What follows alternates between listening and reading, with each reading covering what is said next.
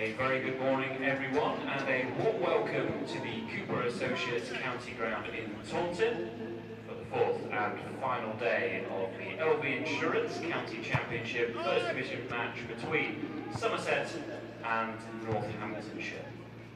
For the last time this week, I'd like to extend a warm welcome to the players, committee and supporters of Northamptonshire. We hope you've had an enjoyable time with us here at the Cooper Associates County Ground. Play on this final day will commence at 11 AM. There will be a minimum of 96 overs bowled in the day. Lunch will be taken between 1 PM and 1:40 PM. Tea will be taken between 3:40 PM and 4 PM.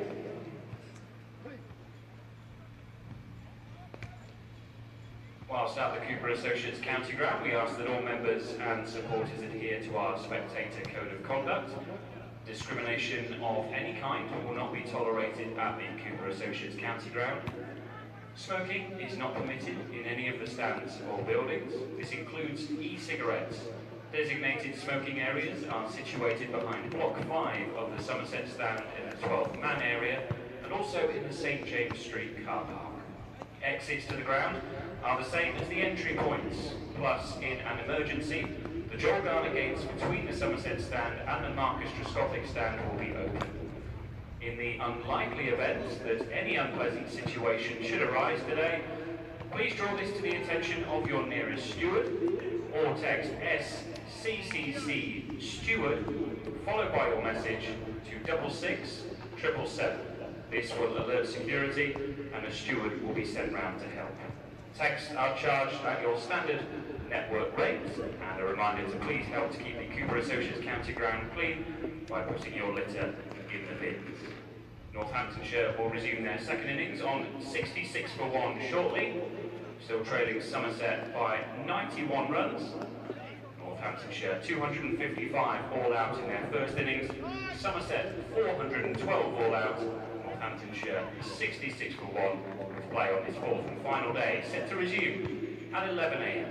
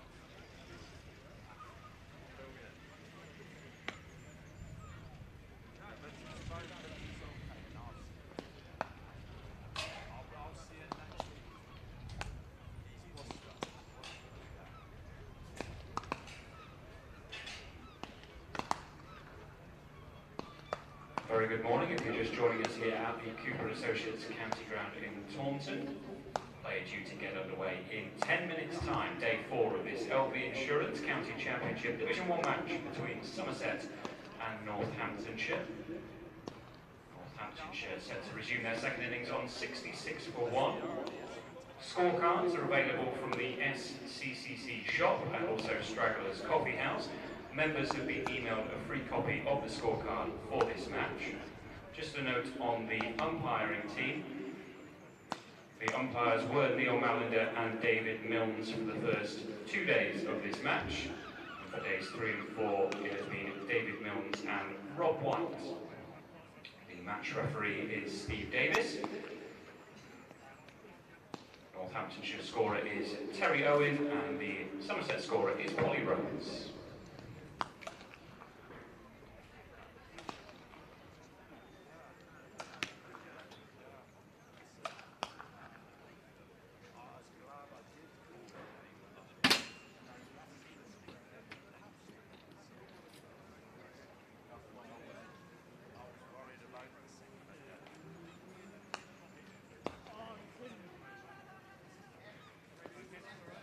Pleased to say the North Somerset and Bristol area bookstall is open again today, situated beside the Somerset County Sports Shop. It's open now and also during the lunch and tea intervals and any breaks in play. All proceeds go directly to the club. Thank you for your support.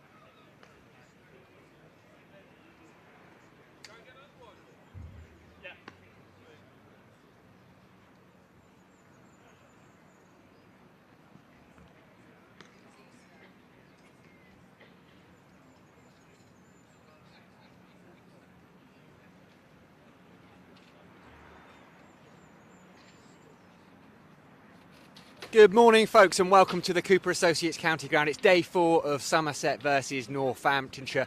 Bit of blue in the background, all rise, while the Somerset players go through their final warm-ups. We've got an intriguing day in store. I'm Sam Dowling. Alongside me on the live stream are Stephen Lamb and Harry Everett. Northamptonshire are going to resume their second innings, 92 runs behind Somerset. They've lost 1 wicket, Stephen, and it was a huge wicket late last night. Ricardo Vasconcelos, and what a catch it was too. Absolutely fantastic from Craig Overton. It just emphasises his value, doesn't it? His all-round value. We think about his bowling mainly and his batting, but what a catch. Absolutely superb round the corner and just instinctive.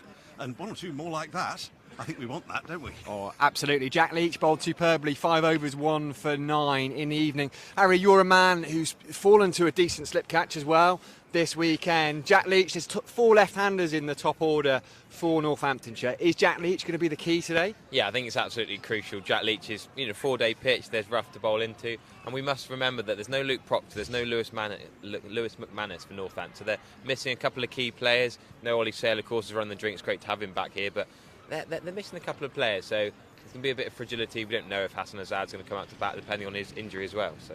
Yeah, talking about Hassan Azad, so he went off yesterday. He had a bit of treatment. It looked like his hand was bleeding. He went off and retired, not out. We expect him to probably come back today. And Stephen, he's a bit of an immovable object in that Northants side. He is, and that's going to be something for the Jack Leach in particular. Let's hope that it turns for Jack, because he could be key today, and there has been some sign of spin, and we could see some more.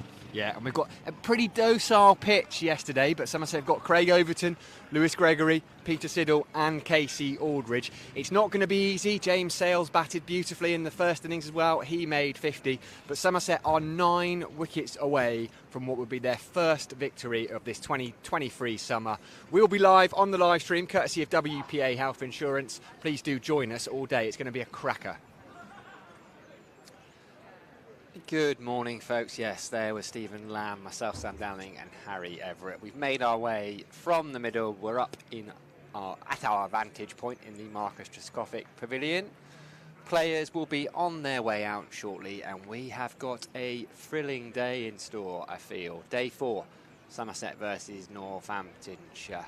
Northants 66 for 1 in their second innings. They trail Somerset by 91 runs, so what that means is Somerset require 9 wickets if they take them for less than 91, which feels, well, unlikely but possible. They won't have to bat again, but we could be set for a little chase back end of today. Northants will have other ideas. They will fancy batting long. They may still have an outside chance of victory, but first and foremost, they will want to bat as long as possible. We've got 96 overs today. We've lost overs in previous days, but on the final day, always 96 overs, set session times. I'm joined for the first stint by Stephen Lamb. It's the first time I've seen you this season as well, Stephen. What a joy it is to have you alongside me. Entirely reciprocated, Sam. Good to see you. And an air of expectation around that dugout in front of the Andy Caddick Pavilion. It's all maroon this game, isn't it?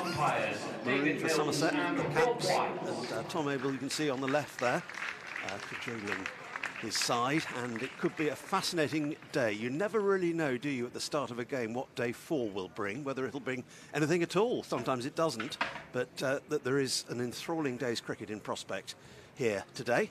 There are the 2 umpires on their way out, and so we've got a night watchman out there with Sam Whiteman, the Northants skipper, on 29 out. Northern Buckingham, who came in at the fall of Ricardo Vasconcelos yesterday to an absolutely magical, we referred to it in the preview there, but the catch by Craig Overton round the corner. He just got a split second to take a catch like that, and he managed it. He's a superb fielder close to the wicket, and that was further proof of his value to the side in that regard. He's one of those cricketers you can't keep out of the game. His bowling was a little bit off. He bowled 3 overs yesterday morning. Just been playing around his helmet as well. He's been adjusting it, so he could have been unsettled, but it was a serious grab. And there they are, Somerset players on their way out into the middle, largely in their jumpers. Tom Lamb has been braving it with just his shirt on. He has got jumper in hand. Saw Jack Leach on the screen a short while ago, how crucial it is. There's young Jordan Buckingham. It's actually an Aussie pair out there, Sam Whiteman, the skipper, and Jordan Buckingham, who's flown in. He's a quick bowler, really, so he came in when Hassan Azad retired not out late last night. He took a blow on the finger to this man, Lewis Gregory. There was a little bit of blood. He had some treatment, didn't carry on, but he was down there warming up this morning, the Northants lads and the Somerset lads actually playing football together. But Azad is out there, so good news for Northants. I do hope we can see him. Again, you never want a game to be dictated by an injury, so maybe he will come out at the drop of the next wicket. But first up, it's going to be Lewis Gregory from the River End. Sam Whiteman is on strike. Looks like 3 slips. Tom Cadmore donning the double jumper. A little bit like Bampton. He's a man who always likes a double jumper. He's got short sleeve underneath, long sleeve on top. Cameron Bancroft at second slip, Craig Overton at third slip. And Gregory from the River End, Stephen. And James Rue is the only sweaterless man out there behind the stumps.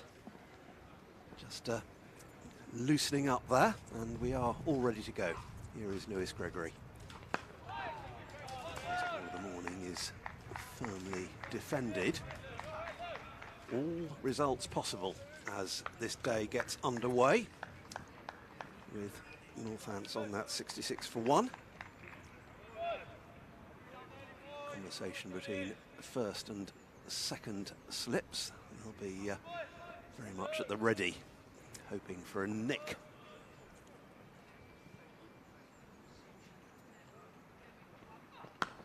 Starting off round the wicket to the left-hander, Lewis Gregory.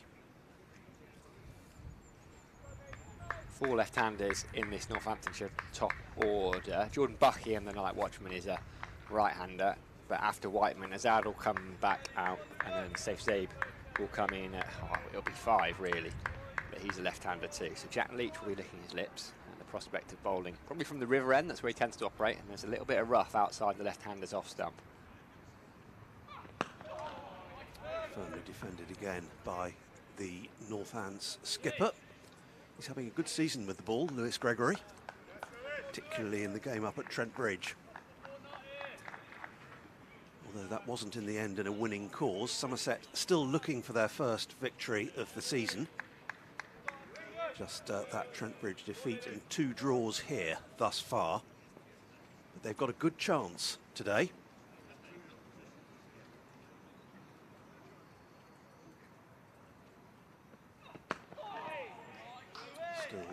Runless thus far in the over. Somerset looking to emulate the victory they secured over Northants here late last season. Yeah, it's interesting, isn't it, how Northants go about this, because there's still 91 runs in arrears. I think they're just about batting time, aren't they? They'll be looking to bat for the next 60, 70 overs and just see where they're at that point, and then it's a decision as to whether they can set up a game. Yeah, I don't think we'll see anything too flamboyant. So initially they'll be looking to play themselves in all over again, as batters have to do. The 29 not out on the board for Sam Whiteman. Doesn't count for anything in particular when you're starting another day.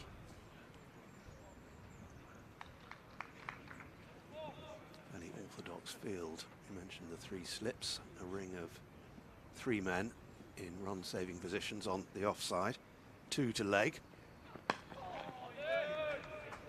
once again, watchful defence, so that's a tidy start for Lewis Gregory, and maiden. His first, in fact. 0 for 16 his figures from 5 altogether. There's the James Hildreth stand, relatively densely populated, as it always is. There was a good hardcore in there yesterday, having to sit through the rain. It's remarkable we got 67 overs yesterday. The rain, when I was driving up, it was actually dangerous on the roads, but you know, the ground staff have taken a bit of flack over the last couple of months, but I think we need to give them so much credit for getting this game back on. Like, they've had so much rain in March and April, and so much rain yesterday, and you could easily, if that could have been terminal at many other grounds that aren't test match venues, it would have been. But actually, we've had a decent chunk of cricket in this game so far, and hopefully 96 overs today. And it's going to be Craig Overton who is going to start us off from the Marcus Trescothick Pavilion end. Just the 3 overs yesterday, a little bit costly. 3 overs, 0 for 20. He did take that wonderful catch though, which more than made up for it. He's going to bowl at Jordan Buckingham. 3 slips in again, and a fielder in at short leg too. I'm trying to work out who it is, because it's usually Cameron Bancroft, but I think he's at second slip. There's Tom Abel, the Somerset skipper, I think it is, by the looks of the way he moves. And that little flash of orange on his boots. Yeah, almost in action straight away. And indeed on his helmet, there's quite a distinctive orange mark on either side of his helmet, Tom Abel, this season. It's those new stickers I think they've got on the helmet. But he's there waiting to pounce. Fine fielders. Somerset are very lucky to have some excellent fielders. that's an absolute beauty from Craig Overton. Jordan Buckingham will just turn away and have a little grin to himself. I'm not sure Craig Overton will be grinning, but that's unplayable.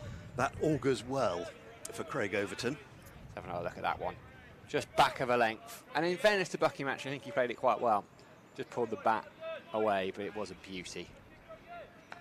Just a game of patience. Jordan Buckingham has only played, I think this is his 8th first-class match. Just made his breakthrough for South Australia last Sheffield Shield season. That is not a shot where he really needs to be playing. Craig Overton gives him a little stare and turns around. He was off balance, driving. Here we go again. Yeah, so much for my saying don't expect anything flamboyant from Northants. Well, unless what they've said to Jordan Buckingham is actually you've got a little bit of licence. Because if he can come off with a quick fire 20 or 30, then suddenly that deficit is greatly reduced. Maybe that's what he's got in mind. I don't know, though. That's more circumspect. Yeah, when we were walking out to do the preview, Sam, it was noticeable underfoot, wasn't it, how damp it was? Yes, it was. I was surprised, actually. We were lucky to go onto the pitch, and you fell over, Stephen, didn't you? You slipped? Not quite.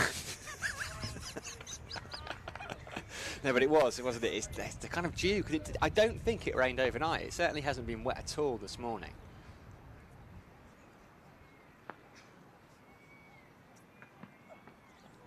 It's a good start from Craig Overton in the microscopic pavilion end.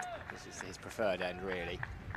A few of the bowlers have struggled with those, not the footholds, but actually just where they leap. You just see where Craig Overton takes off, particularly where they've been coming around the wicket.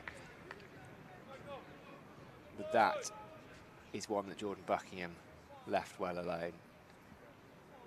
Probably just a little bit too wide to tempt him, that one. Although there was a little bit of temptation, you could just see it. Just see it, Jordan Buckingham. And that was a bit of a hoik. He was initially trying to play that into the offside. It's gone straight to Tom Lammonby. That is at the end of the over. 66 for 1 still. Yeah, 2 maidens in a row. And that builds pressure. Somerset right on the money at the moment. And there's Ben Green down in the dugouts. Cup of squash. A couple of them have got a cup of squash in there. Did Ben Green play some club cricket yesterday? I know Taunton Dean announced his signing. I think he's an Exeter boy.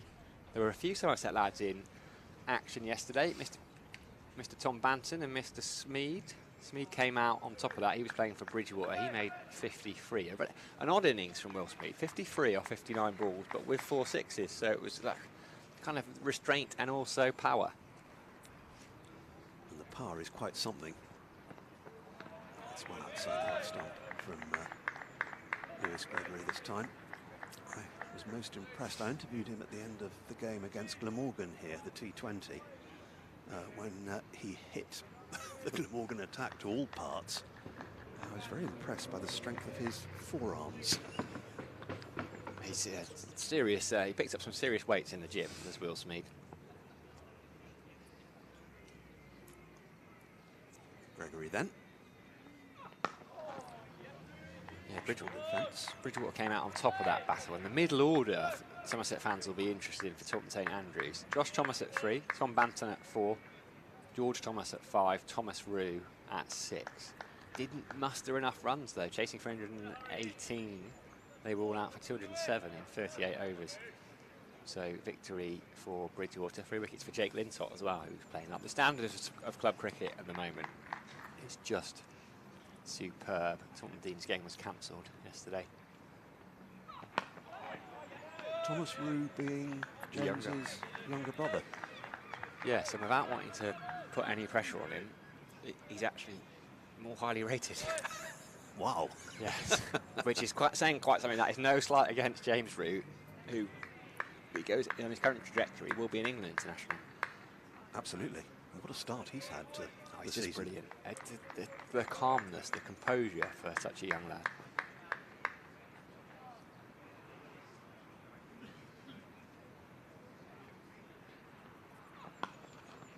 There's going to be a run here for the first time this morning. Down to long leg. There was bat on it. May have been a mixture of bat and pad, but takes the Northants skipper onto 30. 67 for 1, and eventually Northants underway. Yes, James Rue, quite an extraordinary drop catch in the game here against Lancashire by none other than James Anderson behind square, a little dolly. Oh, beauty. They found their lines very well, these two, Gregory and Overton, this morning. That's an absolute jaffer. Jordan Buckingham, it's just too good to get an edge on that. Just having a look, Stephen, I'm flicking through the club scorecards. Well, I'm not really. All I'm seeing is cancelled, cancelled, cancelled. That was the only game in the top division, that Bridgewater versus St Andrews clash.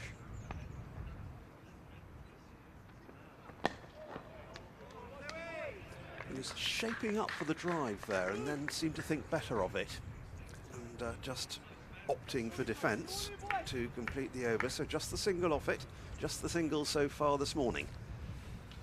Buckingham is still on 2, Whiteman's gone on to 30, Northants 67 for 1, so the deficit is exactly 90.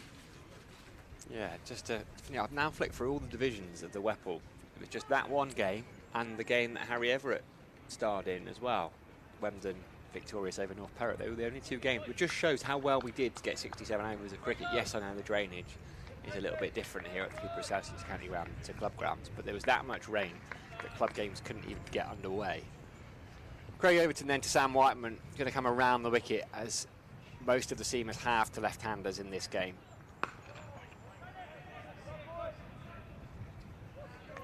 Face, but there will be no run. Good morning to all of you on the live stream. We love having you all with us. Welcome to the Somerset fans, to the regulars, welcome to newbies, welcome to all Northamptonshire fans as well. Brilliant to have you alongside us. Please do keep the comments coming. We do try to keep an eye on them. Lovely to have visiting fans with us as well. Good lines from Craig Everton, first up this morning. Yeah, they're offering very little, these two, which just builds the pressure on the 2 batters. Talking about the rain we've had and the challenges there have been for the ground staff. I actually came here I was quite fortunate to see some cricket actually in one of the pre-season friendlies against Cardiff University. And Fuller, half an appeal. I think he might have got himself outside of the line. Craig Overton was interested. He's ended up almost level with Sam Whiteman. I think he's trying to wait for him to turn around so he can have a word. Whiteman knows his stuff and is just staying well away from Craig Overton. Eventually has to turn. The line. He did. I think. Not far away though. Hits him on the back foot. Bancroft's interested, Cola Cadmore's interested. Craig Overton was naturally the most interested. That's not a bad shout at all. We're just seeing it from this reverse angle, Stephen. It's just hit him. That's close. That is very, very close. Leave that one alone. We'll have another look at that one in a second. I think it's worth having a look at this replay there. I think it does. I think it's a good call from the umpire. I think it just about flicks that back pad. It's very, very close. I mean, he's playing a shot. No issue about height, certainly. No. This is better from Craig Overton. A little bit expensive yesterday morning. All those 20 runs you can see from his 4.4 overs came in as opening 3. Not gone for a run yet this morning. Yeah, but certainly the conditions have improved since that pre-season game that I was here for. There was matting in front of the Colin Atkinson Pavilion. That's gone now. But still plenty of sand visible around the place, and really challenging winter that they had here. Defended again, so much rain, and they had some snow as well, which was to blame for some of the sandy patches that we've got now in front of the Marcus Trescothick Pavilion here. So, real struggle, and not just here, other parts of the country as well. So much rain in March. There's the scorecard thus far, with St James Church behind it. Just see the flag flying at the top of that St James Church tower. Union Jack today.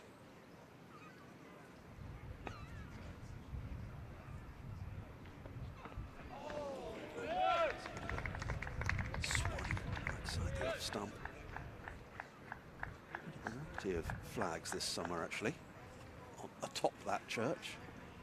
Just looks like it maybe hits a foot mark there, because it moves away quite significantly from the right-hander Buckingham, who's swung at a few that he probably ought not to have done, but he's been so far away from them actually that hasn't really been in any danger.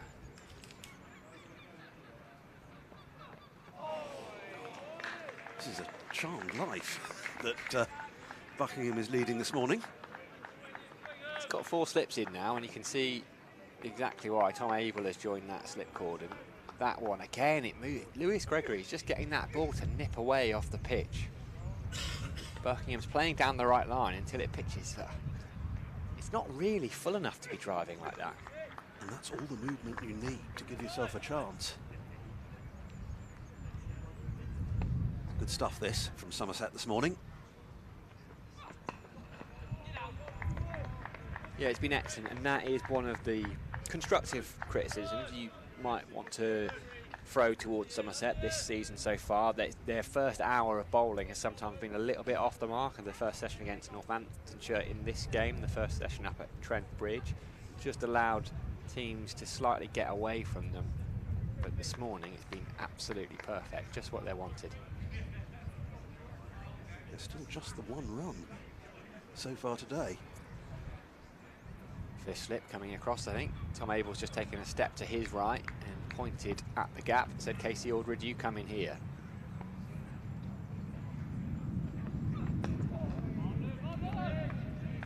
I think that was quite where he was aiming. Buckingham, there they are, all 5 of them, poised, hoping for that outside edge. Alongside James Rue, number 55. It's an extremely tall cordon. I've made this point, but Tom Kohler-Cavmore is a tall man. Overton Aldridge, Bancroft in between them. Tom Abel's not short, but he looks it on the end of that cordon.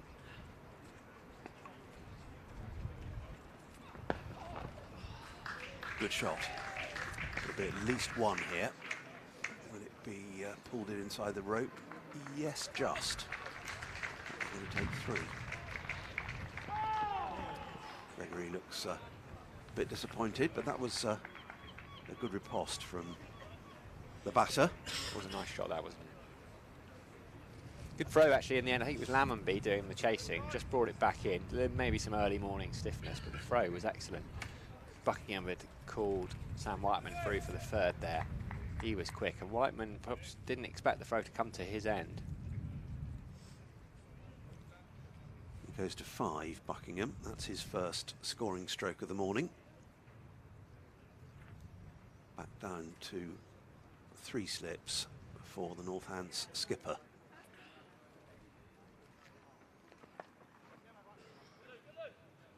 Controlled that pretty well. Steering it down to long leg. Be a single in it for him, so he'll keep the strike. 71 for 1. 4 off the over. 0 for 21.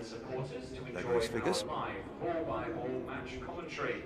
These are available to purchase from reception in the Marcus Triscothic Pavilion at a cost of £12. That's a little word on the public address about how to listen to us on the radio. Bargain at £12, Steve. Absolutely. If you have got one in, make sure you turn it off at the end of the game, though. Save the battery. My dad made that mistake. If you leave it on for 2 weeks, Dad, you can't expect it to be working on the next game. Gray Overton then to the left-hander. Coming over the wicket to the left-hander, actually. I like to see this. Sam Whiteman, solid in defence. He's on 31. They're playing everywhere else in the country. There's some intriguing cricket going on. Glamorgan declared overnight after that Labuschagne 100. So Yorkshire Well, the equation is, I love how it gives the equation. 484 runs Yorkshire required to win, off 91.3 overs at 5.29 and over. And these days, although it sounds mammoth, it's not impossible with Johnny Bairstow in that side, but Glamorgan heavy favourites there. This is good from Overton. Essex, 109 runs in the lead with 9 wickets remaining, so I wonder if they'll go out early and try and put some runs on the board and give Surrey a little tempting chase with Simon Harmer to bowl, because actually Essex, I think, will fancy themselves for the title this year. They're a strong side, and if they can turn Surrey over, wow, that would be... Could be a key result. Would be massive. It's a huge game, isn't it? Leicestershire batting kind of to save the game, really. They're still 222 runs behind with 9 wickets remaining, so they've got no chance of winning. Derbyshire will be pushing for a victory. As Overton is slightly wayward, but gets away with it. The game up at Trent Bridge, I think, is unfolding nicely. Lancs 197 in the lead with 4 wickets remaining. All result. Well, actually, I say all results possible. I think that will be one way or the other. I can't see that being a draw with all that time left in the game. And Worcestershire trailing by 70 runs. They're batting again, 39 for 2. Sussex all out for 373 in their first innings. So there's some fascinating cricket. This is what the county championship is all about. Very much so. Somerset searching for their first win of the season here at Taunton in the meantime.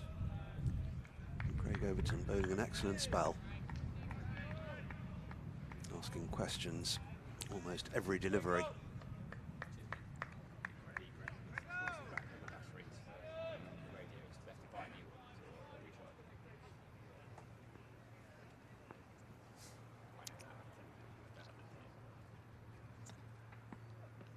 Oh, that's a beauty from Craig Overton, just tempting Sam Whiteman into that one.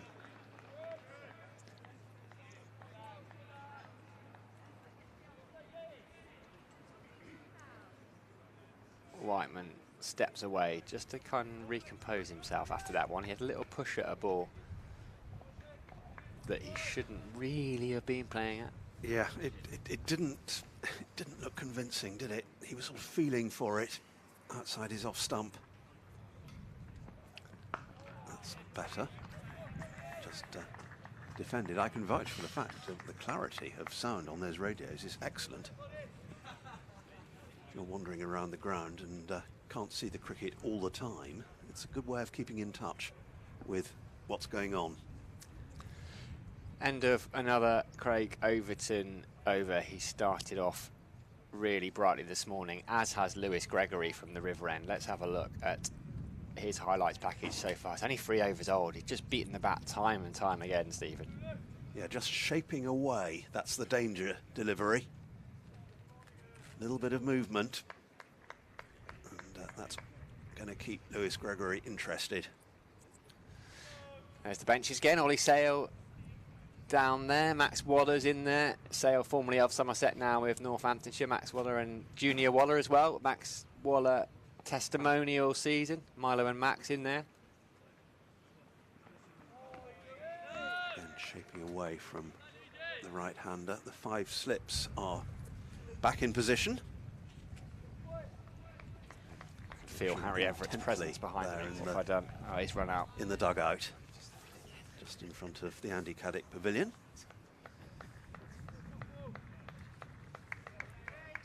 Watching and hoping for a breakthrough. Lewis Gregory giving himself every chance. Oh, another beauty. It's just... Buckingham hasn't got Gregory's number yet. Just feeling for it again, outside the off stump, and fortunate not to find the edge from the batter's point of view. Still 5 slips in, just waiting for that one that Buckingham plays at and find the outside edge. He did play a nice shot in the previous over. A little punch through mid-on that picked him up free.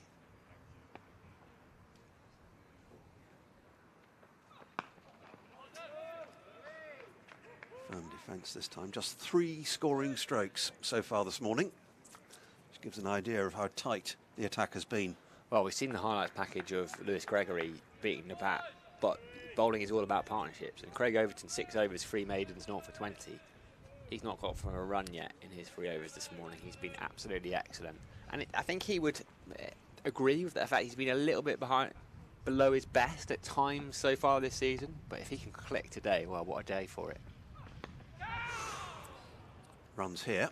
It was in the air for a short while, but fell safe. It's going to be pulled in just inside the rope, and just an indication down there of how slippery and slidey things are, with the dampness persisting on the outfield here at Taunton. So a couple more for Jordan Buckingham. Goes to 7.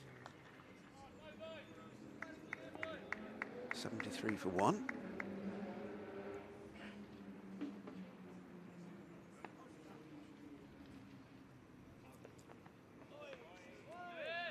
Well down the leg side this time, and Buckingham not interested in playing a stroke to that. Grey skies overhead here at Taunton, but a decent weather forecast. There's no great threat of rain, which is just as well with the game poised as it is. Final day of 4 in the LV County Championship.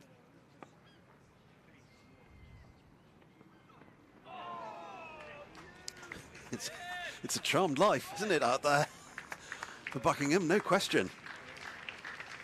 End of the over, 73 for 1. And I think both of these two bowlers can count themselves unfortunate not to have made a breakthrough as yet this morning.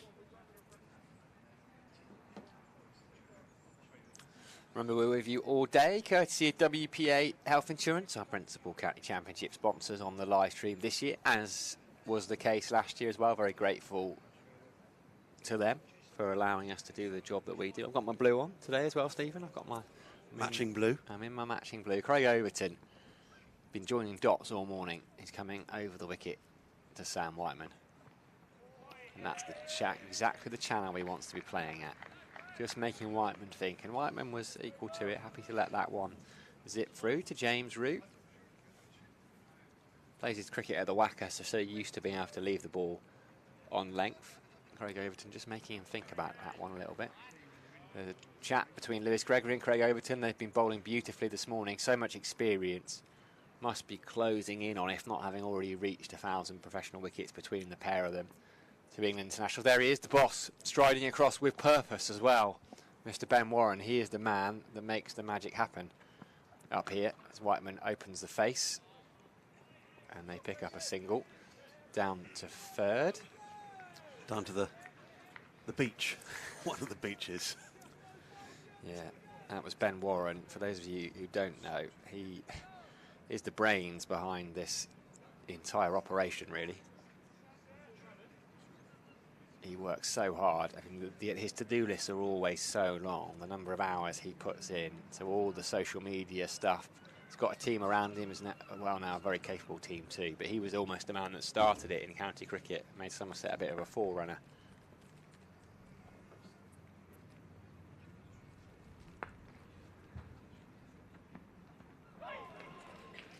Taken by James Root above his head.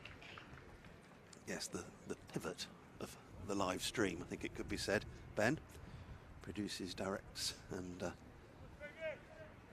does a great deal of work behind the scenes. So it's tough going for the visitors this morning. Searching examination from Messrs Gregory and Overton. They run here down to long leg. Managed to lay the bat on it, not with any great conviction, but just tucking it away. Head on hands for Craig Overton. Wry smile. That one just moved back into Buckingham. It was inside edgy, I think is the technical term for it. He will fancy himself to pick up a wicket this morning. A couple of wickets would be nice from a Somerset perspective, but Northampton's going about their business quite nicely. Yes, Jordan Buckingham's living a bit of a charmed life, but Sam Whiteman's looked in no trouble whatsoever. He's a brilliant player. Holly Rhodes just informing me from next door that Craig Overton, in fact, as well as a brilliant bowler, has taken his 101st class catch as well in this game. I'm not sure if it was the one yesterday. As all that one has moved prodigiously. Overton came around the wicket. It was a bit of an effort ball to Sam Whiteman. It started off too wide and it moved late. Poor James Rew, I think it'll go down as byes. Yeah, it would have been a great take if he'd made it, because that movement was substantial, as you see. It wasn't actually as wide as I thought it was where it pitched. It was just after it moved went away. through. Extravagant movement. Very difficult to reach that as a keeper.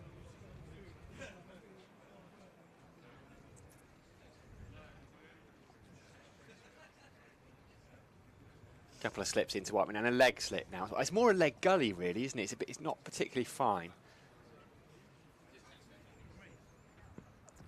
And that one's moved back in. That's the line Craig Overton is looking to bowl. It shot through a little bit low to James Rew. Just slight signs of a little bit of misbehaviour on the pitch so far, which Somerset will be quite pleased at. He gets a pat on the backside from Tom Abel.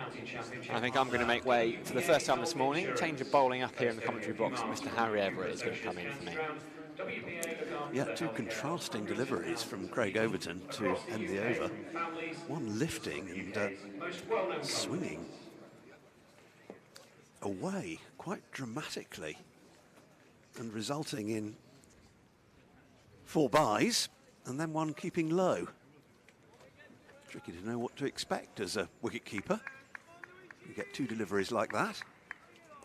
All part of James Rew's learning curve.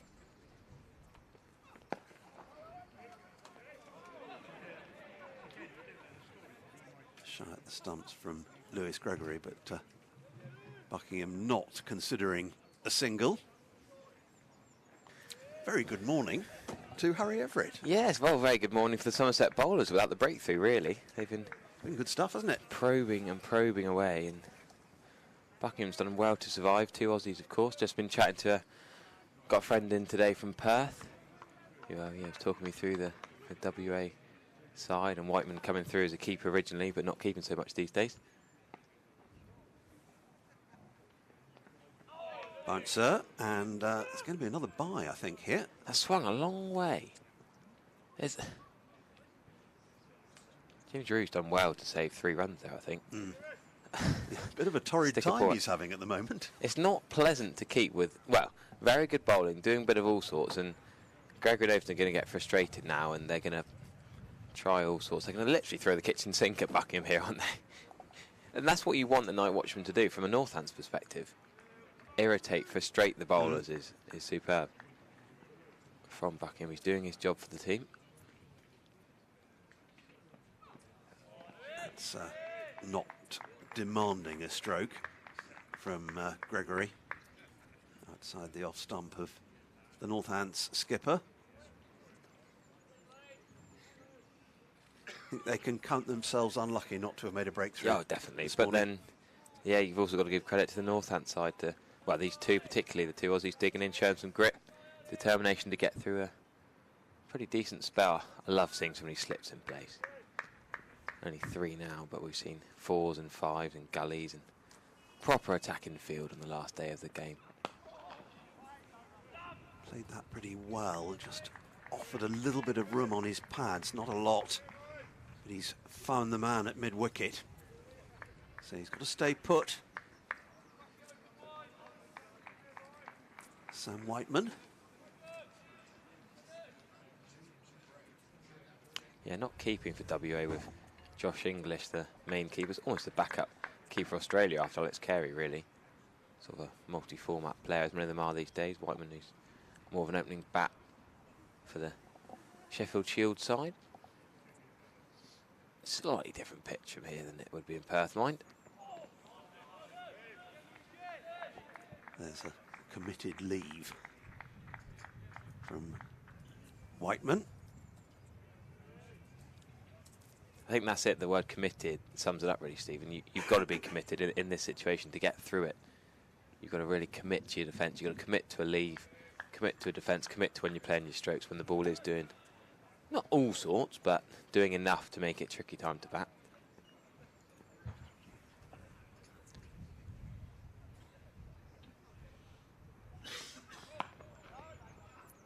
This time watchfully defending. Northants still with a substantial deficit to make up. 77 at the moment. Batting under grey skies, which may be giving a little bit of assistance to the two Somerset bowlers. We've seen some movement out there.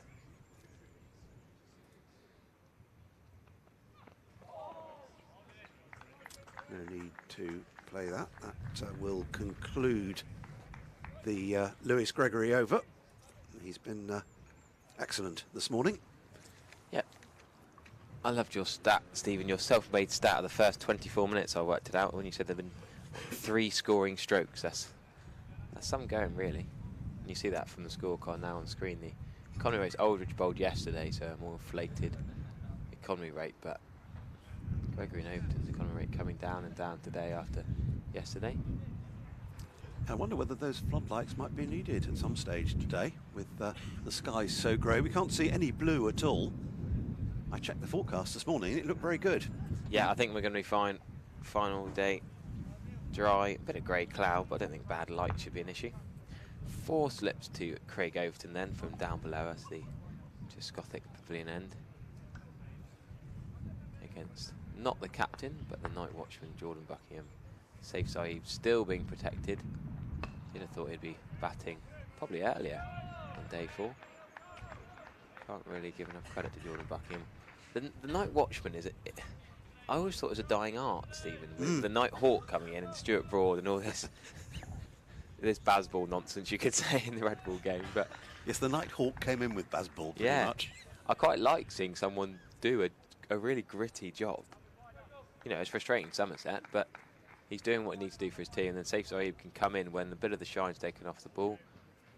The bowlers are a bit tired, and then you can have your proper normal number 4 bat coming in an easier situation. Lewis Gregory's going over the leg gully now.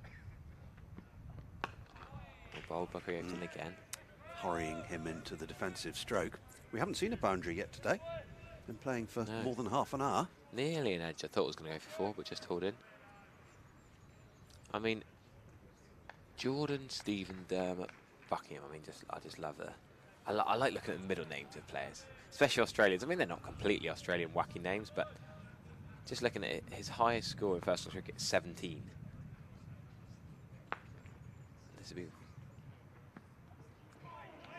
short and well taken by James Rue. So not yet endangering getting more runs than that, but in his entire first-class career he'd only faced 76 balls. So having faced over 30 now in this knock, could be a record balls faced in his career. He could be doubling up. Yeah. Just the 4 4s in his first-class career so far across 7 games. Only 23. He's gone for a bigger shot there, but short leg gets hold of it. Yeah, I think talking about early in the match, I was quite avidly watching the New Zealand A versus Australia A match back at the start of April. I just got back from New Zealand myself and was having withdrawal symptoms.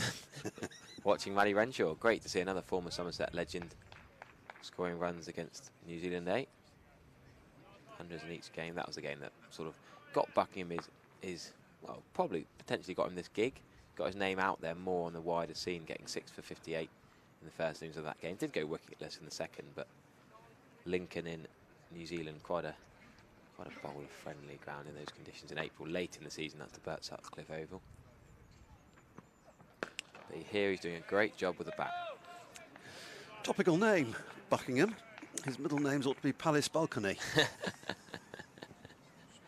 Yeah, yeah, had to get out. What are we, 38 minutes in and you got a king and a royal reference in, Stephen? I was in trouble with my mum on the phone this morning for not knowing enough about the coronation, not having watched it yesterday. Just playing cricket. I couldn't be watching the coronation. One of the few games we did play yesterday, so. Good game? Well, no. Oh, no, I've walked into that one, haven't I? We won, so yes, it was a great game. Great game. Got the season off to a flying start. Shortish from Craig Overton. More leg side than he intended, though. The leg gully's not going to be in play. Buckingham just... What's he rehearsing there? A sort of one hop... Like the Devon Conway flamingo shot. It was almost that sort of one hop leave. Get out of the way. You'll have been studying the footage of yourself, Harry, I imagine. Some of your efforts yesterday. Oh, I'm already getting there. Oh, here we go. I've had a look. I'll even show you this shirt, shall I? While we're on camera. Showing them the polite.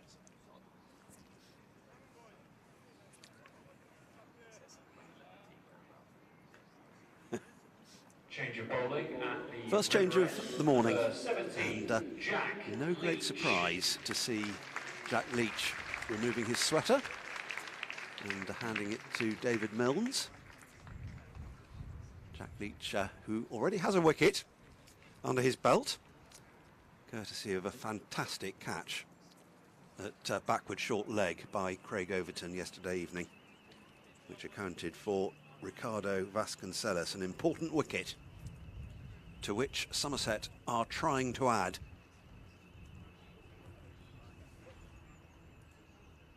That's the only wicket that's fallen. The other opener, Hassan Azad, retired hurt yesterday evening. We're unsure whether he's going to resume this morning or not. And look, Stephen, I'm excited for this. We saw that phenomenal catch yesterday. Jack Leach has Craig Overton at leg slip. And after that one-handed paw, the left mitt, big hands of the Overton boys. What a catch that was. Could he have another chance here? Short leg slip, leg slip.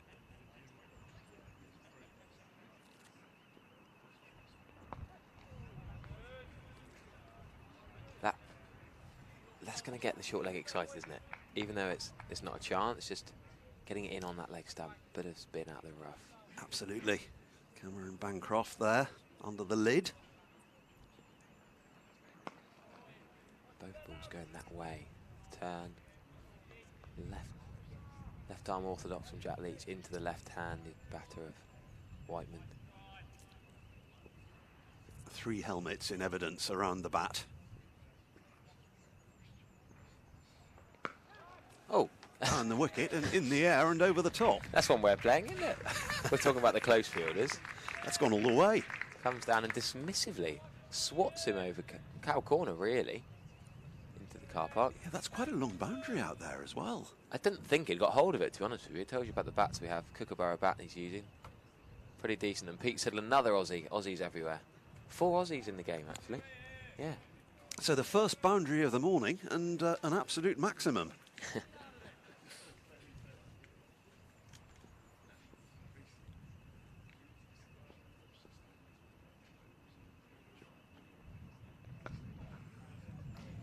There'll be more here, just one more.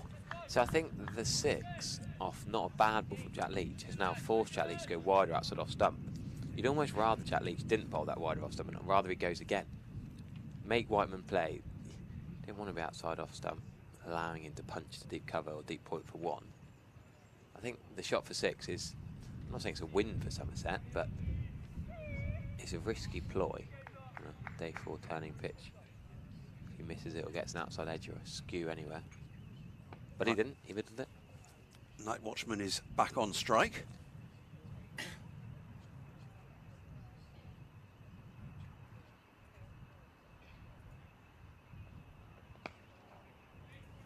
That's defensive mode initially from Jordan Buckingham.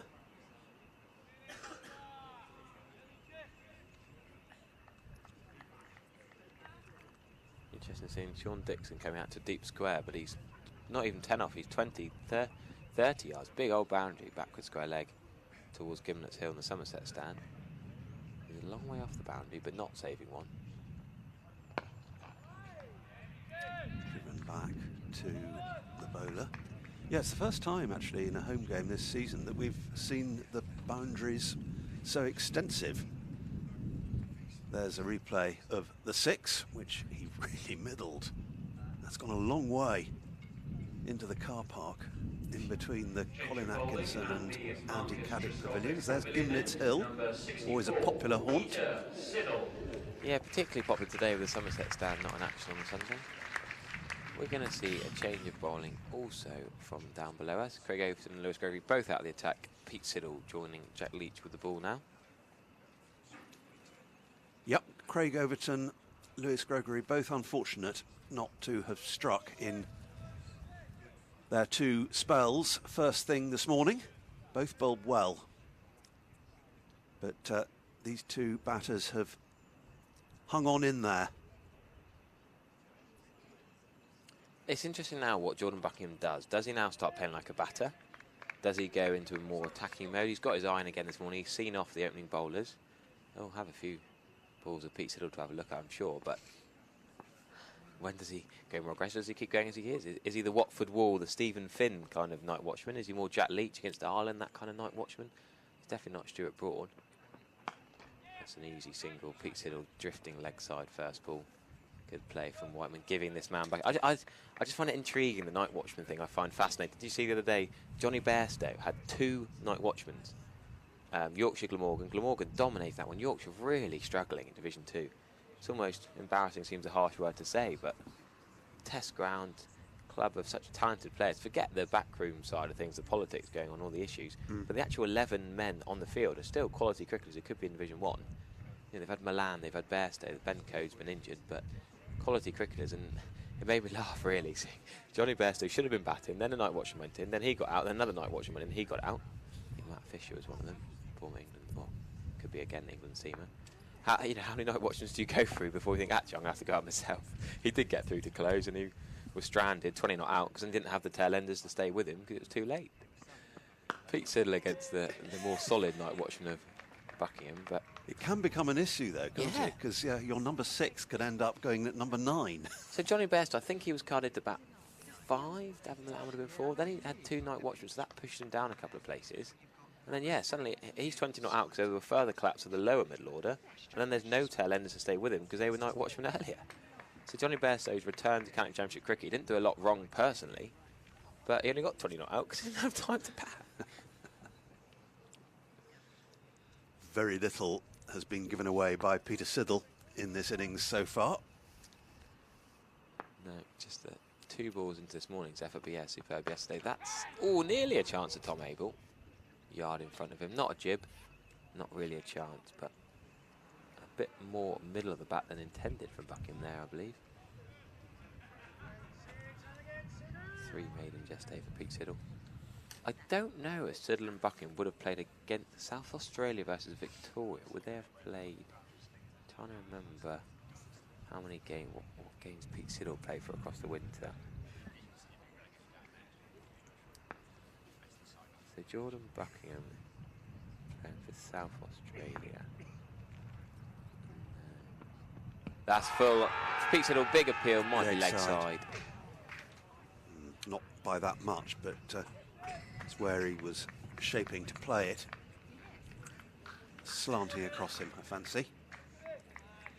We shall see. Look at that lovely replay. Yeah, just down the leg side. Needed another stump. A little bit of head topple, not that I can talk personally, but a little bit of head falling over to the offside from Buckingham. Nearly outside the line and falling over a bit, allowing Siddle to get the bat. Missed and hit the pad, crashing into the pad, but as we say, going down the leg side. In a bit closer is Case Aldridge at mid-wicket. Now that is armpit height. Probably would have been very unpleasant 5 years ago. Pete Siddle not rapid, well, he never was particularly quick. Steady Eddie kind of bowler, but comfortably enough played. Yeah, I was trying to remember back in February, Victoria played South Australia in Melbourne. Get the scorecard up. I don't think, no. Buckingham were you there? Played. No, I don't think I was actually. I was going to go. I think I was in New Zealand watching the 2 Bazball tests by then. Okay. My enjoyable winter of watching and playing a bit of cricket. Fantastic. Yeah, it was. No, it was some experience. But no, I wanted to go and watch a bit of Sheffield Shield. But while I was there, I watched more Big Bash actually. The T20 takes over in December, January and February really. Not much Sheffield Shield, which is pushed to the outer extremes of the season, sadly, the beginning and end. Short leg in for Pete Siddle, another short ball. Buckingham defending that. One of 2 members of our commentary team to spend the winter down under. Yeah, Sophie was out, wasn't she? I was going to try and watch Sophie Love. She was in Tasmania when I wasn't, and I was trying to work out a game when she was playing for the New South Wales Breakers and try and watch her, but it just didn't quite work out, sadly. Would have been lovely to have her. Hopefully she'd have enjoyed having a local supporter out there, but no, I followed her scores. I watched her innings back of the videos and every game she played for New South Wales Breakers. She got in the League Team of the Year I saw yesterday for her performances for Parramatta in the Sydney League. Excellent. Got in the Team of the Year for think it's 300, late 300 runs for the season. Decent effort from Sophie. Hope her thumb's going to get better soon. She'll be back in action for Western Storm. Anyway, Jack Leach is going to continue with these 3 men tightly around the back, plus the keeper. Watchful defence initially from Whiteman, but remember what we saw in the previous over. The 6 over mid-wicket.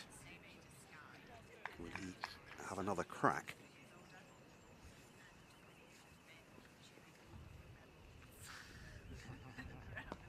Not this ball.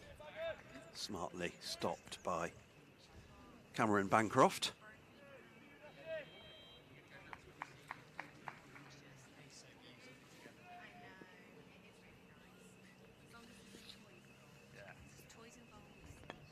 Down the track, and not where he intended. It's going down to long leg. They'll get a couple for this.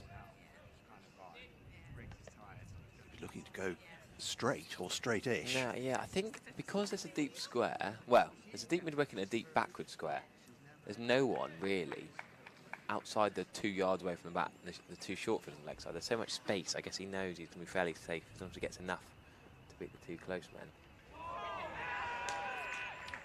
An attempt at a cover drive there, which is unavailing. And jovial appeal from TKC at slip. Throwing it in the air.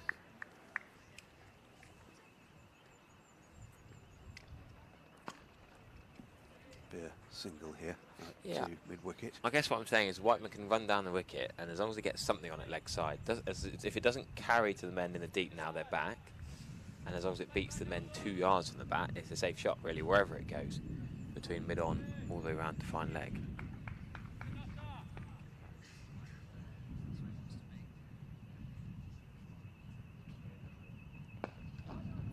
Glorious, straight from Buckingham. Genuine number 11, South Australia's number 11. I'm just looking back at this scorecard from when he played in Melbourne. He got not off 3 balls in the first innings, and then coming to bat against Victoria's attack, which, you know, there's some decent bowlers in the Victorian attack. Will Sutherland, you might have seen. Matt Short got an IPL gig. Anyway, Jordan Buckingham, 17 off 29 balls at number 11, so he can hang around. He can play some shots, but I don't think Northampton's expecting to last this long. Now he's got 8 runs, and he's started playing a couple of cover drives, isn't he? The last couple of overs, that on drive then looked like the shot of a genuine batter. Yeah, and he's been out there for almost an hour now. Frustrating Somerset. Firm defence from the Northants captain, who's edging up towards a half century. Yeah, interesting, the captaincy. Sam Whiteman, of course. The overseas captains have had success over the years. Cam Bancroft up at Durham when he was signed. Bless you. I think just trying to think of other overseas captains. A few Somerset ones over the years. Chris Rogers, of course. Yeah, just for the one season. Tom Abell's predecessor. Yep. In fact. He was at Middlesex as well, wasn't he, Chris Rogers? He had a few counties going about. Yeah, Derbyshire. Beforehand, yeah. North Devon he played for in the Devon League. Up at Instow. I used to like watching Chris Rogers bat. In the attacking captain, he was almost, I don't keep saying baseball, but he was the aggressive Australian captain almost before it came trendy across the Test game the last 10 years. He was very aggressive. I remember some bold declarations for Somerset. Yeah. Take the game to the opposition. Can be 4 here, down to fine leg. There was bat involved. Yes, there was. I think he's trying to go 2 straight here, Pete Siddle. He's got 3 slips, well, 2 slips in the gully. He's trying to get the bowled and LBW into play, but just firing it leg side.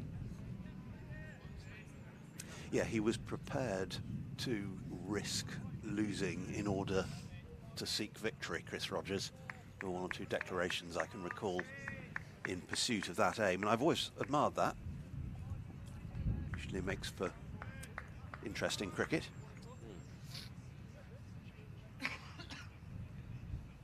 We're going to lose, well, slip is just going round to leggish gully. Yeah, Somerset have liked the leggish gully in recent matches. Down the leg side, is that an edge? No, it's not. Massive appeal from Overton and Siddle. Rue with a phenomenal catch to get there. Diving across, we saw that Ben Folkes one was. This is a great superb, take. We'll have another look at it. Diving across. Leaping like a salmon, James Rue.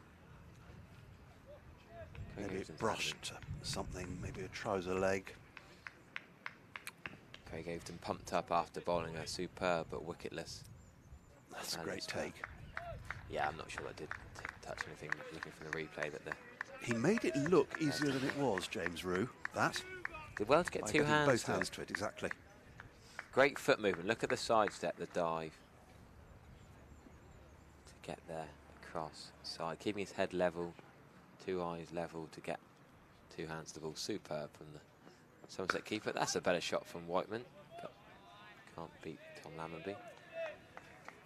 Look at this. Reverse angle view of that take from Rue. Yeah, I don't think there's anything on that.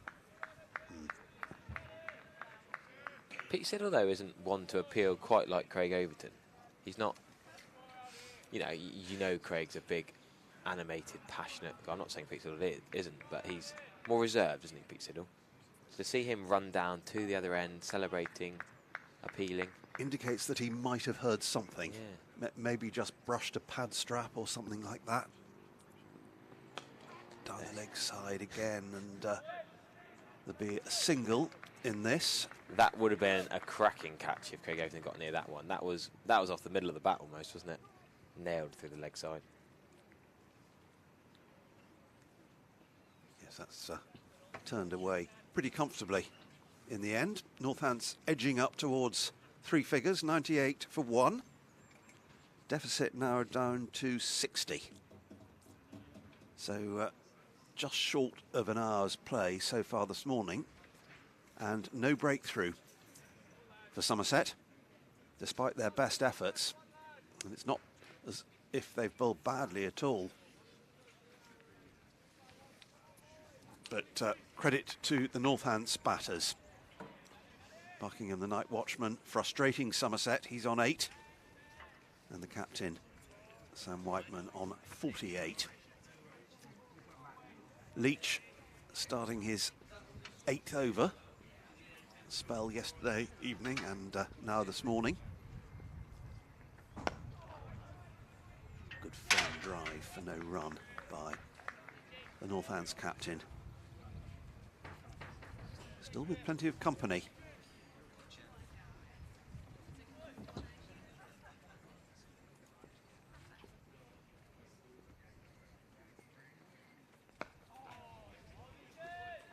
Defence this time. Captain to captain.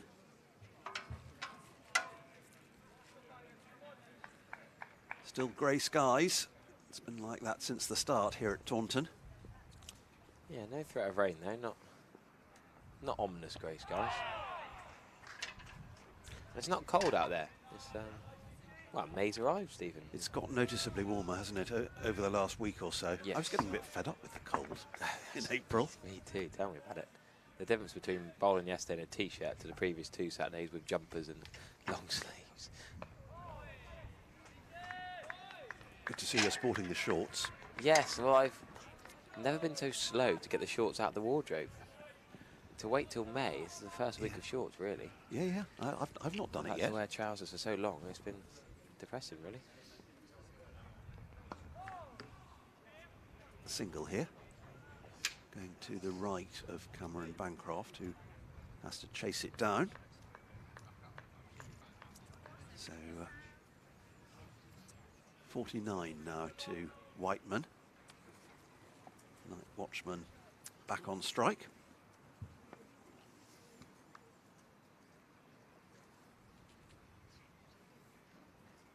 And down the track. That's a good shot. It's going to be 4.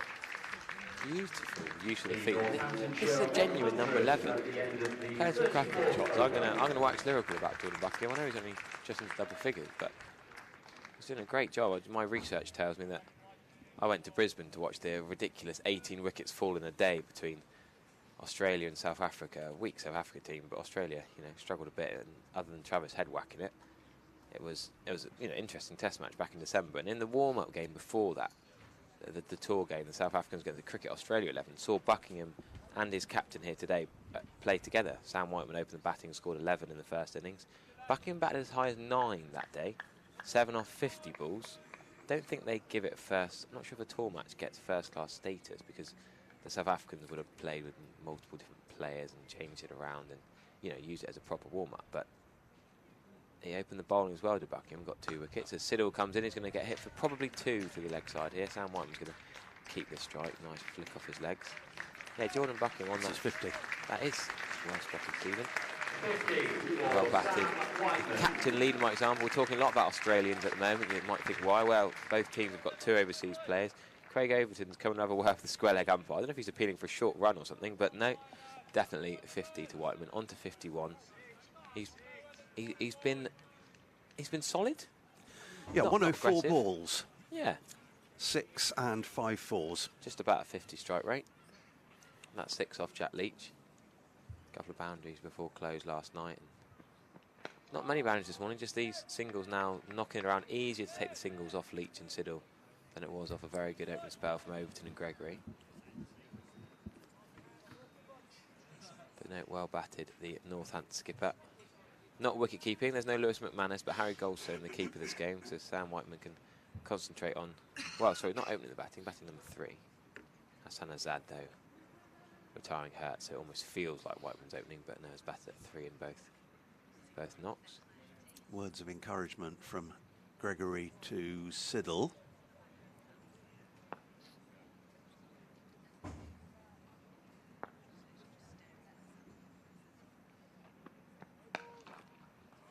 Yeah, so back to Buckingham. Buckingham has some pretty decent scouts than last year. Sorrel Erveer, the opening bat with Dean Elgar for South Africa, and the number 4, 5, Koyozondo, who got a few runs against Australia in the Test match. To get those 2, and he ran out Van der Dussen, so he's come into the scene quite late, Jordan Buckingham, but in his 7 first-class matches over the last year, really, done well for himself, and I think he's really impressing himself here. And a lot of people said, who's this overseas replacing Lance Morris, who's got this back injury and missing a few games? But Buckingham, having only made his first-class debut in March of last year, is impressing for Northants here. Frustrating Pete Siddle again, that's too far on leg side. Aussie against Aussie. He's not the most elegant of batters, but then you don't expect that from a night watchman necessarily, do you? He's just doing his job very effectively and very, from Somerset's point of view, frustratingly. Just hanging on in there, doing exactly what a night watchman likes to do. Protecting the batters lined up behind him and keeping Somerset waiting.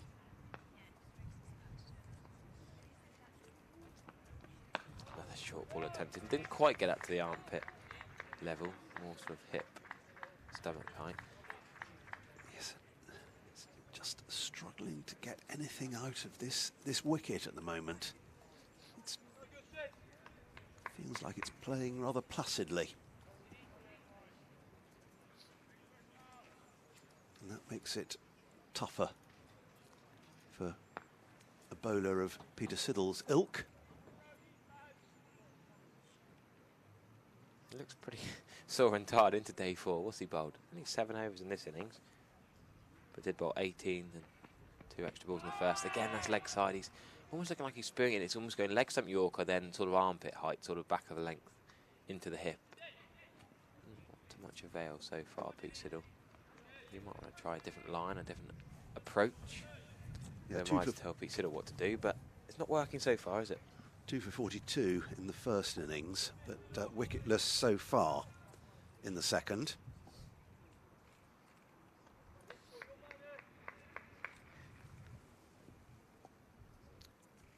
Where is the breakthrough going to come?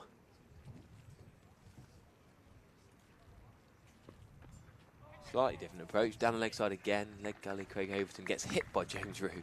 James Rue takes it, throws it to Overton, who's not looking. Hits him on the arm. Now Overton's going to have a good chat with Jack Leach. Going to have a bowling change in the commentary box as well. Going to make way for Sam Dalling. Interesting to I've always said I'd love to have a mic on the players. Of course, don't invade their privacy, but I wonder what Craig Overton just said to Jack Leach. What's his thinking? The big, tall, fast bowler telling the England test spinner what he wants him to do to get a wicket. Maybe another catch at leg gully. Maybe that's the plan. 109 for 1 after 35 overs. There's a gesture to the balcony. Pete Siddle's coming in at point.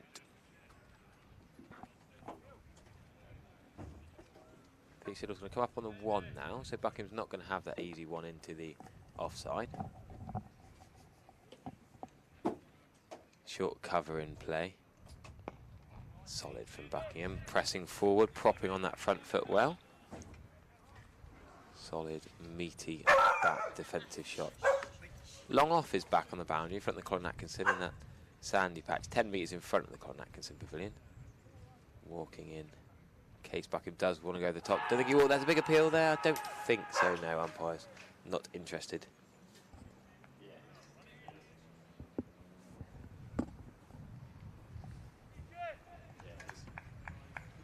I'd like to see Harry actually long off up. I'd just say to Bucky, if you want to take that shot on, you crack on, pal. I don't think he's going to go over the top. That's a lovely shot, actually. That could be 2.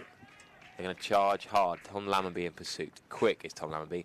Many other fielders, they might have pushed for 3, but Tom Lammonby, probably one of the quickest. Fit, squash, cricketer, paddle player. Tom Lammonby, multifaceted sportsman, young, athletic. Chased after that well, and yeah, I don't think Buckingham's going to run down and hit it over the top. I think he's more likely to hit along the ground so far from what we've seen. That's because potentially that long off is back, and if you just bring him up, you might tempt him. But he just come here. Oh, there we go. How did you miss that, James Rue? Sorry, I thought Craig Overton thought, as we did up here in the box, thought that was a routine stumping for James Rue. He's been superb this match, James. You've got runs, that amazing take down the leg side off Pete Siddle. Lovely tap on the back from Tom Cadmore to try and give him support. It has turned, but really it's just outside off stump. James Rue's fuming. Jack Leach will go again. Jack Leach doesn't make a fuss. It's nearly a caught bowl chance. There's nearly a run out here. Suddenly, Jordan Buckingham, who's looked so solid, is like a cat on a hot tin roof here. Those last 2 balls. He is living a bit of a charmed life, though. A lot of plays and misses. Here's that shot again. It turns. I think it's the bounce. I hate to be too critical of James Rue, but in the context of this match and at this level, he should be doing better there. He's just hit his gloves and thudded out. Yeah, and now Buckingham chips it over Jack Leach, and it's going to be a 1. Down to long off Casey Aldridge there. It's always lovely when a commentator says, I don't think he's going to try and hit it in the air. He's looked so good. I've been waxing lyrical to Stephen Lamb for the last half an hour about how well this number 11 has played. So early in his first class career, he's back like a proper bat. Suddenly that over, he's a bit skittish, a bit carried away. Whiteman's going to calm him down here now. The 2 Aussies having a chat in the middle. Yeah, I did wonder a little bit earlier, is there's Ben Green on 12th man duty today. That very noticeable moustache of his. And the mullet as well. I like that look from Ben Green. It's very strong. The beauty of this Somerset squad this year are there's so many players on the fringes. That 2s team is very, very exciting this year as the umpires come together. Tom Abel's involved as well. I wonder if it's to have another look at this Duke's ball. 36 overs old. Abel there is deep in conversation. They've said basically crack on with it, I think, Somerset. And Peter Siddle is going to continue from the Marcus Jascopic pavilion end. How many slips are we going to have for Jordan Buckingham? I think it's going to be 3. Short leg. It's not quite a short mid-wicket. It's kind of a silly mid-on. It's between the 2 positions, really. That's better from Buckingham. Solid. That lead now just 45. So Northamptonshire just ticking along towards, and if they keep going at this rate, by lunchtime they might well be in the lead themselves. So this game has not quite gone as Somerset wanted this morning, but for Northamptonshire it's been fantastic. Exactly what they needed to see. Sam Whiteman's looked untroubled, really, as you'd expect. Such a classy cricketer, Sam Whiteman. Serious career behind him.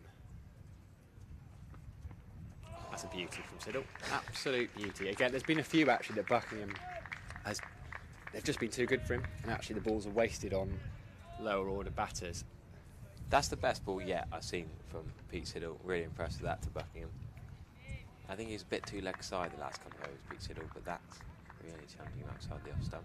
Will this be a career best for Buckingham already? I know he's only played. Career best balls faced already. I think his career best was 17. Yeah, he got 17 against Victoria that game I was just talking about, Stephen. Well, these two, Buckingham and Whiteman, played against each other. Yeah, I was just talking about that. Yeah. You haven't had your radio piece in, Sam? I haven't, no, sorry, I Oh, won't. Sam. Well, I've been sorting out, I've got a few guests in on the terrace, so I've been sorting them out, getting them some stalls sorted out. Is this your practice hen do for a few years' time, is it? Not quite. Getting down to When they're all in, we'll give them a shout out, but they're not quite all here yet. Some of them are a little bit tardy. No, just before we swapped, I was going to talk to you about the Fremantle link, the George Bartlett and Whiteman playing together. The lovely link on that 250 that Whiteman scored. Playing against Joondalup in the Perth League.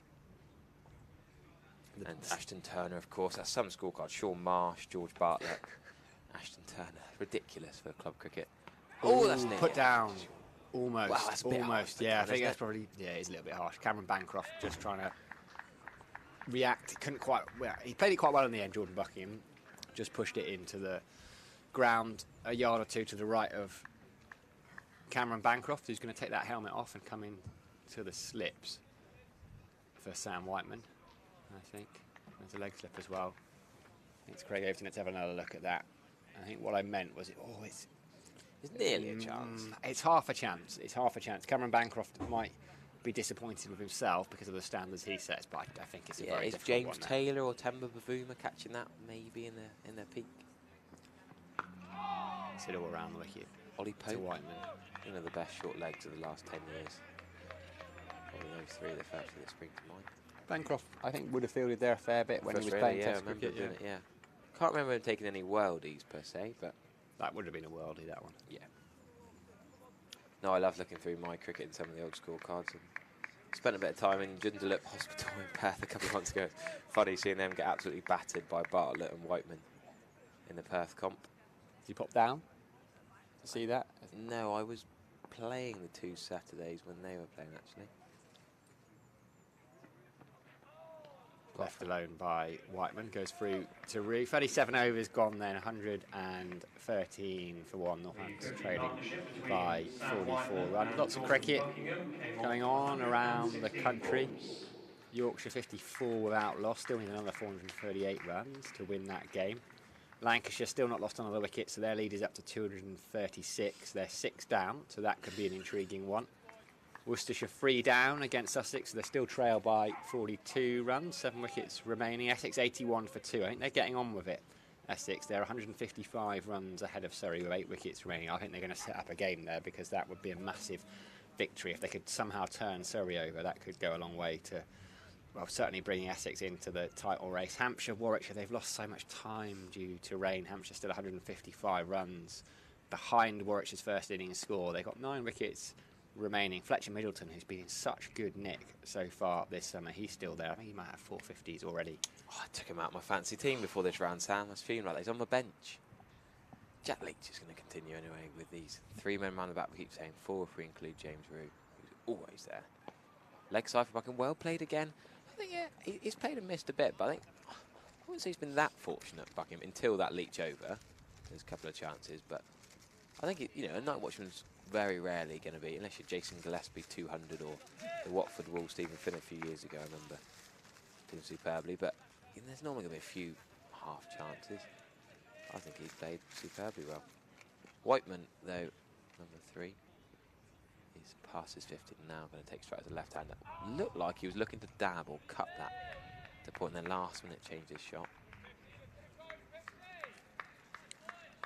Just getting a few messages from friends in W Australia, Perth, listening in, who've played against Whiteman.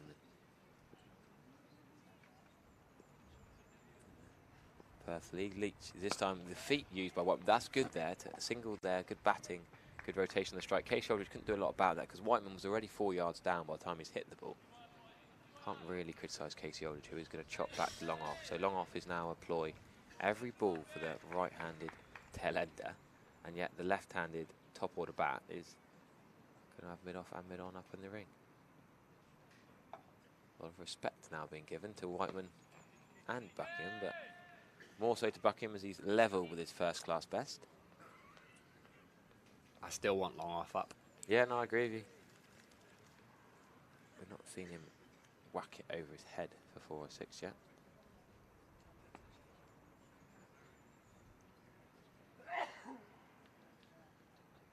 Good shot from Buckingham. I just think he looks like a proper batter most of the time. He's playing some good shots all around the wicket, really. Just that one sort of head loss in the last over. He came in at 9 in the first innings, so I don't think he's a genuine number 11.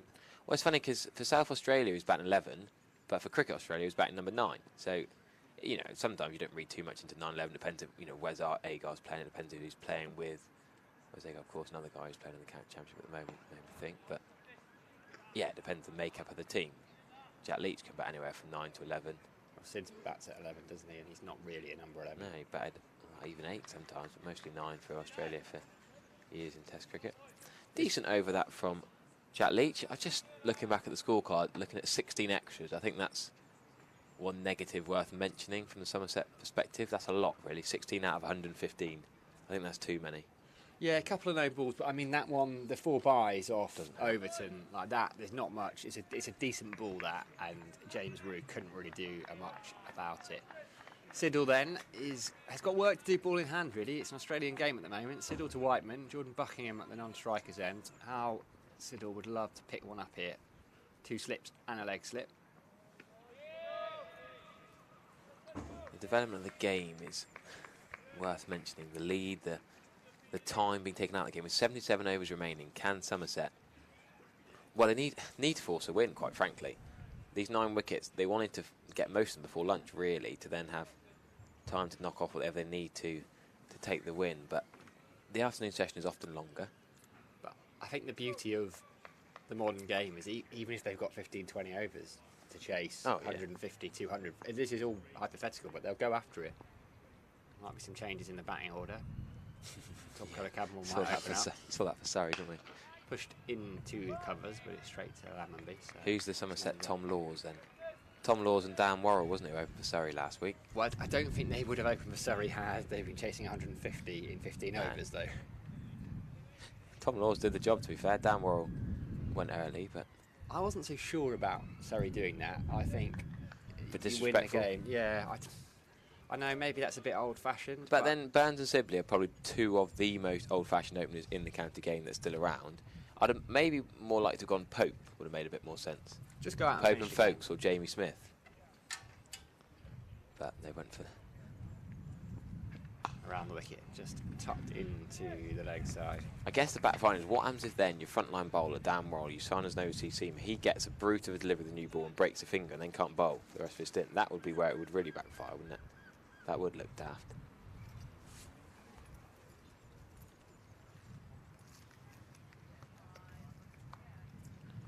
Got a nice message come through, actually. Michael John Hawkins sadly passed away suddenly at the end of January, aged 84. So, loving memory for Michael John Hawkins. Message from his wife Hazel and daughters Debbie, Karen and Helen. Somerset supporter nearly 70 years. Well, shorter ball from Siddle. Good bit of work from James Rue, tumbling away to his left. Yeah, it'd be nice for his family, for Somerset to make 2023 the best season ever. 70 years of supporting Somerset. Wow, he'd have seen some ups and downs every year, hoping it would be the title-winning year. So thanks for that message. Commiserations and thoughts and prayers with Hazel and daughters Debbie, Karen and Helen. Loving memory of Michael John Hawkins.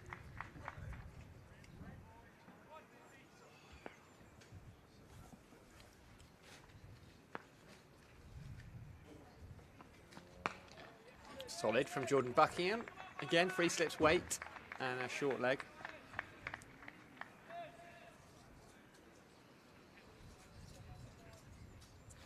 Yeah, thoughts go out to the family of Michael Hawkins as you so eloquently put it. 70 years, wow. Would have seen some serious players. I tell you what, he would have seen most of the players that we've had up in the box on Friday. Graham Burgess, he would have seen. We've had Vic Marks, he'd have seen Pete Drigo, he'd have seen Viv, he'd have seen Rory and Botham. And players before that as well, really. Bill Ali. So again, just a little bit leg side. Jordan Buckingham kind of had a little jerk to suggest that he was thinking about pulling that, but moved out of the way. 116 for 1. Yeah, we're talking about Bill Ali off air, actually, yesterday with Vic Marks. I knew just how many runs he'd scored. Bill Ali had one season where he scored 3,000 runs. He took hundreds and hundreds of wickets. He didn't join Somerset until he was 37, 38. Played until he was 50, Bill Ali. Another Australian. Is this Australian Day? Feels like, doesn't it? He'd barely played any first-class cricket beforehand.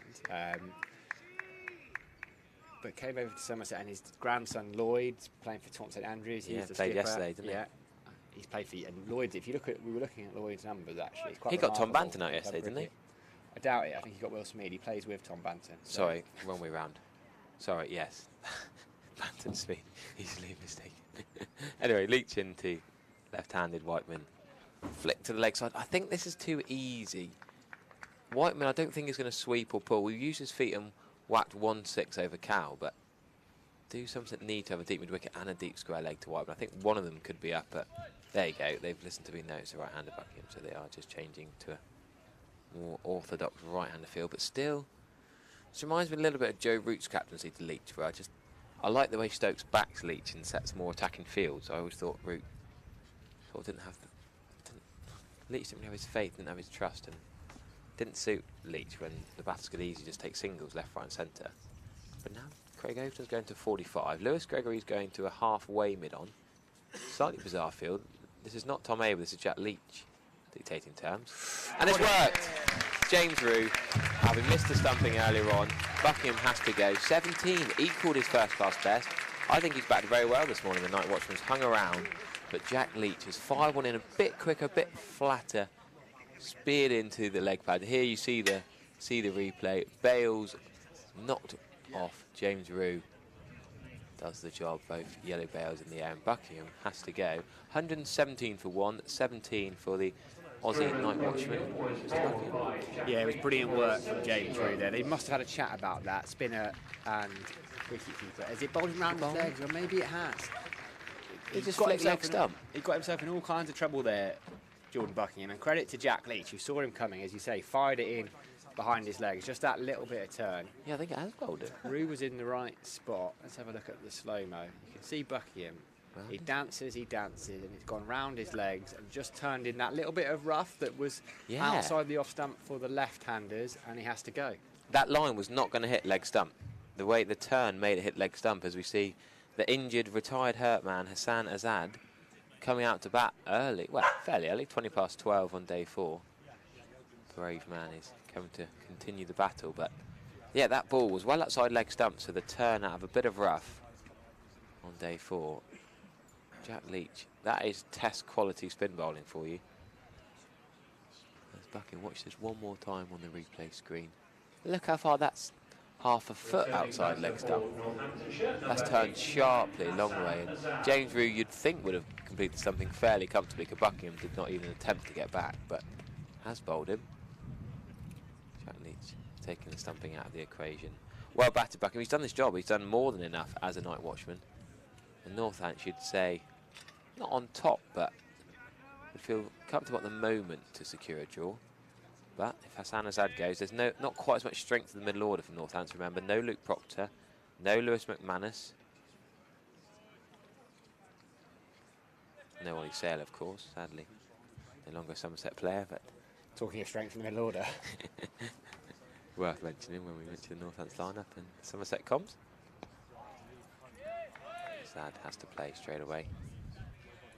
I've not seen much of Azad because of being at Leicestershire and Leicestershire being in Division 2. I'm not sure if I've commentated on him live before. Another left-hander in this Northampton top order. Top 3, all left-handed.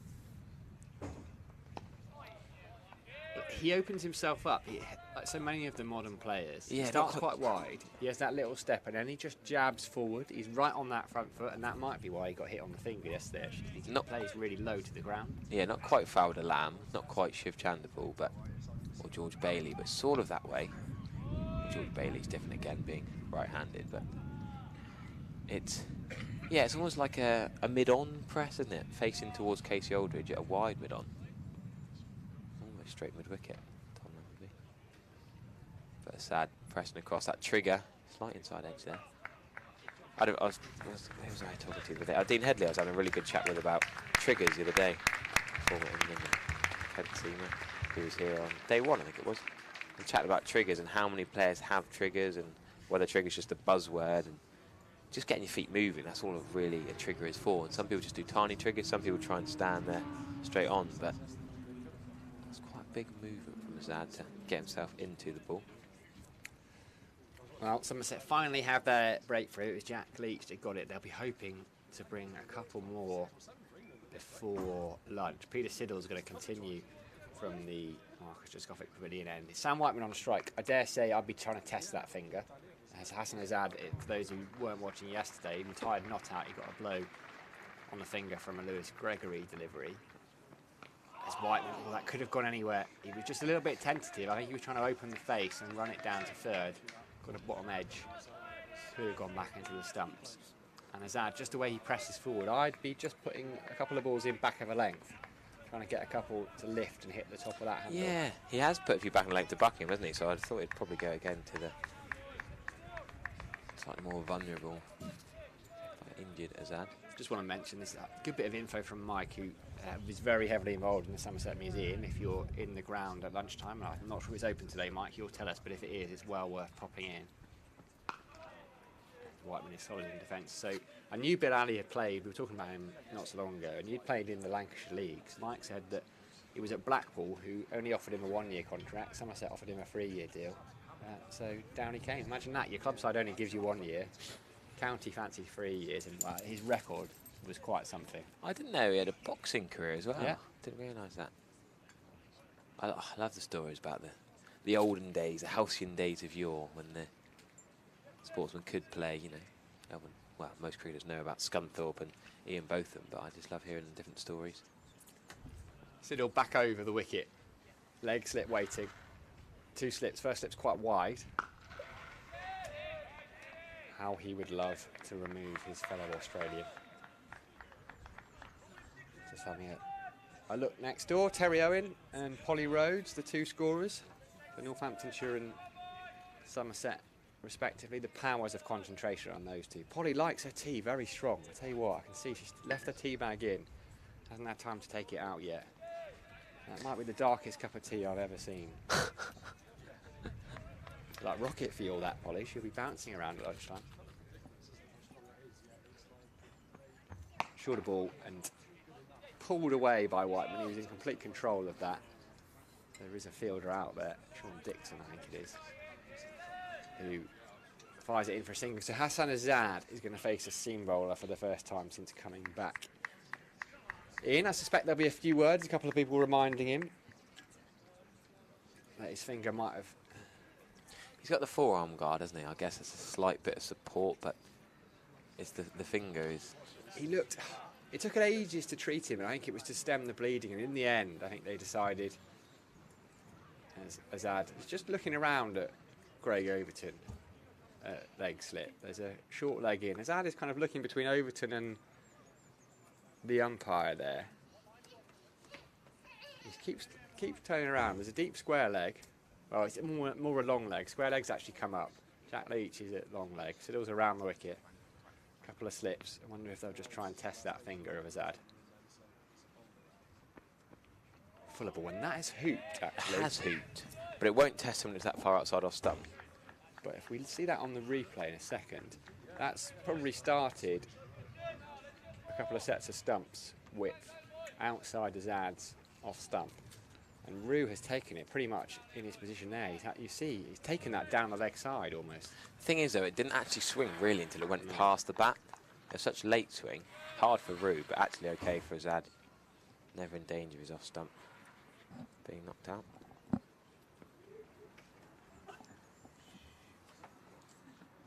That's the shorter ball. Azad actually ducked out of the way of it really well. Craig Overton was appealing for something. I'm not sure exactly what. Azad watched it and just dipped his head out of the way at the very last minute. Mike from the museum's given us a lovely little link here to How beautiful. Clip of Bill Alley, 1949 Northern League film. Have a look in the YouTube comments. Plenty of nice articles and clips on the museum website. So this is a debate. Amy Matthews, who's Polly's daughter, says she has her tea black, but she's got a little bit of milk in it, Polly. I can see. She's got a blue top milk out, and there is a little dab of milk, a dash of milk in the top there. So maybe that's why. Maybe she put it in accidentally. Well, Jack Leach is going to continue bowling at one Aussie. Jack Leach, of course, played in the Perth League a few years ago, back in 2015, 2016 for Wanneroo. Didn't actually do too well back then. Struggled with the ball, never took more than 2 wickets in a match. A bit before he came into prominence, but here he's bowling at Whiteman as a better, more experienced bowler than when he bowled back in Perth those years ago. But Whiteman not finding it easy on 56. Not exactly rattling along, but Northampton, no hurry, no batting bonus points to worry about, no race to 450. Just a 4th innings. They could do a blockathon, really. Get them through to a draw. They just need to bat until tea, and then see where they're at tea, really. Yeah, the modern game is such. I mean, they still probably need to bat for another 50 overs.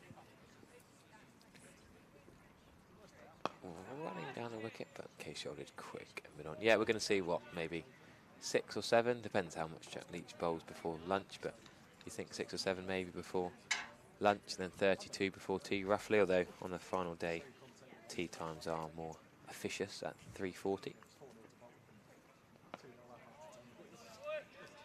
Enjoyed listening to other streams around the county, and so many county cricket commentators who have no idea when tea is. Just makes me chuckle. When they're Particularly on the 4th day, it is always the same. Yeah. And you get the last hour. Always 96 overs. It's the easiest day to work it out. Nice shot from Whiteman into the leg side with the spin. Aldridge jogging along. I'd like to see Casey Aldridge have a go with the ball, but will they bother with 28 minutes until lunch could fall? Yeah, surely they've got to give Casey a go. Maybe for Pete Siddle this end. Jack Leach could continue unchanged for the next half hour. So an extra catcher. What's that? Not silly point, and it's not short extra cover. It's silly cover, I'm going to call it. Tom Abel. Very silly cover. Oh, that's gone through his legs, I think. Hassan Azad runs down the wicket and pokes. It wasn't hard. Wasn't in danger of hurting Tom Abel, but I think it's gone through his legs. So I think it's a deep point, and I'm going to allow Stephen Lamb to come back into attack to hopefully commentate on Casey Aldridge at some point soon. We want to make your experience as a Lexus owner as seamless and as pleasurable as possible, so you'll find every member of their team. Oh, we're going to have a change. We've got a change in the commentary box. It looks like Siddle is putting his cap and jumper back on, and Casey Aldridge, and I like this because as Harry was saying, Aldridge has got that little bit of extra zip, that natural back of a length, a bit of bounce, and I think that will be a different test, particularly to Hassan Azad. Just bowled a couple of overs late last night, Casey Aldridge, 2 overs, 0 for 12. Bowled well in the first innings, did pick up a wicket, 1 for 48 off 14. He was a bit unlucky actually. He could have had a couple more, and it was Azad who was his victim. Just squared him up really. Azad pushed down the wrong line, outside edge, deferred slip. There are only a couple of slips in now. With Azad on strike, he's got 4. There's a leg slip too. Cameron Bancroft under the helmet. Mid on, mid off. Starts with a slightly wayward one that just died on Rue a little bit. So I don't know if that got a little bit of pad. No, it didn't. 4 byes. So unfortunate for Rue. There is some movement. There's some uneven bounce, Stephen, but it's not really happening until after it's past the bat, which is what disappoints Somerset slightly. Absolutely, yeah. There's just not as much help from the conditions as they might have hoped for.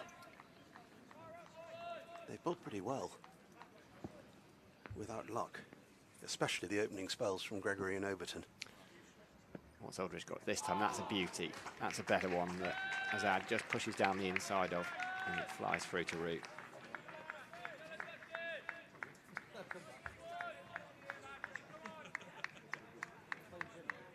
Plenty of noise out there from the Somerset fielders. I was down on the Thatcher's Terrace not so long ago before my stint. It's a lovely place.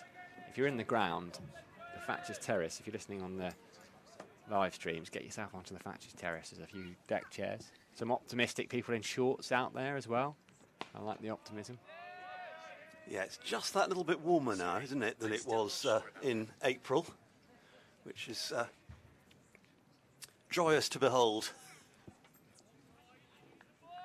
Didn't fancy staying outside there very much last month, but it's much nicer now. Yeah, just having a peer down there. There's one very optimistic man in a striped shirt. Got his shorts on. Got his dog with him as well. He's out for some Taunton sunshine. Fair play to him. Fingers crossed it comes out. It is brighter than it was. Still can't see any blue sky though overhead. It'll come, Stephen. Believe. It feels like it's going in the right direction.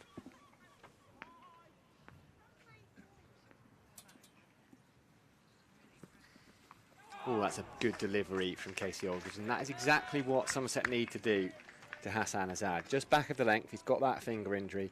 That one's just risen on him. He played it really nicely, in fairness, to Hassan Azad. Yeah, it's a good ball though. It's a good start from Casey Aldridge. 1 for 48 in the first innings from 14. Let's have a look at that one on the slow-mo. Yeah, Azad as well. Again, he just walks inside of that one, Azad. His natural trigger movement is to the offside, and it was slightly misdirected. A word or two from Casey Aldridge to end the over. Good start from him. A maiden. Northamptonshire 124 for 2, Stephen. Yeah, and still chipping away at that Somerset lead. Down to 33 now. And aiming to get into positive territory, which seems very likely that Northants will do that, given the present match situation.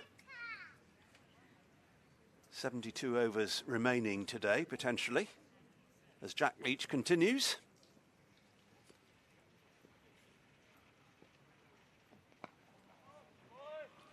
So Whiteman, who has played a mixture of attack and defence against Jack Leach. Saw the 6 hit over mid-wicket in Leach's first over of the day. And aggression there, not to the same extent, finding the man out at deep mid-wicket this time. The Northants skipper goes along to 58.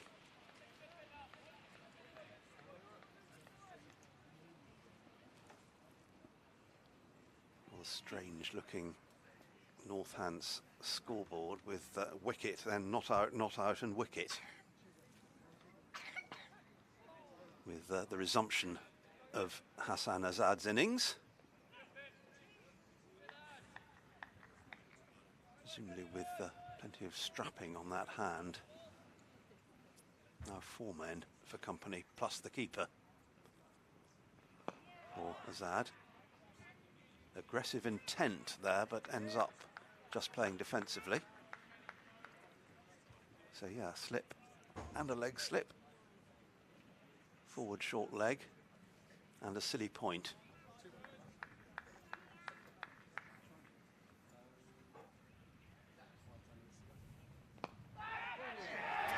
That's another one.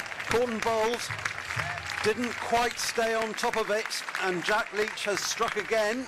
And so 2 in consecutive overs for Jack Leach, and Northants go to 125 for 3. Azad, that is a brief resumption, and he now has been comprehensively dismissed. Yeah, look at the smile on the Nuts' face. He loves taking wickets for all teams, but none more so than Somerset. Azad using his feet as he has been, and he just pushes, he gets really low, and he didn't quite get to the pitch of the ball there yet, and he's offered up a sharp return catch. Somerset have 3 wickets. Jack Leach has all 3 of them. Made it look very simple, just a casual chuck of the ball away. It was dying on him. It was. Just picked it up before it kissed the turf. Good catch. from Jack, and good figures on the board now, 3 for 33. Yeah, it's a reward for Somerset's patience here as well. It wasn't always going to be plain sailing this morning. Northamptonshire batted beautifully. Jordan Buckingham and Sam Whiteman strapped in a little bit, but a couple of quick wickets, and all of a sudden you said in fact, Stephen, on the video this morning, how crucial Jack Leach could be in this game. He's got 3 for 33, and it's going to bring Saif Zaib to the crease. Another one of Northamptonshire's left-handers, been a bit of a child prodigy, really. He's played for almost 10 seasons, just never quite got going. I remember when Northampton signed him for their academy, there were a couple of other counties interested in Phil Rowe at the time, who was one of the coaches, said he's as good as he's seen a player for that age. And he's got a chance here, really. His side need him. He needs to bat long. He had a difficult summer last year. Started in the championship side, then was dropped after that first tranche of games. Came back and made a magnificent 124 against Surrey in similar circumstances. They needed a draw to seal their place in Division 1, and Saif Zaib was brilliant on that day. Can he do it again? Here's his first ball from Jack Leach. Watchfully defended. So 20 deliveries all in for Hassan Azad. With just 4, the ball becoming Jack Leach's 3rd wicket. Well-deserved applause for the slow left armour, who is extremely popular in these parts. 125 for 3. Leach has all of them thus far. Casey Aldridge, who started well, is going to continue from the Marcus Trescothick Pavilion end. Useful runs from Casey Aldridge in the game against Lancashire. Drawn game. Yeah, high hopes for him as an all-rounder. Came in above Craig Overton in the first innings. He's going to continue. It's Whiteman. Whiteman is the key here, Somerset will feel.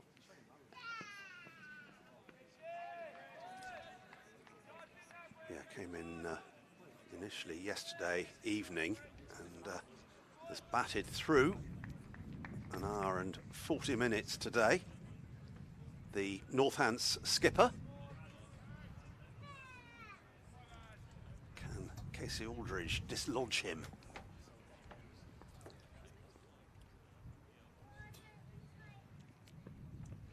Oh, that's a decent delivery. Whiteman just withdrew the bat last minute. It nipped back in at him. He'll wander away to square leg, like so many batters do actually these days. Doesn't get involved in any kind of verbals, just takes a second or two. Lammonby does. Lammonby's really casual. He just almost curtsies, crosses that back leg behind and just sits on his bat. And it's just a good ploy to reset yourself. It's so much of batting is about mentality. Good way of staying focused. Plays that one well. Thinks about a single, but Craig Overton, athletic as he is, a leg slip. Takes a couple of steps to his right, dive, stops it and gets a warm round of applause from what is a healthy crowd actually here. Always is here at the Cooper Associates County Ground on a county championship day. Expectant crowd as well, Stephen. Yeah, and the long levers of Craig Overton coming into play.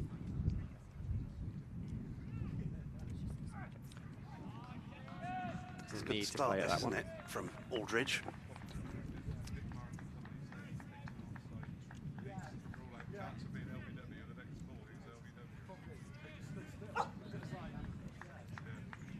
This is 4th over in all of this innings. Tall man. Another well-directed bouncer, and he just flicks it down for a single. Whiteman moves on to 59. First run Casey Aldridge has conceded this morning. Saif Zaib takes guard. Looks almost like he's taken off-stump guard there, do you think, Steve? I think that's right.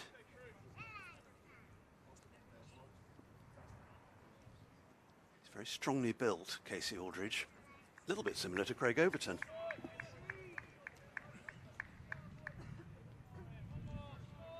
There's something in the water. Fast bowlers down here in the southwest. Likewise in the northeast, actually, Durham, the amount of fast bowlers they produce.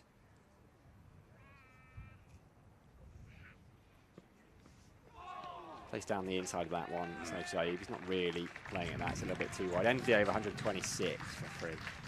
Yeah, no need to get involved with that one well outside the off stump to complete the over. Have a look at it, and yes, although almost went through the motions of playing a shot, he knew he was well inside the line. Safe Zabe. So 2 quick wickets have given Somerset heart here. There's a good crowd, as ever, in the James Hildreth stand, formerly the Marcus Trescothick stand until he was promoted, and then renamed late last season.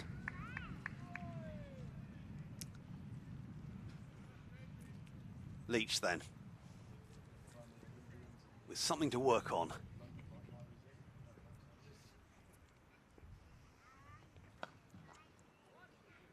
Be a comfortable single here.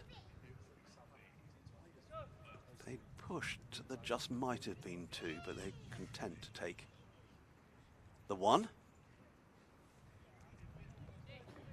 So Whiteman's vigil continues. Goes on to 60.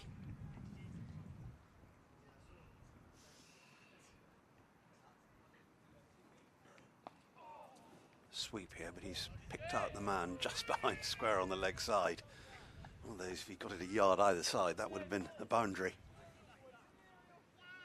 But maybe a little unluckily found the man lurking behind square.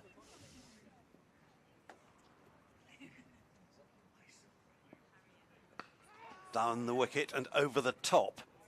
This is going to go all the way. 4 through mid-wicket.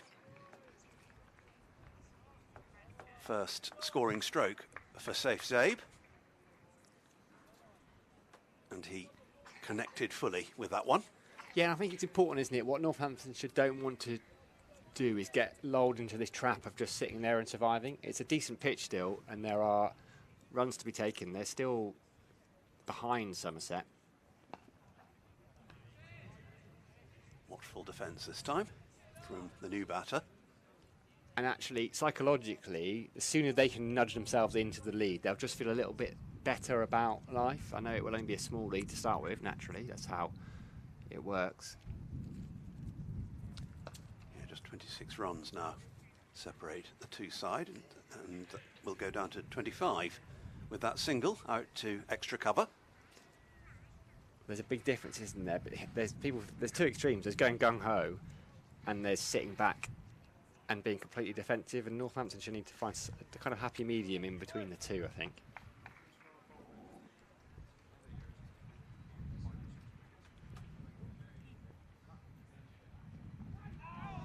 Turned around the corner and fielded at leg slip to conclude the over. Wicketless this time, Jack Leach, but has 3 in the bag for 39. 1-3-2 for 3 at the end of the over. Whiteman 60, Zabe is 5. Still playing under grey skies here at Taunton, but it's been getting gradually brighter. Quantocks in sharp relief in the distance. There they are. And they've been getting gradually clearer as the morning has progressed here at Taunton. Clock on the Colin Atkinson Pavilion showing we've got just under 15 minutes to lunch.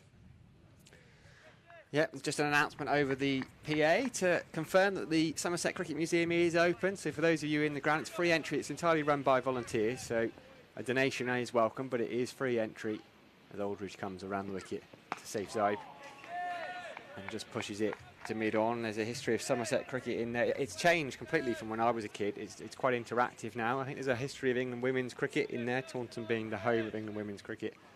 So I would say that is well worth half an hour of your time during the lunch interval. It's just behind the Colin Atkinson. No, it's not. It's not behind the Colin Atkinson Pavilion. It's behind the Undarche Pavilion. Ignore me completely. Well worth a look. It's quite an ancient building.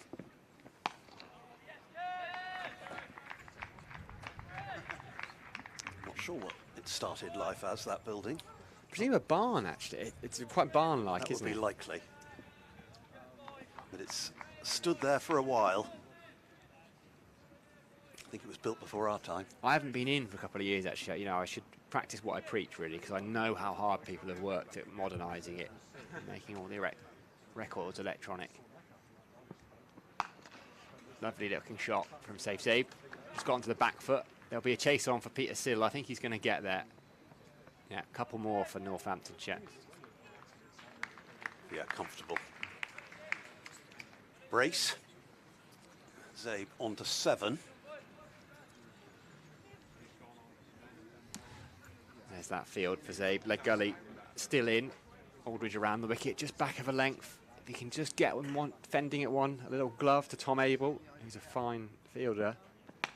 That one's Fuller. And push to Siddle. Still the man under the helmet as well, Cameron Bancroft.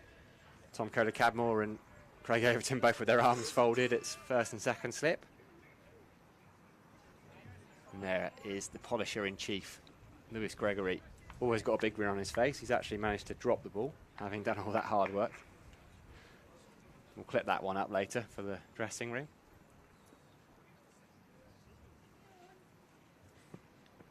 Well-directed bouncer from Aldridge, although Zabe's quite a short man, was easily able to get underneath that. But that's the kind of stuff we want to see from Aldridge, just a mix of the Fuller ball trying to get him to drive, then getting him back on the back foot. There he is again, almost a carbon copy. Will this one be shelled? Hopefully not. Oh, no, there it is. Oh, it's a replay, right, I see. There we go. There we go. He didn't do it twice, it was only the once. Just lost it in his shirt there. No saliva allowed anymore post-COVID, so have to do that hard work on the whites.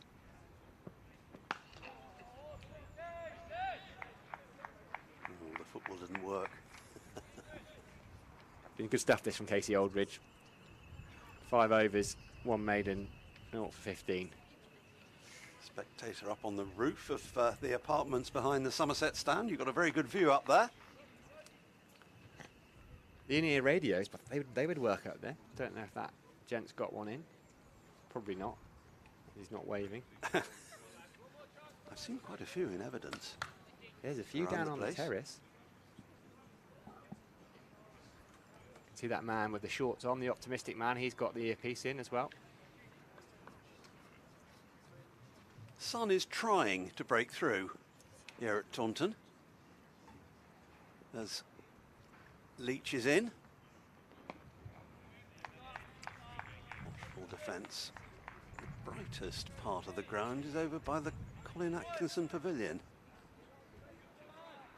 where you can just see 1 or 2 players are throwing some shadows now, which is great to see. We're going to say they're throwing some shapes, Stephen. Now then, how about this down at the Aegeus Bowl, Stephen? Hampshire, 33 for 6. Wow, wow. Off the outside edge, and that's going to go down to backward point. There'll certainly be one, and they've got time to take a second. Chris Woke, 6 overs, 3 maidens, 1 for 10. Chris Rushworth, 7 overs, 3 maidens, 5 for 23. What a piece of business in the winter that's been for Warwickshire. Absolutely. Evergreen, Chris Rushworth. Nicely played. Very late. It's nudged on its way down to 3rd man. They'll pick up another single. Whiteman moves along to 63.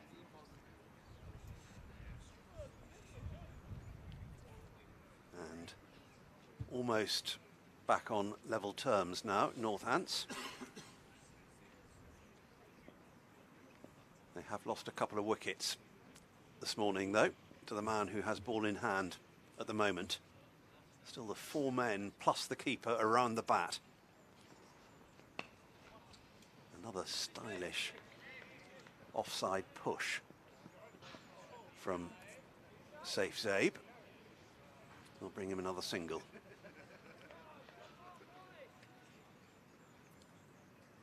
Tom Abel coming out of the close position, leaving just 3 in for the Northants skipper.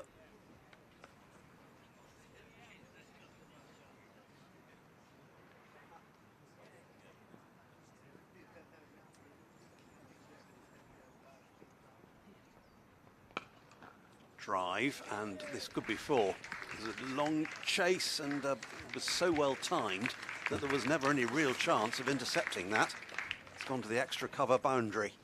Yeah, shot of the day that so far from Sam Whiteman. Just slightly over pitched by Jack Leach. Needed no second invitation. It kept Sean Dixon out there, interested in the chase, but it just went so rapidly across the turf, and it's a huge outfield. Couldn't get anything on it at all. 4 runs. This is 7th boundary, Sam Whiteman. There's our match sponsors for this game, Somerset versus Northamptonshire. Lexus, the match sponsors. I'm sure a few representatives of Lexus have been in and around the ground for the last couple of days. Brilliant to have them. Brilliant to have Casey Aldridge too, operating from the Marcus Droskowicz pavilion end. In the ball at safe side, 2 slips, leg slip. Cameron Bancroft at short leg. Good bit of cricket there from safe save. Knew the fielder, knew it was Tom Lammonby, the left-hander at backward point. Just pushed it and straight away pulled Sam Whiteman through to a run. And that's just a sign, Stephen, of Northamptonshire. I know it's only a single, but it just shows they're remaining positive. And as I was saying not so long ago, that's what they need to do, actually. There's no point in just going into their shells and just trying to survive. Sam Whiteman's not doing that. I don't think Safe Save's going to do it either. Deficit down to just 15 runs as Aldridge has a false start.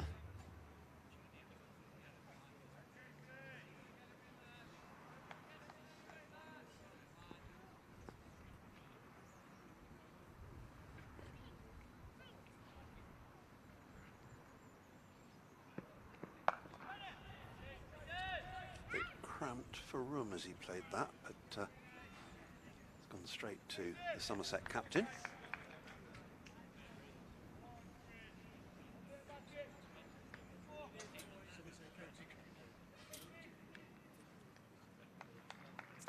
Essex's lead is now 202 at Chelmsford.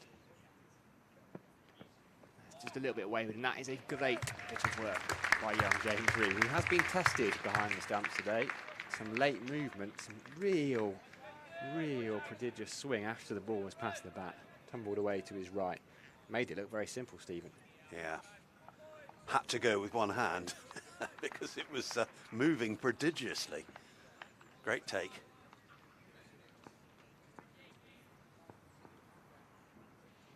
Absolutely superb start to the season for the young man. Again, cramping Whiteman for room there, Casey Aldridge, from around the wicket. If you're going to come around the wicket at the left-hander, you just need to get it so they can't either cut you or pull you. You just want to be angling in towards the body as we see the clock. 2 balls left in this over, so we might just get one more. I think we probably before will. lunch, because it's Jack Leach.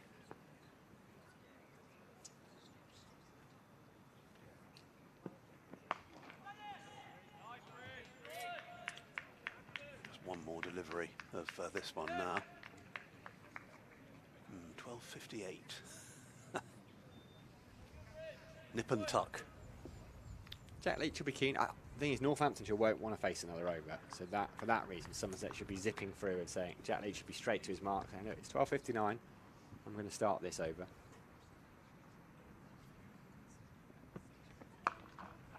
Particularly as they don't get a single, it saves Zaid on strike. So 143 for 3, 49 overs gone.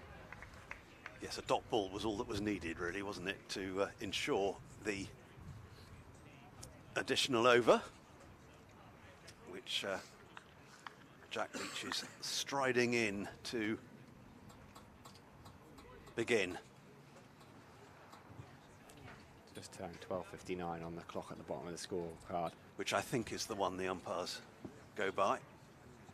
The Colin Atkinson analogue clock is slightly slower. I reckon it's about a minute behind. They go by whatever Polly Rhodes tells them, Stephen. Wisely. Still some sign of the sun. Not convincing as yet. Perhaps it will be after the lunch interval. Jack Leach adjusting his field slightly. Man out at mid-wicket. Being moved a little straighter and in fact in the wrong direction in terms of the shot that's just been played, because it's gone all the way to deep square leg to the boundary. Yeah, lovely shot that. Last over before lunch, he's just taken that from outside off stump. Not a fairly low risk shot really these days for the modern player, and that is whistled along the ground, crashed into the boundary hoardings. It's a good view of it from our side on camera. Defence this time from Safe Zabe, who's rattled along to double figures. 13 not out. 10 now, that deficit.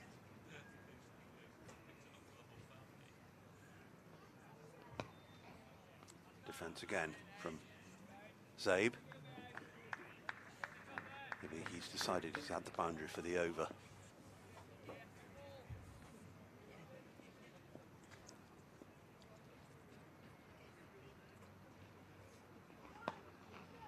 A little bit cramped for room as he played that, and they thought about a single. Sam Whiteman was considering it, but it wasn't there.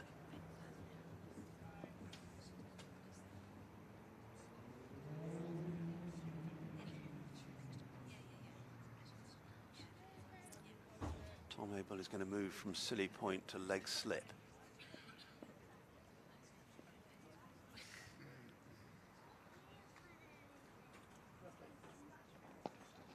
Turned and straight to Cameron Bancroft, who's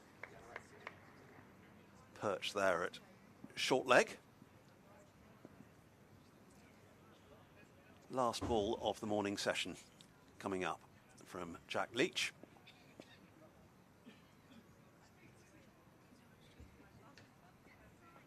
Quicker one, and again Bancroft in action at short leg, and that will conclude the morning session with Northants trailing by just 10 runs on 147 for 3. Safe Zabe on 13, and Sam Whiteman has been there since the start. He's been there since yesterday evening. He's on 67 not out. Yeah, he is the man that Somerset will be looking to remove ASAP. Northamptonshire fans will be hoping he is still there in about 4 hours' time. It's been a difficult work for Somerset. Didn't get those early breakthroughs despite bowling beautifully first up. Northamptonshire, great credit they deserve. They whittled away at that lead. They stayed positive. They've added 81 runs this morning. Somerset, Jack Leach in fact has picked up both wickets. Jordan Buckingham, the night watcher, bowled around his legs. Hassan Azad, good to see him come back out. I think he did that yesterday, but he offered a quarter bowl chance for Jack Leach for just 4. So Somerset still needing another 7 wickets. It looks likely they will have to bat again. We've still got 65 overs remaining in the day. Players heading off for their lunch. We're going to nip off for ours. We'll be back in about 40 minutes time. We're going to leave you with a little treat. Richard Walsh, esteemed local journalist, had a sit down with former Somerset opener Arul Sapaya, former world record holder for the T20 bowling figures as well, Arul Sapaya. So that's going to be playing for the next 30 or 40 minutes. And we will join you again after that.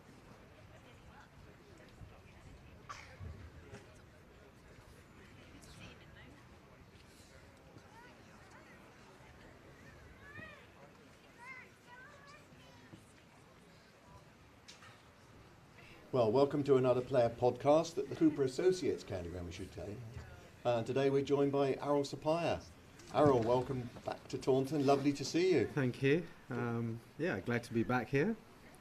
Let's go straight in where everybody will remember you for. 6 for 5 against Glamorgan. T20, Yeah. July 2011. Mm-hmm. I mean, that must be one of those occasions that you're never, ever going to be allowed to forget. And I'm not going to let you forget it, am I?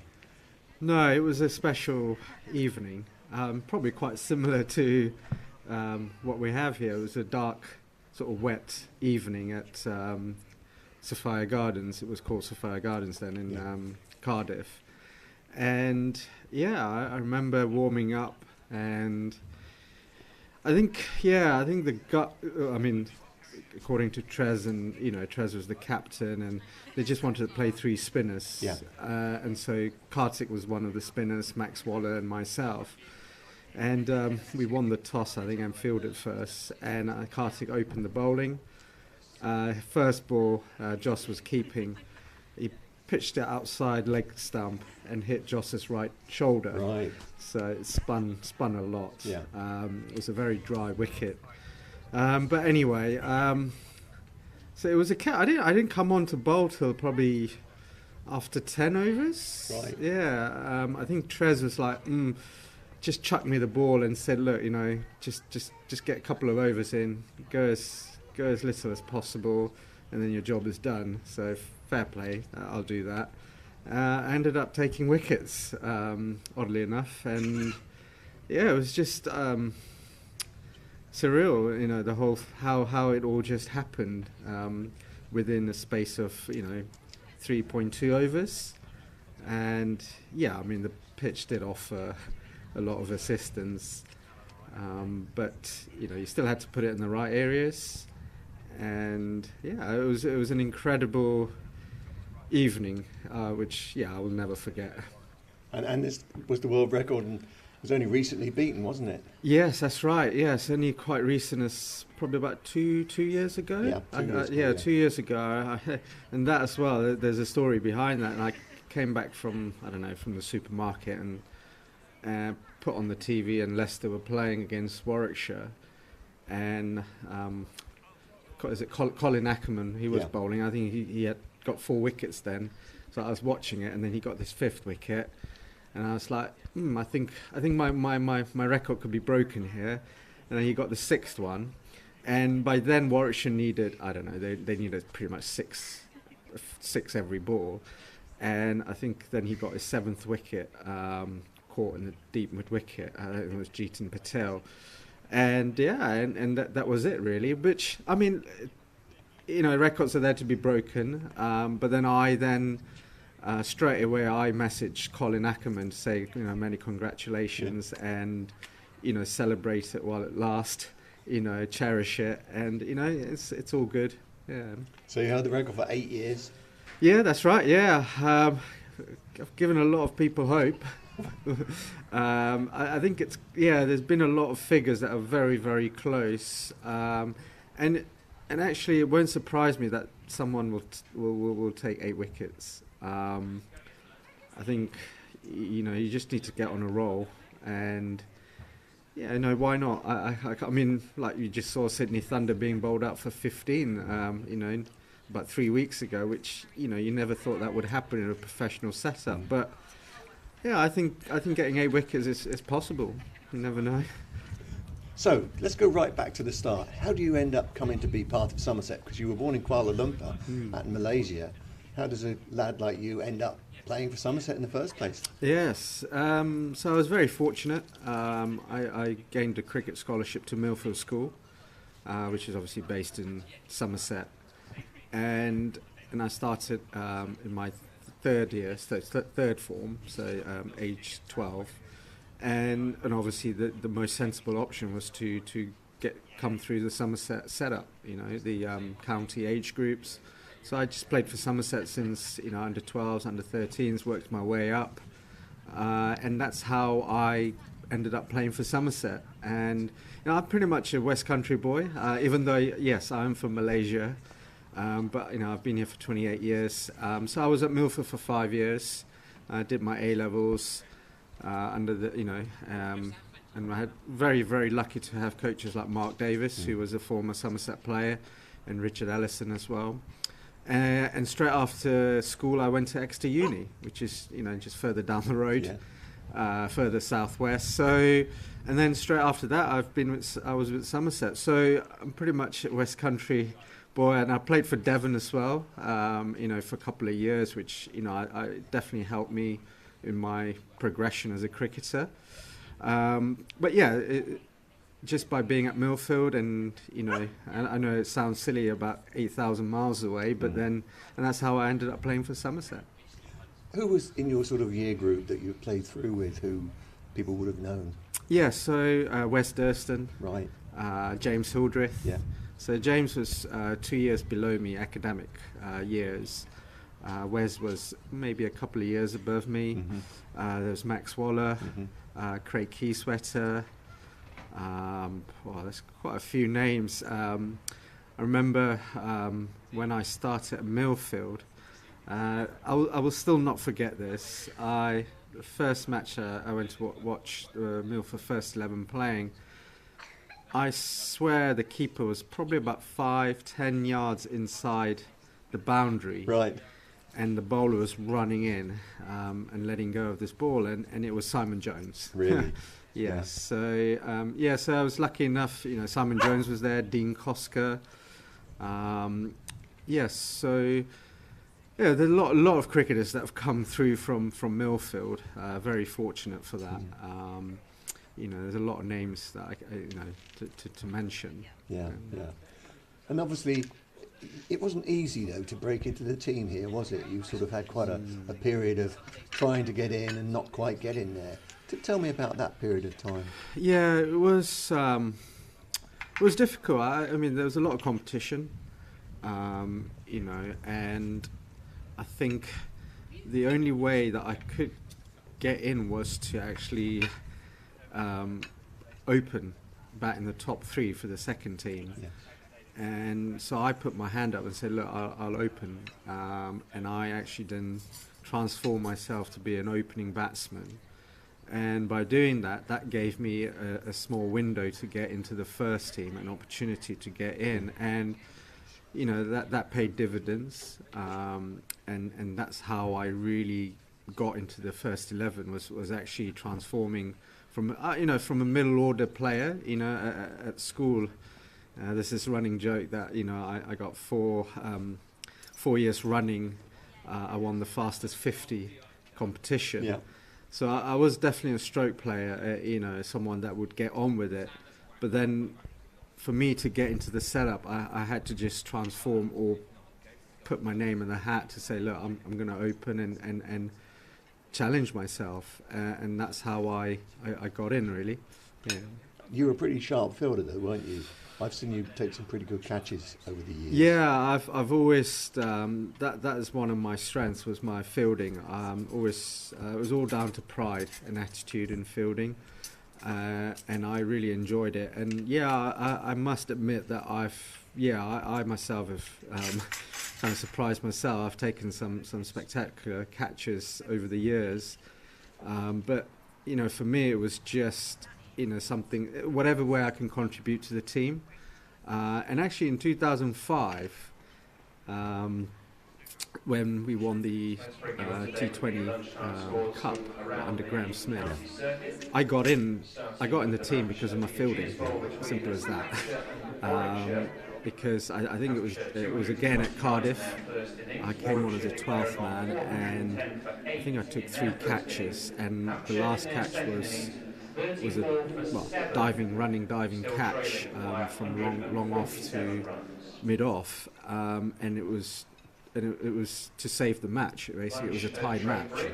But after that night, it was like, well, yeah, you're playing for the rest of the, because of the energy that I brought. So it was something that I really, found quite easy to control. And so I really enjoyed it. I think I remember you playing at Northamptonshire and doing a stunning piece of stopping there. And you were one of the first people I remember used to wear long sleeves. Yes, that's right. Yes, I always wear long sleeves fielding, simply because I would be diving everywhere. So it was just a protection for my skin. Really. I know now that you've got tuber grips and all those things, but I used long sleeves, and that's what I would pride myself is basically just to stop everything that comes my way, regardless of anything, and I thoroughly enjoyed it. Let's talk about red ball cricket particularly for you. You had one very good season, didn't you, in 2009? Yeah. Tell me about that season. Yeah, I think it was a build-up from couple of years before that, from sort of 2007 really. I felt that I was playing good cricket in 2007 and wasn't getting the opportunity. And I think 2007 was when we came up right from champions of Division 2.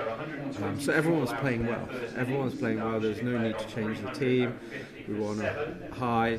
But I personally thought I was playing quite nicely and doing as well as I could. And then 2008 was the year where I actually found, that I had the opportunity to play a few first-team games. And actually made a difference, and I just took it with me. I learned as much as I could over the last 2 years, and 2009 was again, I think it was pre-season, all down to pre-season, and I got a lot of runs over pre-season. I think I made a couple of hundreds or 300s in 3 pre-season games, which meant that I guess I didn't give a choice for the selectors of the coach, captain, who to go with. So I suppose they went with me. And 2009 was my best year by a long way, and really enjoyed it. To be sandwiched between Trescothick and Justin Langer, open with Tres and Justin Langer at number 3. So that was quite, a bit starstruck, but I just went about doing my job. At times I'd go like, well, Trez is playing on a different wicket, but then I just had to do my bit. So I think as a pair we worked really well. We bonded really well. That was the year of the game with Yorkshire down here. Tell me about that. That was a spectacular match, wasn't it? Yeah, it was. I think we were chasing 470, 475, and I remember Yorkshire. They batted the last morning as well. Batted up to sort of lunchtime, and they may have had 20 minutes at us before lunch. So we had essentially 2 sessions to get 475. In all honesty, we just went out there to bat. We just batted, and obviously Trez went off like a bullet, and I did too. And I think we just kept going, and I think that's when I sensed sort of at tea time.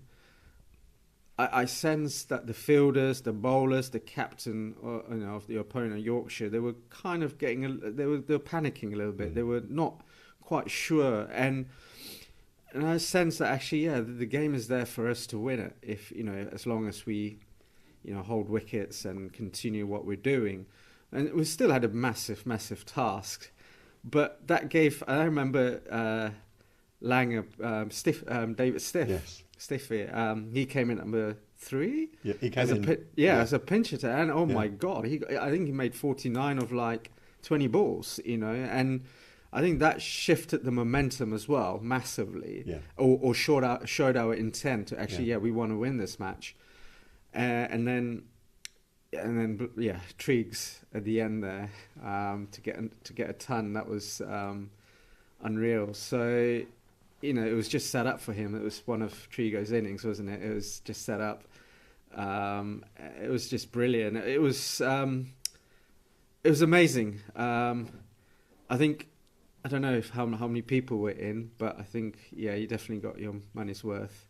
That was one of those never to be forgotten days, because you got 131, which was your career best at that stage. Yeah, at that stage. Yeah, that's right. And that's when I sensed actually we just got to, take a few more risks. And it worked out really well. And I remember coming off, getting out and going, guys, I think, we can win this, definitely. So I think, there was a belief there. And I think I remember Xander hit the winning runs, and it's just poured with rain after that. So, like it was meant to be. Yes, exactly, yeah. So I think since then, teams have been quite reluctant to set anything below 500. Absolutely. That was a special match. It was. And then 2 years later, you had another good season, didn't you? And you opened the innings against India with somebody again a bit special. Yes, Andrew Strauss. Not very often you can say that you've been opening with international superstars. Again, he was against superstars. Yes, against big superstars. Yeah. One of my idols, Sachin, who I've always followed from a young age, and that's probably the main reason why I played cricket, really. But yeah, it was. I remember we had a match at Nottingham the day before we finished a 4-day match. Yeah. I don't know what the result was. I didn't think we did too well, or I didn't do too well at Nottingham. And I was obviously travelling back, and we didn't get back till about 10, 11, in the evening.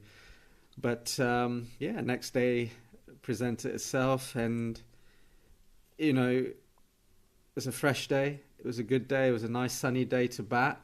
We won the toss, and we bat it. Usually, traditionally, the touring teams bat first, but I think we were having none of that. I think Strauss was quite adamant that we do what we need to, and try to lower the morale of the Indian team. And I think we did well. I think that whole situation. I remember batting up to lunch, and I struggled. I wasn't as fluent. I was probably about 30, 40 not out at lunchtime. And then all of a sudden after lunch, it just clicked. Everything just clicked into gear, and it just starting to flow. Everything just started to flow, and by then, it just became, just really lovely to bat on. It was good. Yeah. And what's it like batting with people like Trez and Strauss and Langer, and you've been lucky enough to play alongside in the opposite end to lots of big names. I mean, what's it like batting in the best seat in the house? Yeah, I mean, you learn a lot. I think the key here is not to play like them. I think you've just got to play your own game and trust your game. So batting with Trez was amazing, purely because not so much, his quality was obviously very, very different, a much higher caliber. But I think little things like we pick up on, like watching the bowler, how they hold the ball, what they were trying to do, which way they're trying to swing, whether it was reverse swing. So we would convey all those, and actually I think for me that was the partnership. It was about giving as much information as possible to one another, and then it was up to each individual to use that. So it wasn't so much about how you play or, this is what you have to do. It was about just, trying to pick their brain and going, okay, yeah, maybe what about me doing this? And just, so I think I found that really helpful with Trez, and a lot of similarities in terms of actually the process of batting. Yeah. Not so much batting itself, the process of it. And then on the other side, Langer, who was simply amazing for me. I think he played a massive role in my development. However, if you played a miss a ball, he would come down the wicket and tell you off, and go, come on, concentrate, next ball, So every ball was like a golden ball, which I understand because you only get one chance. So there's no right or wrong way, but I think you've just got to find what works for you. But I think for me, playing with these superstar big players like Andrew Strauss again, he was very level-headed, very calming influence. So you just got to pick their brain rather than replicate what they're trying to do.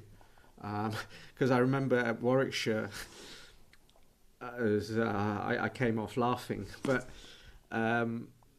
it was a tough wicket. We won the match. I think it was 2012 possibly at Warwickshire. And it was a tough wicket, but I got out just on the stroke of lunch, and I only made 2 runs. So I batted a whole session for 2 runs, and I think Treswell was on 70 odd already. But funny enough, I came off and I just sort of just had a giggle because I had to. You would have thought I'd nick one for 4 or whatever, but I just couldn't. But oddly enough, I got a lot of praise for that innings because that set up for other players to come in to, and obviously Trez was playing on a different wicket. I found it really difficult, but it just shows you that, you know, you just got to go about, you know, what you stick to your strengths, and just also at times appreciate what's at the other end. You know, obviously Tress took a lot of pressure off me, so which was amazing. Yeah, and you know, obviously, being in best seat of the house with people like Tendulkar and Dravid out there. I mean, what was that like, being so close to them and watching them play? Yeah, starstruck. Yeah. I remember Sachin walked into bat. I was like frozen. I was fielding at points, and I was like, oh my god, I can't believe my idol is coming in, and like, you know, all how his routine, his tap this, tap that with his bat. Yeah, just very fortunate to. Of course. Graham Smith. Yeah. You know, we've had some big names playing for Somerset. You know, the likes of Kieran Pollard in T20. Yeah, I think it's about just learning from them, because they've got all the experience. They've seen it all. There's a reason why they are the best. So I think it's just, you know, even when Hashim Amla played for Nottingham, I went into the dressing room and spoke to him for a couple of hours just to pick his brain, just to obviously work, you know, find out how to be more successful. Yeah, you know, and not everything works for the individual. You've got to, you know, pick what is right for you. But you know, there's no harm talking about the game. Yeah. And all too soon it came to an end for you, didn't it? Because you had injured knees and you had to pack up in 2013. Yeah, 2013. Yeah, so sort of like 4 years on from my sort of best year. I've always struggled with my knees. I've got patellar tendonitis, so it was very difficult. I mean, I've had it, you know, long term, and I think it just got to a point where it was sort of affecting my day-to-day living, you know, my lifestyle, and you know, like driving, you know, sitting down to have a meal, you know, I was in agony, or even just, you know, walking around and stuff like that. So, and unfortunately, and you know, that's something with professional sports. It's a short career, and you know, these things happen. I thought, well, actually, I need to look after myself, and obviously with the advice of the surgeons that I saw was best that if I just, you know, retire and look after my knees and you know, go from there. So, I mean, it was obviously very sad to retire under those circumstances, but again, you know, I think I can honestly say that I've given everything, like put my hand up and worked hard for it. And I've enjoyed it. So, and you know, you just got to make the most out of it. And what about one or two sort of special moments? I know that you know that ton in that game against Yorkshire here, and again with Straussy and the wicket haul, but one or two other little sort of moments, things that I might not pick out as highlights that you might want to remember. Yeah, I think it was against Northamptonshire, T20 match, and Alton Chigambura, who was the overseas player for them from Zimbabwe, and I came on to bowl and I got him out my first ball. But I think that, because I think it was the quarterfinals, home quarterfinals, but that was a turning point as well. For me, that was quite, you know, high up there on one of my sort of list. That's quite. I remember, because you had a long time in the changing room with a whole range of people, didn't you? Yeah. So there must be one or two little things that maybe sort of click there for you. That's going back quite a while now. Must be a Trigo story somewhere. Trigo. Yeah, you remember. Was it changing those and the Colin Atkinson Pavilion back in the days with Big Graham Rose and all those, you know, Piran Holloway and all of that, and you know, Jamie Cox was captain then. This, I guess, my debut 100 first class at Derbyshire. Right. There were three of us from Millfield, so it was me, Hildreth and Wes, and we all got hundreds. So that was Wes's debut maiden 100 as well. Right. Mine too. So that was quite something unforgettable, which was a very proud moment. I don't know. You should put me on. It's a very good question. There's a lot. I think, if anything, you're right. If anything, it's more things like catches that come to mind. Like, I think in 2005, Shah Willoughby was bowling, and what's his name against Gloucestershire? Craig Spearman ballooned up one over covers, and I pretty much sprinted for about 40-50 metres and took a diving catch in front of a packed house. I think that's the day where we made the world record. 250 plus.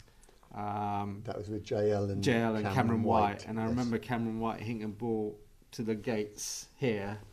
He was a good player. He could hit big balls. But it was more about moments of like catches and stuff like that, rather than sort of like, again, taking a catch. I remember it was at Hampshire in the finals day, we tied the match. Yes. And then I Never freed forget that one. Yeah, and I freed it was at Warwickshire, and I freed it was batting, and it was a sky, and I took the catch at deep mid wicket. So again, that was sort of a contribution. In front of big crowds and and let's just talk about a development that happened whilst you were playing, because you were playing before T20 arrived, weren't you? That's right. So I mean, what was the attitude of people then? I mean, what was your thinking? I mean, now we take it just for granted, don't we? But I mean, back when it started, there was, what was the general feeling about in the game of people like you towards the T20 game, which was completely different? Yeah, it was. I think it started in 2004? Three. Yeah, that's right. Yeah, 2003. I think Leicester were the team to beat, right? I started 2001, around there, and it was all very new.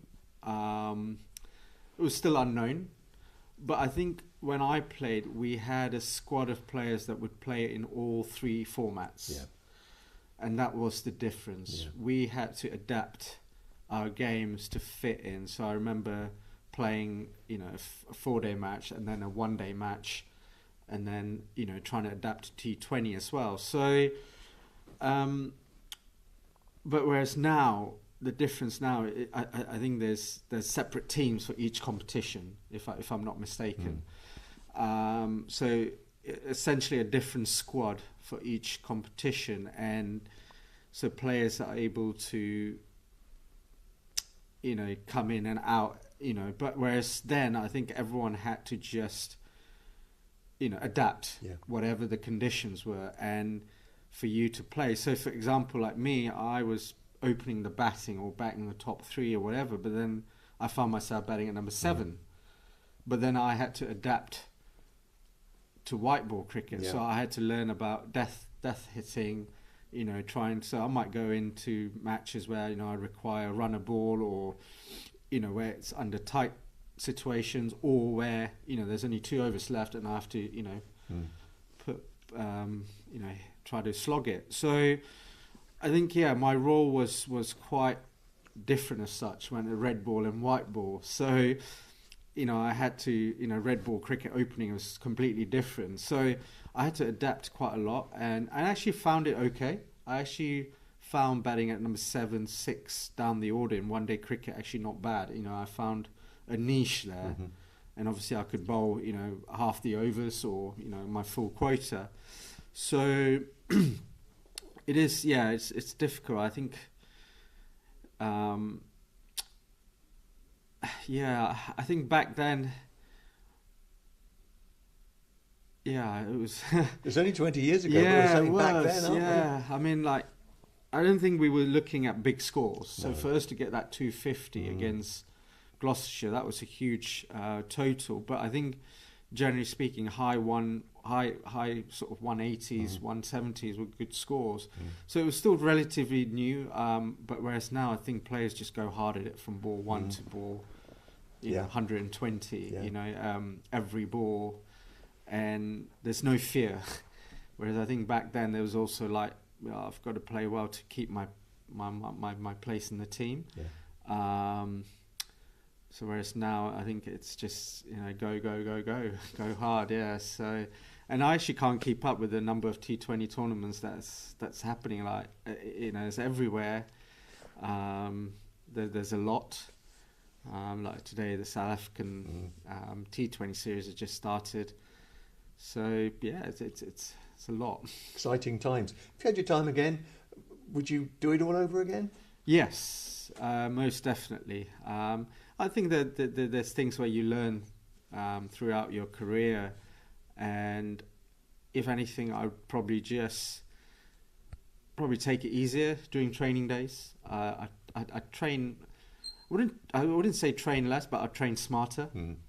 So save myself for matches, and actually I wouldn't try to put too much pressure on myself. Because at the end of the day, it is a game. You've got to enjoy it. But I think, definitely, there's areas where you tweak and change. But I think generally speaking, the whole lot. Yes, I'd love to do it. Yeah, I'd love to do it again. If you had to choose one format, what would it be? I'm a purist. Question. Yeah, no, it's Red Ball. Yeah. Red Ball for me. Look, cricket evolves, so do human beings and everything. But I think for me, I judge a cricketer, or like to judge a cricketer based on Red Ball, first class Test cricket. But yeah, because for me that's the purest form. It tests you with everything: character, tactically, technically, everything really. And there's opportunity for you to also get big runs. And it was difficult. 4-day cricket is not easy. I mean, Test cricket. It's the reason why it's called Test cricket. Got the test of everything. Your, stamina. It's because first innings and second innings, or playing the first and fourth innings, is completely different. The pitch changes a lot, so you got to adapt. Yeah, conditions change a lot. And now you're back living in Taunton. Yes, I am. Yes, I had a brief period in London for 3 years. Unfortunately, I wasn't too well, so I had all my treatment up in London, and thankfully, I thank the PCA for that, and people around me to support. But yeah, now I'm back in Taunton, sort of familiar surroundings, familiar faces. Really enjoying it.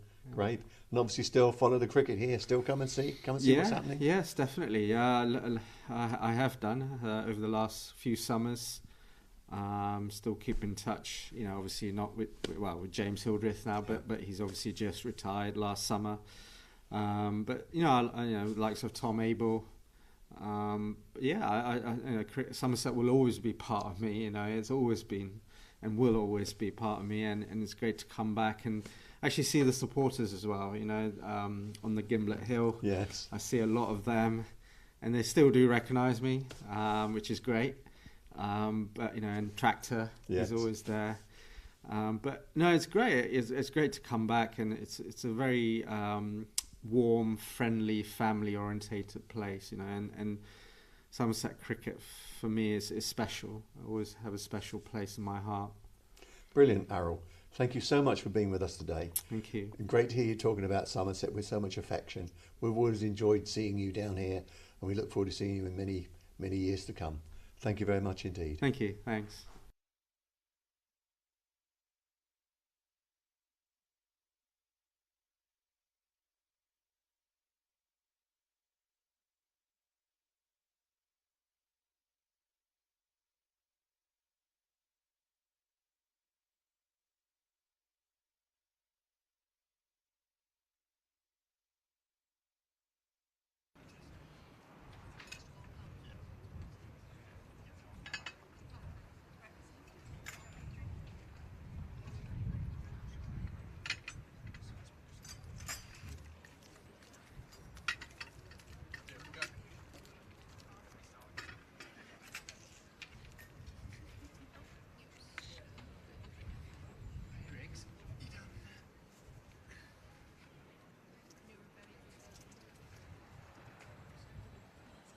Please welcome back out our umpires, David Milnes and Rob White.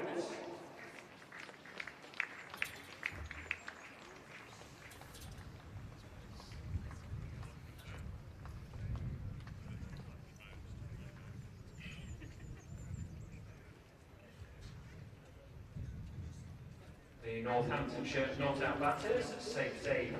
Good afternoon and welcome back to the Cooper Associates County Ground, where the umpires Neil Malander and David Milnes are just walking out to the middle, followed by Tom Abel, Craig Overton and Somerset fielders, and Saif Zaid and Mr. Sam Whiteman, who are 13 not out and 67 for Whiteman, the skipper from Perth. Northampton's done a good job this morning, 147 for 3. Jordan Buckingham superb as a night watchman. Dug in for over an hour, frustrated the Somerset bowlers, saw off Gregory and Overton, who bowled a really decent spell. I'm joined by Ian Shepherd from the Bright Side of Life podcast, who's going to kind of have a chat. What's your thoughts on the morning's play, chap? I think it's brewing up very nicely. 2 wickets taken in that morning session, both by Jack Leach, and 7 Northampton second innings wickets left to take. The lead is 10. I thought Somerset stuck to their task really well this morning. Not a lot of luck for Craig Owen and Lewis Gregory in their opening spells. Jack Leach did what Jack Leach does, constantly asking questions. Got his reward.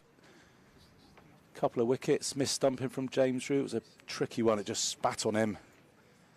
When I was watching the replay, I thought initially that was it looked like it was going to bowl him, and that maybe just blocked Rue's vision of the ball for a split second. It's going to be Craig Overton to start proceedings in the afternoon session on this final day of this Division 1 LV County Championship match. He's in bowling to Whiteman. Yeah, good to see Craig Overton get the new ball with his tail up. Jack Leach is doing some lunges down at fine leg, stretching out. Whether he will take the ball from the river end, we shall wait and see. I think Lewis Gregory, if fit enough on day 4, will be good to see him another trundle with the ball. He bowled beautifully this morning, 9 overs, none, but 1 made and 25 runs. Never really more an economy rate bowler these days, Lewis Gregory. An attacking bowlers who will go for more runs than Overton and Siddle normally, but bowled some lovely areas earlier on. Craig goes straight into his work after lunch.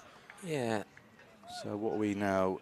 50 overs gone. We're in the 51st over now. So you'd fancy if they can get through their overs this afternoon, they could potentially have 2 bites with the second new ball either side of the tea break. If Jack Leach operates from the river end for a substantial portion of this afternoon session, you think that wouldn't be a problem. 96 overs in the day, so split that up, that's 32 per session. It's full. Whiteman drives. I don't think it's going to make it. Yes, it is. Short boundary out there. Whiteman loses his account for the afternoon. The Northampton 150 comes up. The deficit is reduced to 6. Yeah, proper player Sam Whiteman. Opened the batting for Cricket Australia 11 back in Brisbane in December against a decent South African side. I know they've been struggling lately in Test cricket, but a strong side for a warm-up game. Just listening to you on the old headset through various locations of the day. I started off in the county room and I got to midday. We didn't take any wickets, so I wandered around to the Thatcher's Terrace just to try and make something happen. And yeah, not giving myself credit for that at all, but yeah, Jack Leach with those. Well, it was a big wicket, wasn't it? The breakthrough, Hassan Azad, who had this finger injury. It wasn't an awful injury, just a bit of bleeding yesterday. Bit hard hurt, fair enough. Came back today, and to get that breakthrough just before lunch was pretty massive. Stoic, solid, former Leicestershire opener. Yeah, if they'd gone into lunch, if Somerset had gone into lunch just with Northampton just 1 or 2 down, it would have been a very, very different atmosphere. 3 down, you think now, well, they've got Rob Keogh, James Sayles, who batted very well in the first innings, Harry Goldston to come.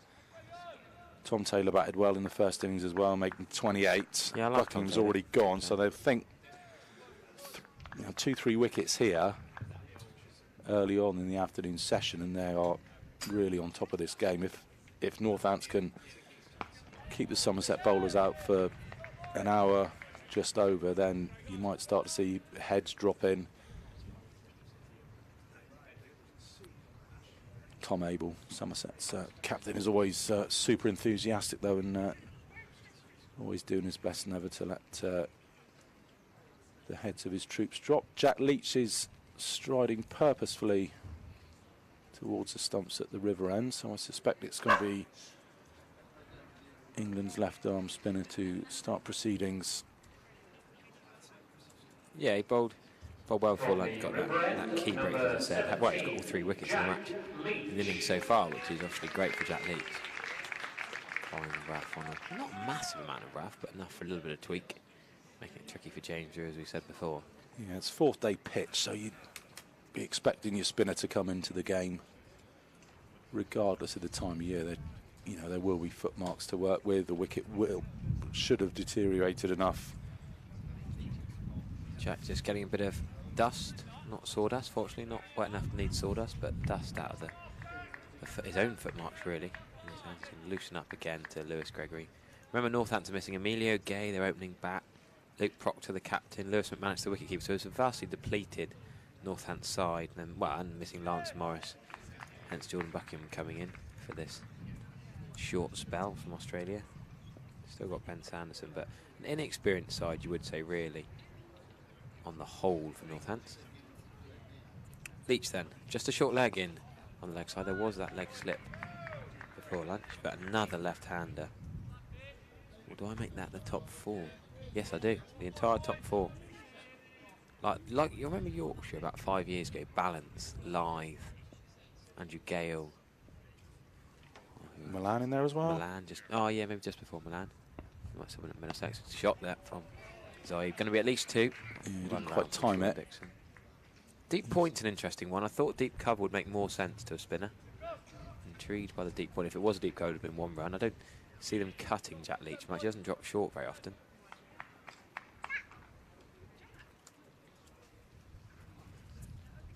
So an entire top 4 left-handers you wouldn't think would suit Jack Leach coming into them, but it's worked so far. Jordan Buckingham, of course, the right-hander night watchman, slightly altered that, but if he has got any sort of rough to work with, it will be outside that left-hander's off stump. Yeah, we did have a look at the pitch this morning. Oh, reverse sweep, interesting. I talk about the deep point, it's irrelevant. Still going to be 4, but doesn't need to be particularly clean because there is such a vacant space between slip and deep point. There's no one there, so it's actually quite a safe shot from Saif Sahib. First over from this end. And good shot, 4 runs, well played. Modern game, that's almost natural, easy for him to play. I don't think Jack Leach would have minded that one little bit. No, 3rd ball after lunch for Jack Leach. Lots that can go wrong there. The ball coming out of that rough. He's in again. That's a full toss. That's going to go down to Craig Overton. Great bit of work from the big man running around to keep it to just 1. Save 3 runs there. Lovely throw, top of stumps for James Drew as well. He clapped and applauds that work from the big North Devon seamer. It's not what Cameron Bancroft would have wanted to see in there at Boot Hill. Short leg. The full toss from Jack Leach after the reverse sweep. That's the thing, though. So he plays that reverse sweep and it makes Jack Leach alter his length. Northampton have now gone into the lead. Somerset will need to bat again. Well taken by Rue down the leg side. A polite inquiry as to whether that had just brushed the glove on its way through, but nothing particularly confident. Leach again then to finish the 2nd over after lunch. And Whiteman just pops that one back.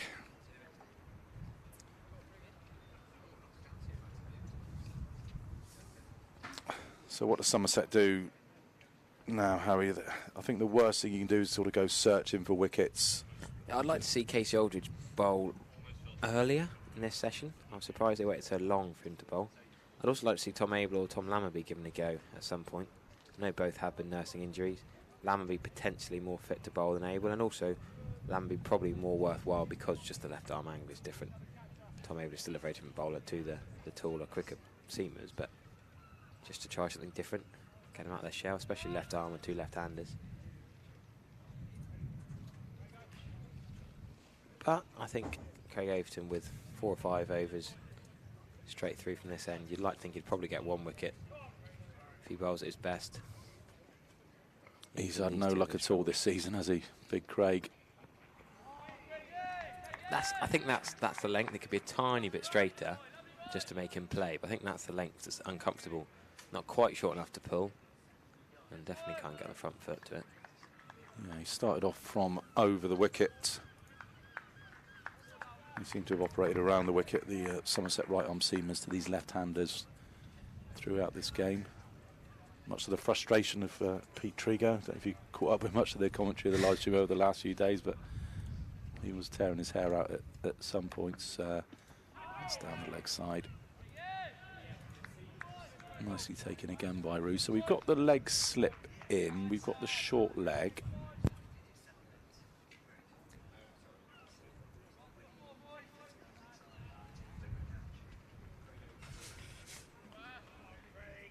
So you'd think Craig would be trying to get it up into the sort of the rib cage area of Zaib. He has. That's Overton's in again, and that's just wide. Yeah, good cricket shot. Poor from Craig Overton to drift onto the leg stump. Pete Sewell did that a couple of times before lunch. Just searching too much. Yeah, I actually didn't directly answer your question, did I? You said what do they need to do, and I sort of said change the bowling. But the bowlers, I don't think they need to go searching as much as they are. Pete Siddle, Craig Overton, got to stay more patient. When I'm coaching, I'm always saying bowlers out-patient the batters. Wait for them to make a mistake rather than trying to make something happen, because then you just give them 4 balls. You know, Jack Leach tried to correct after reverse sweep and got swept for 4 because he bowled a full toss, or swept for 1 in the end, but could have been 4 if Craig hadn't moved around so quickly. I hear, Craig, that's a better line of length. That's just a normal stock delivery. If he bowls 18 stock deliveries in a row that they can't score off, then there's probably going to be a brain fade or a mistake for a Northants batter. Yeah, I mean, you've got Tom Abler there at a leg slip. Bancroft is in at short leg, so Craig's talking to the umpire about something here. Not quite sure what that's about, but if you've got the leg slip, you've got the short leg. Those are not defensive fielders, so you're looking to use those to take wickets, which is by bowling at a leg stump line short of length, trying to get it big on the batter. See the last 2 balls, yeah. I think if he bowls that again and again, it's going to make something happen eventually. You know, you might have to bowl now for a wicket in 2-3 overs time. It might be next over off Jack Leach. They try and do something because they've been held down by Craig Overton. Yeah, and that's kind of got to be your surprise dismissal. You'd almost say you've got to just hammer that line and length outside the off stump, almost make the batter forget that leg slip's there, and then all of a sudden sort of bang one in a bit shorter, a bit back of a length at the hips, at the armpit. Well, the leg gully's been an interesting development. We've seen Tom Abel get caught on there himself a few times here in recent seasons. He's now there himself. Frustration there from Craig. Hoofs the ball back to James Rue behind the stumps. Not sure if we filled in with the lunch scores, but Hampshire were at lunchtime. They're going to just start again. Hampshire were 34 for 7. Hampshire, ridiculous, really. Warwickshire got 46 to their 364 for 5, with Ed Barnard only getting 95, getting out before his 100, but declaring 181 ahead. And then Chris Rushworth, the former Durham man, 6 for 24 from 8 overs, making the most of that new ball. Make that 7 for 25. They're 39 for 9 at the moment. There you go. You need to hit refresh on your blog. Well, Jack Leach is going to continue here, and wow, a man with little hair is taking wickets, and Chris Rushworth down at Southampton to man with little hair taking wickets here. Jack Leach, all 3 of the Northants men to fall so far. Only Gubbins making it into double figures for Hampshire. That scorecard is Hampshire, not pretty reading. Wow, Hampshire title favourite, some people are saying. I still don't. I've been saying all season on the podcast the other day, someone asked me and I said, I think Surrey and Lancashire are strong because their batting department. Yes, Middleton is doing well. Yes, Vince is a quality player. But I don't think Hampshire's top 7 or 8 is anything like as good as Surrey's or even a Lancashire's. Warwickshire are almost dark horses. So many bowling options. Whiteman just tried to cut that last one away. It's far too close. Scramblings at short leg. I enjoy watching these scramblings short leg. Done well to get that.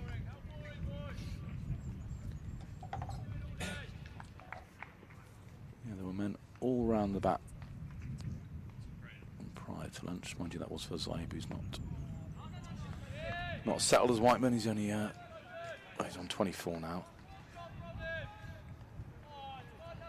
I mean, would you get those men in? Would you go for all-out attack, or is it a little bit early? Not quite yet, because I think there's a chance of a catch in the outfield as well. Whiteman might use his feet and chip one up. I like the Cage shoulders up in the ring now rather than back at level. That was more of a ploy to the right-handed tail ender. Well, the night watchman backing him.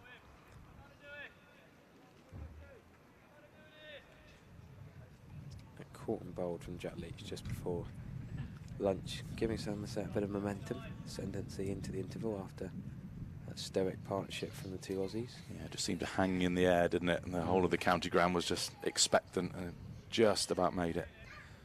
Leach just getting his fingers underneath the ball, taking a very good return catch. He's in again, and this is a hard sweep. Very good shot for one. Overton does the fielding down there at long leg.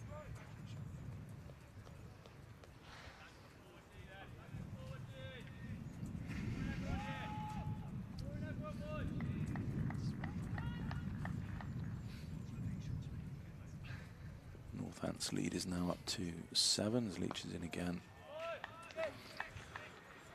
Tight line on the off stump. Doesn't trouble Whiteman particularly, and that's 4 overs gone since the lunch break. Northants 164 for 3. There's our colleague Sam Dalling down there on the Thatcher's Terrace. Yeah, he's got a little crowd family in today. Nice social Sunday bank holiday weekend. Todd and Ben are particularly grateful for Sam's hosts. There they are. Yes, Nick with the earpiece in. You want to give us a wave, Nick? He's looking the wrong way.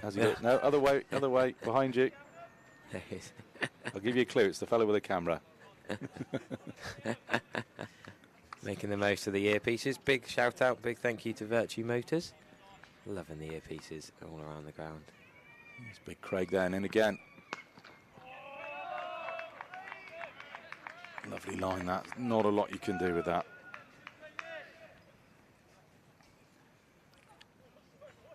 That's what I mean. That's that line of length that is unpleasant from a tall quick. In towards the rib cage of the armpit. He hasn't put much full outside the off stump, looking for the drive, trying to bring that outside edge into play. Doesn't seem to have been much lateral movement as he does. And Zaid plays a lovely, lovely off drive. Not much lateral movement, but a lovely shot. Makes its way to the boundary in front of the Marcus Trescothic Pavilion. Can play this fella. I've watched him score runs here last season. It's a bit of a half volley. 129 already. Race there, really, safe Sahib. Not messing about. 25 off 32 balls now, 29 off 33.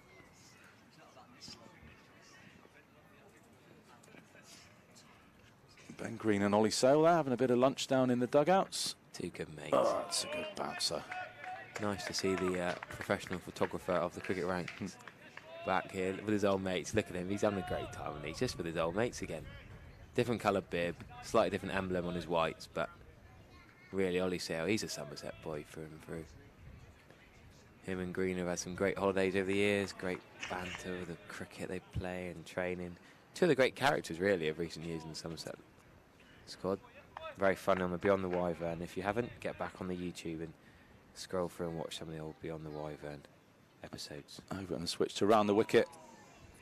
That's a good take by Rue.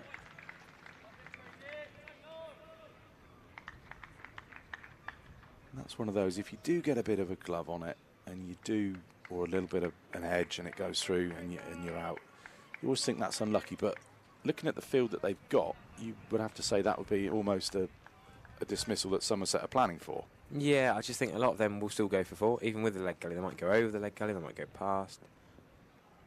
You're unlucky. I remember middling a leg glance or leg gully last year.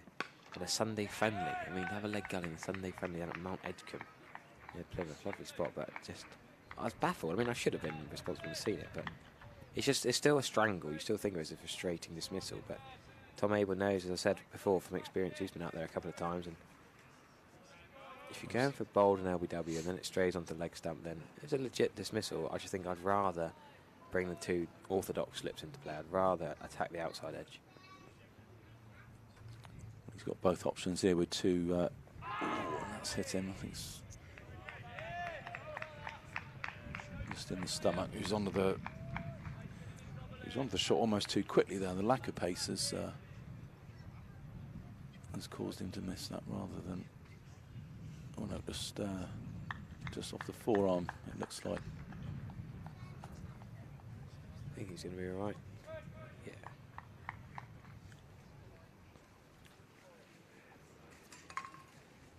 Leach to continue then from the river end. I've got a feeling he'll be operating for most of this Yes. afternoon session. He might be bowling as much as he did at Rawalpindi, I think. Or Karachi, or any of his marathon spells. I think this could be not quite that much, but up there for an afternoon's work anyway. Still no leg slip. Craig Overton is not required there. Oh, that's a filthy smear from Whiteman. Looked like he's fudged it through the covers and got an inside edge. Whipped it out to Pete Siddle at deep mid-wicket. He must have heard you talking about Sunday friendlies, Harry. That was a, Yeah. a proper shot from the village green. Yeah. I mean, he's on 73, so he's done well to get there, and he's not played too many full shots like that. But Saif Saeed, the aggressor in the partnership, is back on strike. And right, interesting. Deep point has gone more deep backward point now, Sean Dixon. The reverse sweep is going to be harder to get in that area. Yeah, no short leg either. Good work from Tom Lamley from mid-wicket, running across to narrow that angle down and stop there being a single to Case Shoulders at mid-on. Bancroft has just gone back to an orthodox square leg, so mid-off cover. Backward point at 3/4. That's Sean Dixon. Got a slip. As Leach is in again. That's better length, I think. Just outside the off-stump good line as well. And we've got a mid-on, mid-wicket square leg, and we've got Pete Siddle out on the mid-wicket boundary. Harry, I can't see down at long leg. I think Craig's still there, isn't he? Yeah. There we go. Safe Saeed on the attack, using the feet this time. We've seen the sweeps. We've seen almost every shot you can play to a centre for Saif Saeed in his short trip to the crease so far.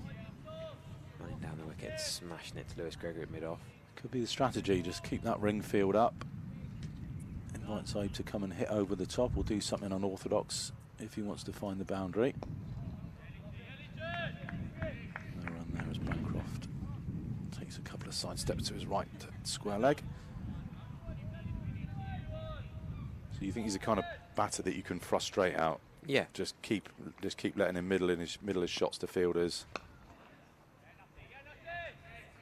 And then wait for him to take that high risk option. Yeah, I think so. I think he'll flash at Craig Overton if he gives him any width or height as well.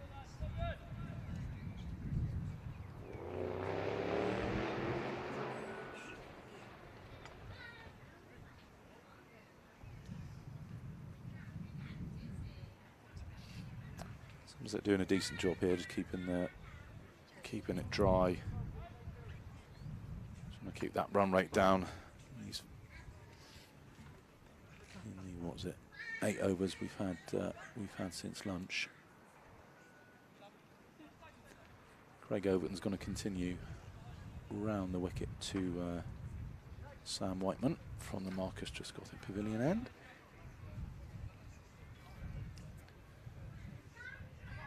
Slight change in the field. We've got a very, very close gully.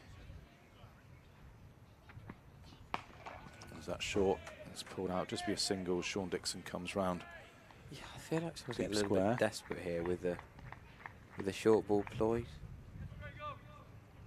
I don't think it's necessary to get that desperate that early.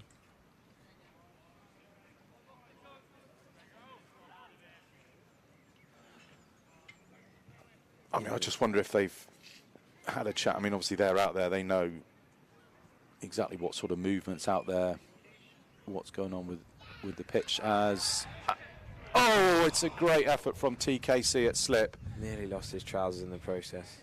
Say Saeed made room for himself before Craig Overton bowled that ball. I was just saying, I called it last over. I said he might be the one that will flash at high or a wide one from Craig O. And Saeed moved both feet, leg side. Look at this. Does he get a hand to it? No, I don't think he quite His did. fingertips, if he does. Still goes away for 4, but look at this movement here. There you go, back and across, and then very well played actually. I know he didn't mean to, want to have got it fine and more on it, but that's actually a brutal delivery. A bit top edgy, wasn't quite off the face. So they obviously fancy him to do that. They seem to be rejigging this. Pete Siddle's going to go to third man. It's not really a slip cordon, but they're kind of. Sometimes you want a player in exactly the right place in a catching position. It might not be at a slip or a gully, but it's such a short boundary down there. Remember, so yeah. That's a take from Changchun. That's a big old 4. So that third there, Pete Siddle is a genuine catching position. If that's played again, I'd potentially have him 5 yards off and slightly straighter. Well taken. That one swung again. There was a brute that went for 4 byes this morning from Craig Irvin. James Rue had an absolute. He had no chance of getting it. There's a few that have swung after the bat today. James Rue's certainly been in the wars. You get the feeling something's going to give in the next few minutes.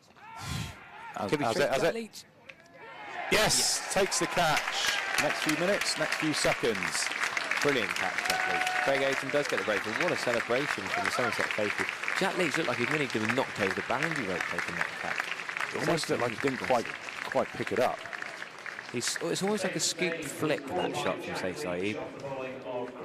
Not quite an on drive, not a pull, more of a flick. And Ollie Sale comes out with a drink for Whiteman, who's running out of partners will be a bit early to say, but Saeed with a quick scoring 30, but yeah, just is that enough? A flick there. Let's have a look at Jack Leach. Yeah. He would have been worried for a millisecond or two about touching the boundary. All's well that ends well. Somerset have the breakthrough they were looking after lunch. Northants now 174 for 4. So what, 2 balls after uppercutting him for 4. He gets the breakthrough, does Craig Overton, down to fine leg. Good catch from Jack Leach. That came hard. On for 33 then, faced 45 balls. Incoming batter for Northamptonshire, number 21, Rob Keogh. Well, Keogh made 19 in the first innings.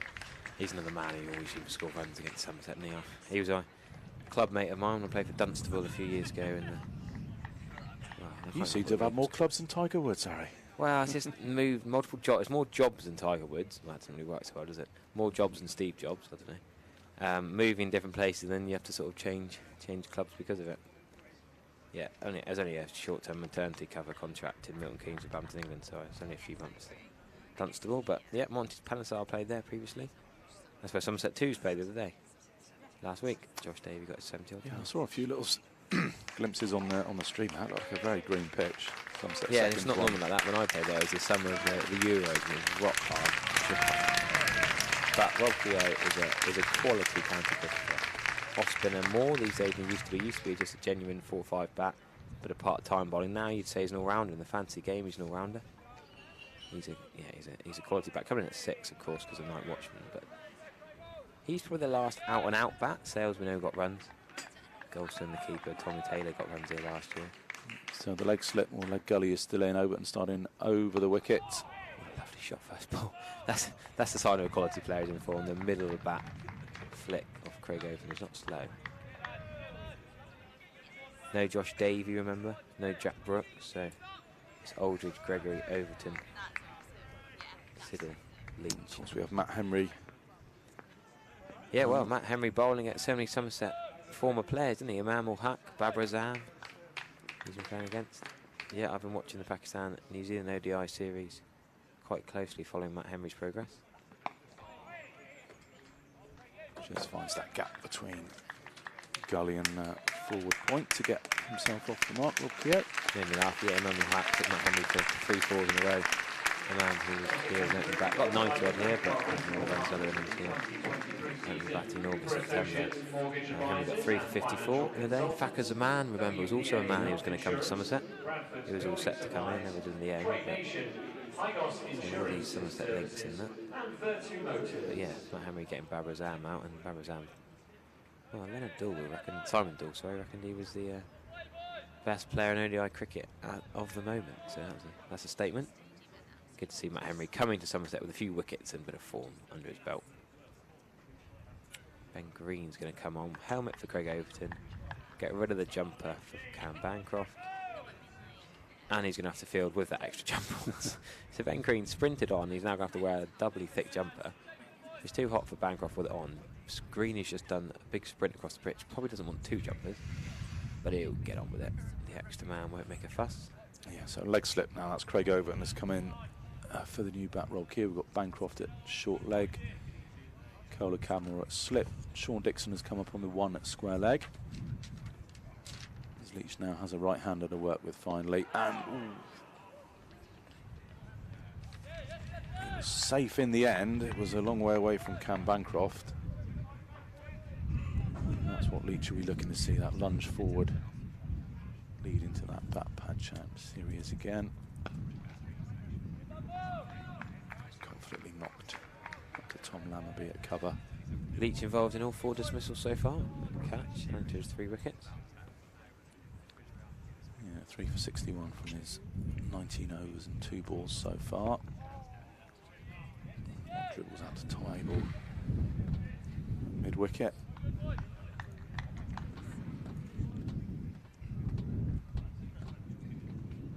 He's almost there for a catch, Tom Abel. He's not on the 1, he's there for almost a little flick.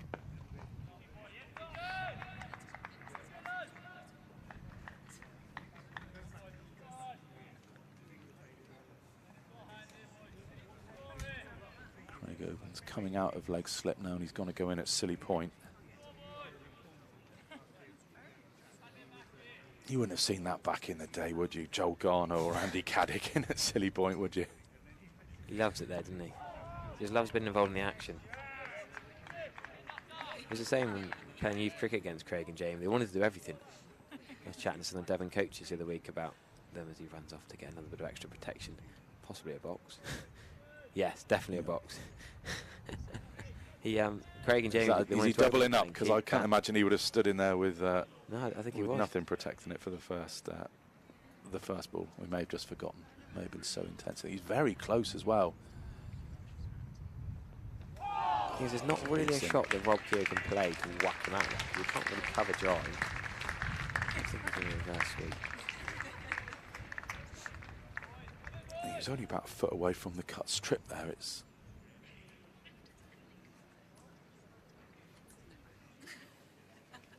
a testament to his bravery. Wanted to get involved in the game. He's going to continue from the Marcus Trescothick Pavilion end now. I'll make a bit of a change then. I'll let Stephen Lamb come into the attack. Always a pleasure, Harry. I'm sure I'll catch up with you a bit later on today. So I've trodden on my lead and my headphones have nearly fallen off. That's better.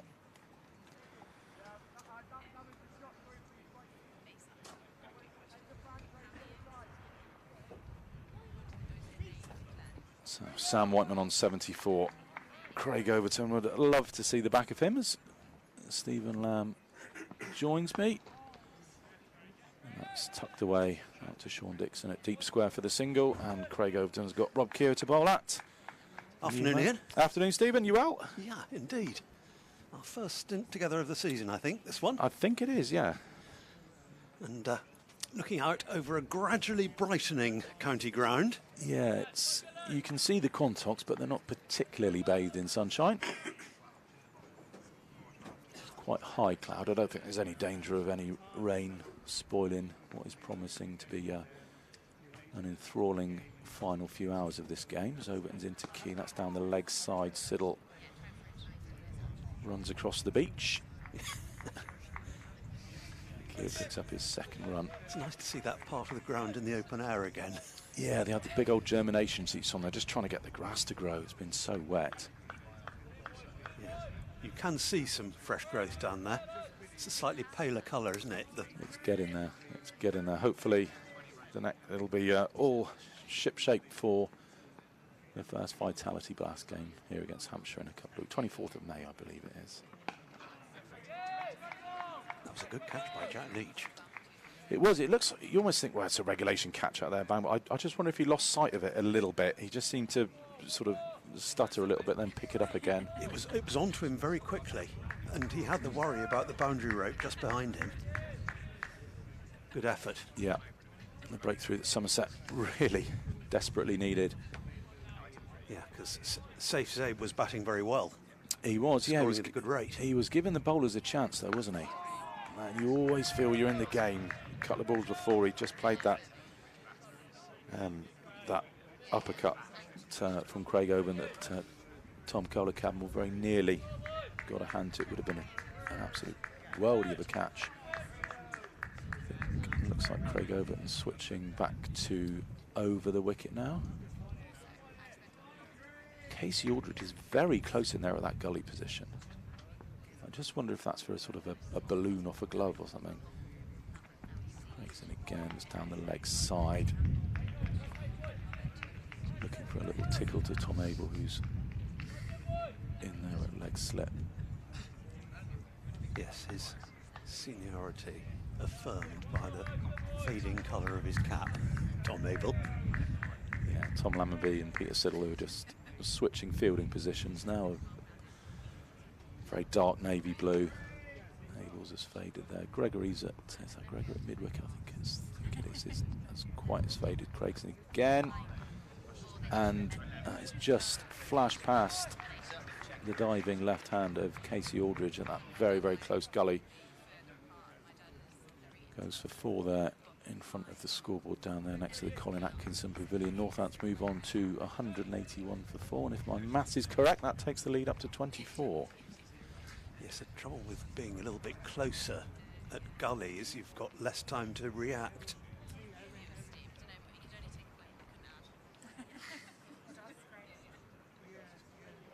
That's Craig Oban's partner there with the long lens.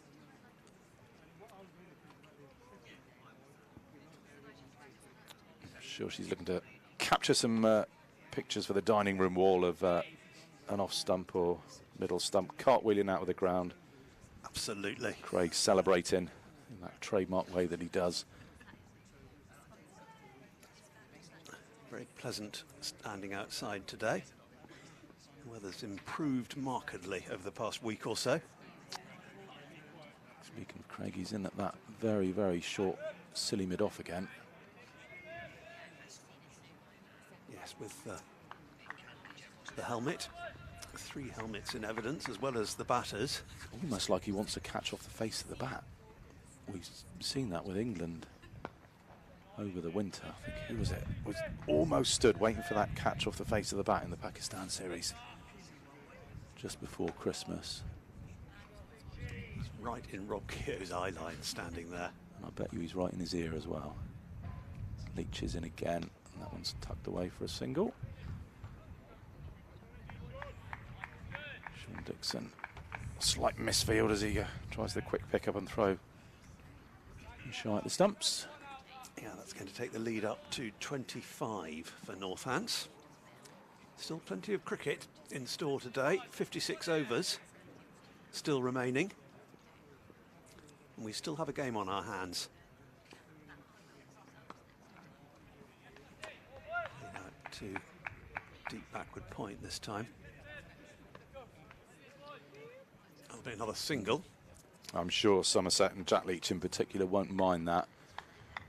Keogh, the right-hander, very new to the crease on 3. Sure, absolutely rather be bowling to him than Whiteman, who left-hander, who's not out 80. Yeah,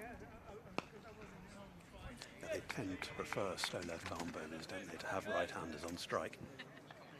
Off-spinners naturally turn the ball away from left-handers. Yeah, so many more modes of dismissal into play.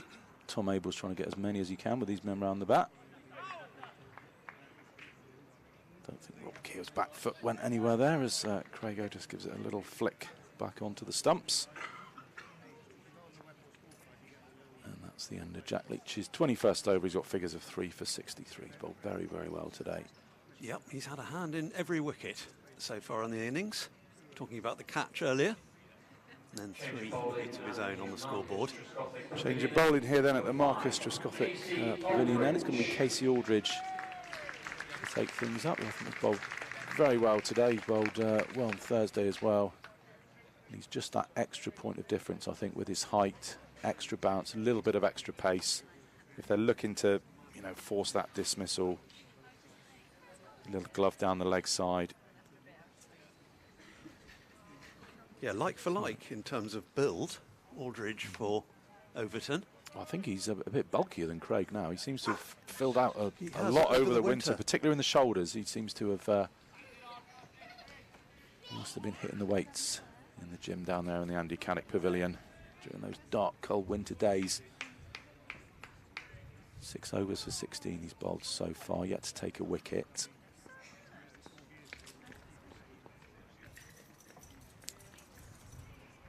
He's in now around the wicket as well, and that's a pretty decent start. Making Whiteman play.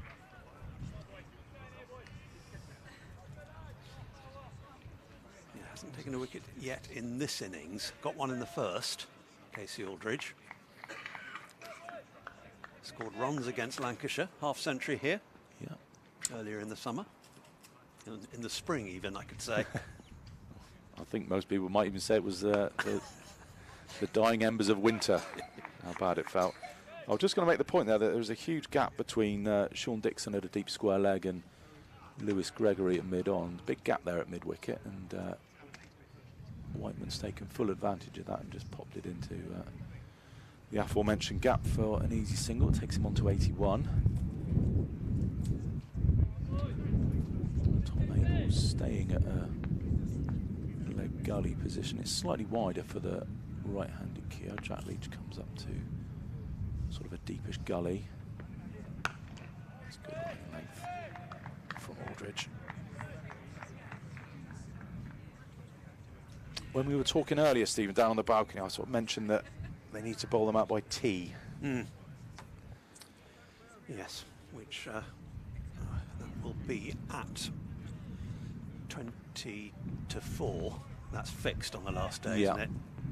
Yeah, fixed on the last day. There's 55 overs remaining, so could maybe go a little bit after that. Somerset have done a good job in keeping this Northants run rate down.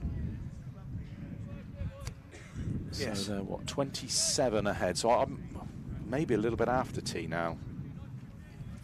Depending on the sort of tempo of the innings. I mean, Somerset have got the ball strikers in the team to chase a, you know, what would you say, 114 overs, 13, 14 overs, something like that would be achievable with, you know, TKC he showed us what he can do with that magnificent century in the first innings. Tom Abel, Tom Lammerby, Lewis Gregory, Craig Overton, Casey Aldridge with those long levers could hit a long ball. So there's breakthrough moment for TKC. It was. This game. Were you here for his 100 that he scored for Yorkshire against Somerset last year? Because I was trying to remember sort of the tempo that he scored that one out. I think he was. It was a bit more subdued, if I remember. It was. Didn't have the brio of this year's. But it was magnificent to watch. I mean, he obviously just thought, well, I'm feeling good. It's my day. I'm going to see ball, hit ball, and hit ball he did. It was a little bit disappointing for me because I was a few minutes late on the live stream yesterday. I missed seeing him go to his 100 with that lovely straight 6. Off the first ball he faced, yeah. James Rue faced a couple, took a single, and then TKC just whack straight down the ground. Splendid stuff. Still to be Jack Leach. Yes, unsurprisingly.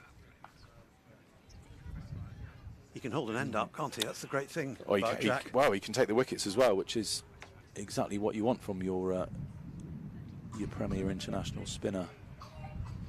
Going exactly 3 and over at the moment. He's picked up 3 wickets. And it has the great advantage of allowing the quicker bowlers to bowl short spells at the other end. And also not have to flog themselves with a 54 over old ball. You can make sure now that the likes of Overton, Gregory and Siddle are fully rested to have a good go with that second new ball, which I reckon we should get 2 bites of the cherry with either side of the tea break. Yes, likely that Jack Leach will bowl through until then, I think. 19 overs away. Could well be a factor. Single here for Whiteman, who's just progressed steadily all day so far. It's one of those innings where you just sort of look at the scoreboard and he's got another 5. Look again, you know, look again. You think he's got another 5, 10. You think, well, where's he got those from? It's probably the opposite of the innings we were talking about a few moments ago with Tom Kohler-Cadmore. He's just steadily accumulated. The Northants captain, that's cut away. It's going to be 4. Backward of point. No chance of the fielder intercepting that. You're best to call those, Stephen. I can't quite see the. Yeah, bit of a I'll do blind Gimlet's spot. Hill. You do in front of the Ondarchi Pavilion. Yeah, I'll leave Gimlet's Hill to you. But yeah, lovely timing. Played it late and very effectively. His first boundary, Rob Keogh. And then back into defensive mode.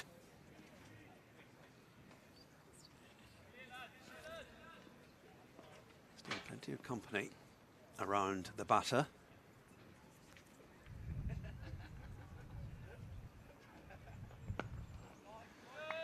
Defence again. How would you play it now if you're Northants? Because they're 32 ahead, 54 overs remaining in the day.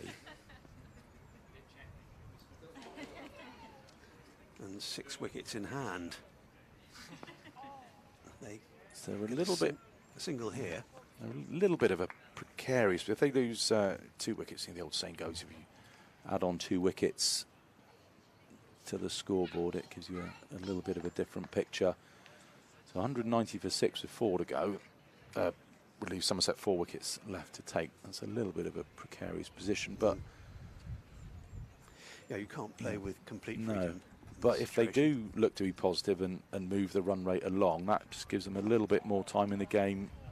Should they get bowled out, it gives Somerset, a few more runs to chase. So,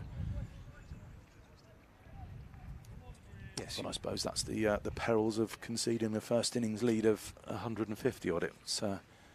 These are the positions you find yourself in.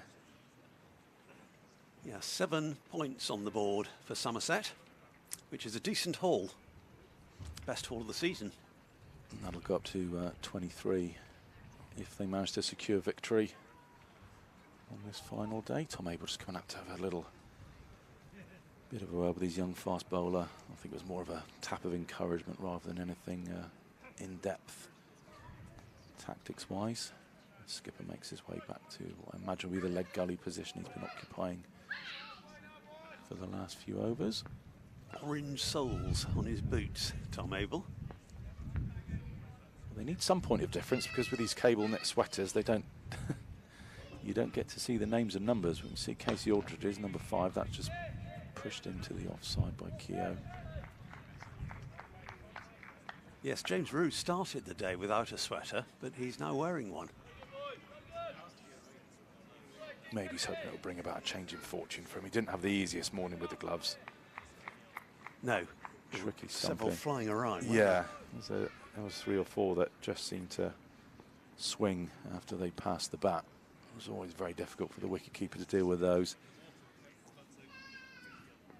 Tricky miss-stumping chance as well. This is going to go for 4. Casey Aldridge trying the bouncer. Whiteman on 82 not out was equal to it. Moves on to 86. Yeah, he got pretty well the whole bat on that. Raced away. Backward of square on the leg side.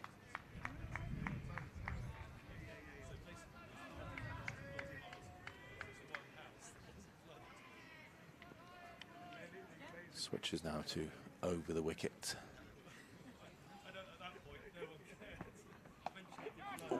Tom Abel was interested for a fraction of a second. I don't think it carried to him. It was a couple of yards to his left-hand side. Yeah, it's a little bit too fine. But yeah, your heart gives a bit of a leap for a moment. You think it's coming, and then it's just quite not. But both Aldridge and Overton have mixed it up a little bit this session. They've gone from over the wicket and around the wicket to the left-handers. Not afraid to try new things. That's well bowled. Top of off, they say, and that was homing in. Rob Keogh stumps. Whiteman is on the unlucky score for the Australians. 87, 13 away from 100.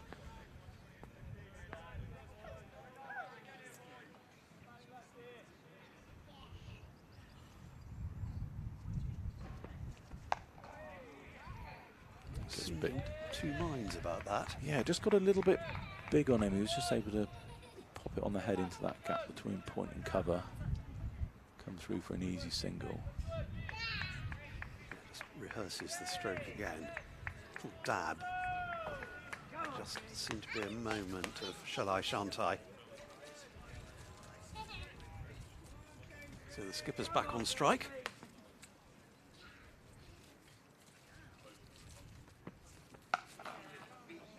Nicely played to take him off that precarious 87. All the 8s now for Whiteman. And Northants just creeping up towards the 200 mark. Lead now is 41.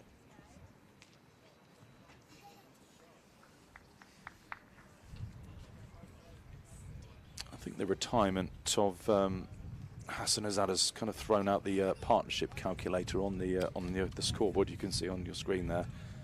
I'm pretty sure these two haven't put on 98. They can't put it together. Lewis Gregory. Yes, it's an innings of 2 halves, wasn't it? 174 the last wicket, so 24 these two have put on. And as we were saying a couple of overs ago, we think Jack Leach is going to bowl unchanged.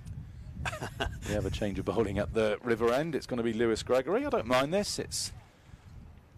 Well, he hasn't bowled since his spell first up this morning. So he's had a bit of a rest. Maybe a short burst. Yeah, I mean, he is.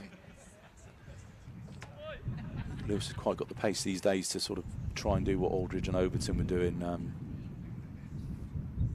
Try and get it up, bowling that short ball back of a length. He's going to be trying now to pitch it up and find the outside edge. Tom Kohler, Cadmore and Craig Overton are the slips awaiting. I think that's Cameron Bancroft in at gully. He's been among the wickets, Lewis Gregory, this season. Well up at Trent Bridge, didn't he? 11 for, I think it was 148. I felt he was a bit unlucky last year. He was, yeah. He was never really able to sort of string together 2 or 3 championship games consistently bowling 20 overs a day with his fitness issues with his back. But I felt he bowled several spells last year when he was unfortunate not to strike more often than he did. Coming close, beating the bat, but reaping the benefits more often this summer. Brings such a good balance to the side when Lewis Gregory's fully fit. Genuine all-rounder down there at number 7, worth his place with bat or ball in this Somerset side. Whiteman just covers up to that one on 88. And really now getting the feeling that this is the crucial wicket for Somerset to take. Yes, Sam Whiteman. Been the main obstacle all day. Somerset bowled very well in that morning session. Northampton were equal to it. There's not much luck as James Rue is coming up to the stumps for Lewis Gregory. As he drops that one short. It's just going to be, that's going to be 4. Back to the square. Just bisected the fielders in the deep and went into the picketing, the base of the Ondarchie stand. I think Rue's come up here to try and force the LBW rather than the stumping. Just trying to keep Whiteman in his crease, not allow him to lose his, to use his feet, get down the pitch, get out and try and potentially get outside the off stump and create the doubt in the umpire's mind. Again, you see Lewis is trying to get straight, but just a little bit too straight down the leg side. Just a single this time. Aldridge is stationed down at long leg. And that was brought up the Northants 200. Well, the boundary the previous ball did, 203 for 4 now. Rue's gone back to the more orthodox position. And a bit of a long run from one side of the ground to the other for Casey Aldridge. George Thomas has come on as a substitute. He's down there at long leg. Not quite sure who for. I think it might be Tom Abel, I can't see. Yes, it is. Tom Abel's just coming back on, and George Thomas has to make the long walk back to the dugouts in front of the Andy Caddick Pavilion. It's a very brief cameo appearance. And he's taking the helmets off with him as well.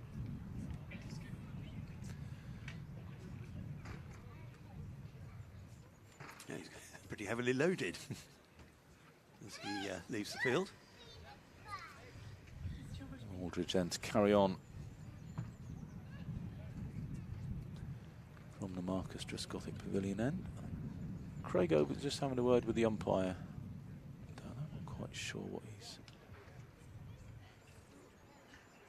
pointing in our general direction. I don't think he's got a Virtue Motors earpiece in, and he's upset with the state of our commentary, Stephen. It must be something potentially to do with the sight screen or something like that. So Tom Abel's at a funny position. He's almost dead halfway to the boundary at a backward square leg. So he's not neither saving the boundary or the single. Assume he's there for a top edge or an aerial pull shot. That's a single down to third man to get the over underway. Now a more orthodox square leg for the right-handed Keoghs. Moved on to 10. Whiteman is now on to 94. I do wonder if he'll try and emulate Kohler Cadmore. Get to that 100 in one lusty blow. I wouldn't imagine he would, given the state of the game and the way that he's progressed serenely to 94 so far today. It's a rather more precarious situation, isn't it, than Tom Kohler Cadmore was facing. Well, they were 61 for 3 when he came in. So I mean, he flashed his first ball over the slips for 4. He said to Anthony Gibson at the end of the day that well, if I'd only just tried to pad it back, it would have gone. So you got to back yourself and flash hard. Yeah, precarious at the start, but rather more secure by the end. Yeah, and he was very well supported by James Rue as well. It was one of those where if it had been Beefy and Viv out there in the 80s, they'd have been trying to out-hit each other, but Rue was just very, very patient, understood his role. It would have been easy for him to just go into his shell, but he worked the ball off his pads very well. There's a few glorious cover drives in there in his 89. One of the helmets that was taken off is now being brought back on. Well, we can't criticise Somerset for not trying things here. Yeah, short leg being put in. Tom Abel's gone out very deep at square leg, almost onto the boundary. Short-ish, but no need to engage with that. Well, Keogh happy to let it go by. Yeah, just a little bit. Getting his line a little bit wrong there, Aldridge. The length was okay, but yeah, just a little bit too wide. Okay, happy to watch it go through to James Rue.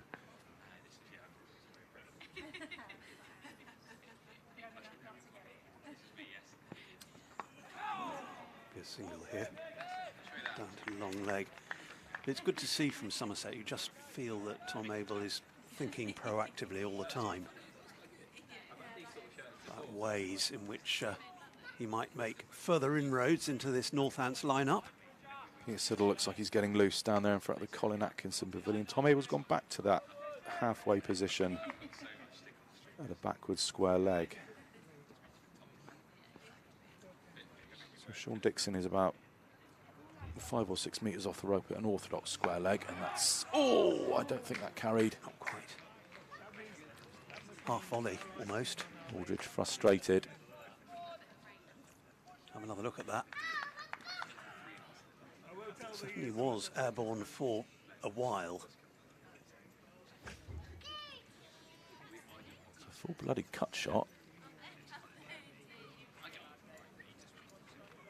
Yeah, I think it died on. You can't quite see from that replay, but from the naked eye, it did look like it just bounced in front of, I think it was Bancroft there. Yeah, here we go, this will be a better angle. Yeah, didn't quite reach him.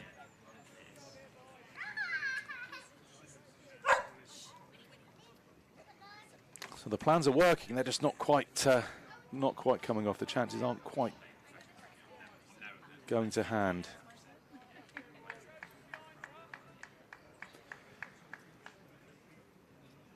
Yes, safe. Zabe, the last wicket to fall with the total on 174. So we've now got Tom Abel's come in now at a very short straight mid-on. Bancroft is a few metres or so to Abel's right in a catching mid-wicket, and I think that's Tom Lammonby in there at a short straight mid-off. Unorthodox, but it's good to see the fielders being moved around, the adjustments constantly being made. It's keeping the batters thinking.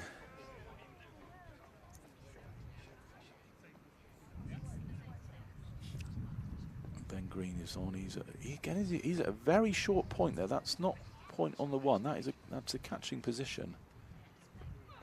Gregory's in, just opens the face, runs that down to third. It's another no ball from Lewis Gregory. He seems to have been plagued with them this season. He come through for a couple, that'll be 4 to the total with a 2 from the no ball.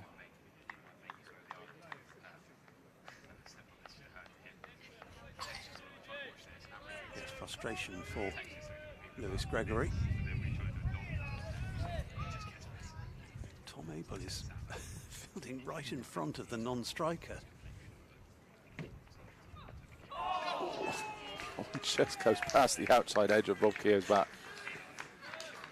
Can't fault the Somerset bowlers for their execution and their plans today. It's just not quite happening. Yeah. Oh, he just poked at it. Yeah, just a coat of varnish. Lewis Gregory's 8th no ball in this over. Yeah, that'll be his, so 4 no balls and then 8 again. Flirting with danger. 8 runs conceded for the 4 no balls. Those aren't convincing leaves, are they? They aren't the pad being thrust outside the off stump and the bat well and truly held up out of the way. He's tempting Rob Keogh here. Striving Somerset for another breakthrough. 5th of the innings it would be. Yeah. 2 slips. 3 men in front of the bat. Ben Green at that short point.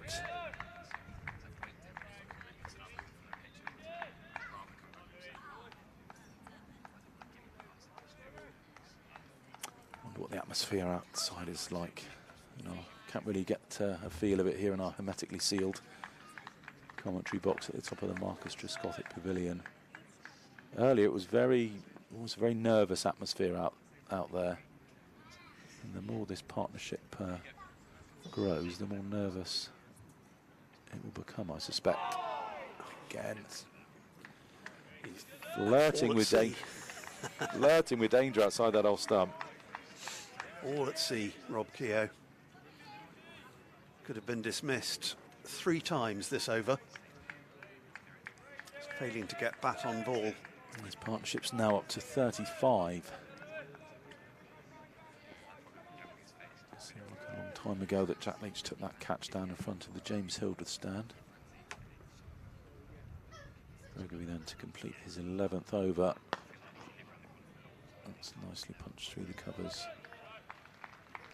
Keogh. Lammonby will do the fielding. And 66th over is complete. Northampton 210 for 4. The lead up to 53. And Sam Dulling is here, so yeah, many thanks indeed for your No worries, stint. Stephen. It's always a pleasure. Good to see you, and see you again before long. Yes, I'm sure we'll pass will cross many times before the season ends. Sam, I've gone far too long without taking a wicket, so I'm going to leave you to work your magic.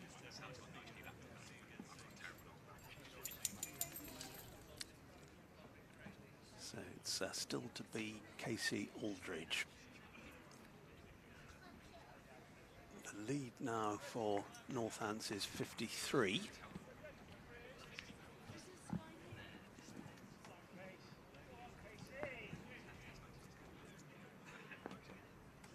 Keogh on 14, living something of a charmed life at the moment.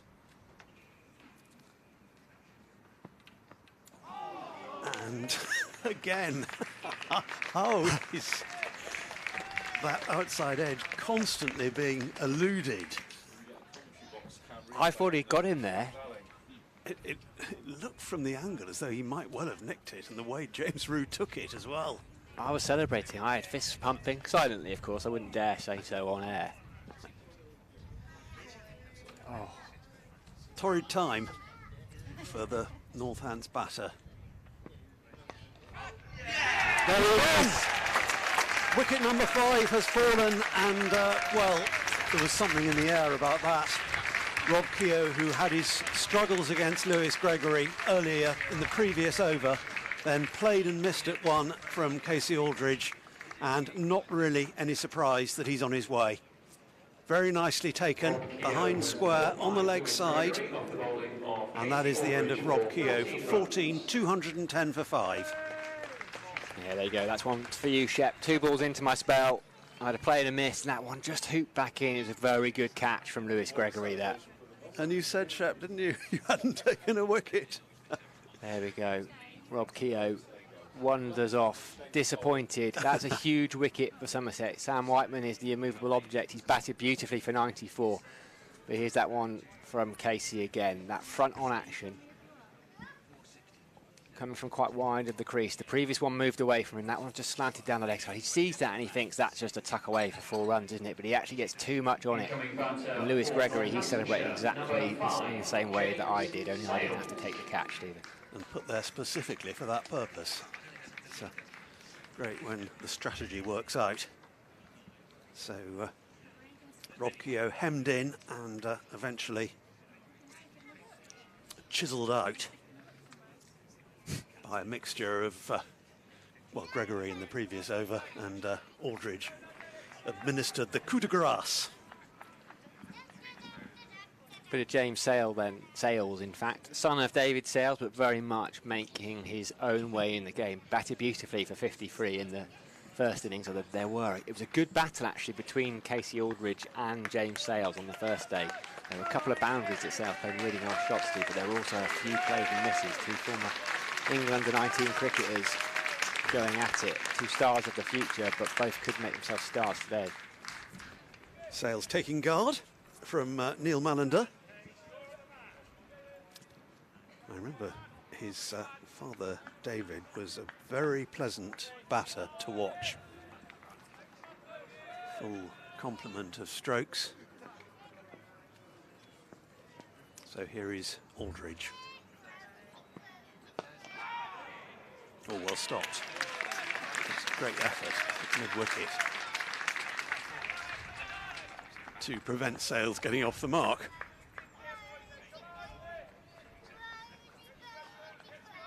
.210 then for 5. Aldridge has his first wicket of the innings. 1 for 27 in his 10th. There's the stop again. Good sprawling effort.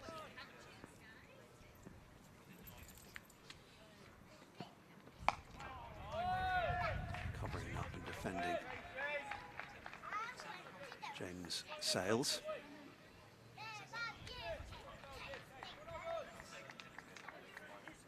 Whiteman still there at the non-striker's end at the moment. 94 not out. He's faced 177 balls for that 94. 11 boundaries, 1 6 10 fours. Short, and Sales no problem in getting out of the way of that.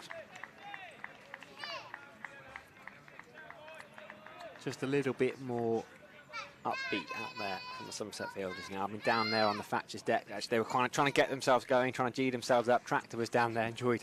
Craig had just taken his wicket, and he bowled the next ball. I think it was the first one at Rob Keogh, and there was a huge shout from Lewis Gregory. I love it when you get your knees up, Craigo, which drew laughter all round.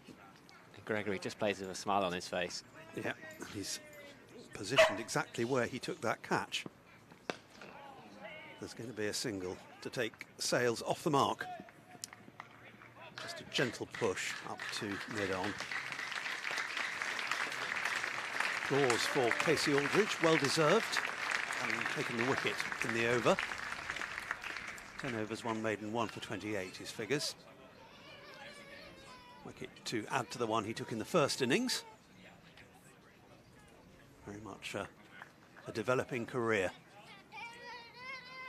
Young Casey Aldridge has made some strides this season, which is good to see.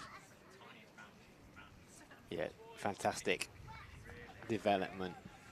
It's going to be brilliant to keep an eye on, Casey Aldridge. Lewis Gregory, one we've been keeping an eye on for the best part of more than a decade now. In fact, one of the better bowlers on the county circuit. You can just see he's going to use conditions here. He's still capable of bowling that quicker bouncer, but he just slows it down here and just offers so much control. Couple of slips. Silly mid-wicket, silly mid-on, silly mid-off. James Sales just new to the crease. He's got 3 fielders in his line of sight.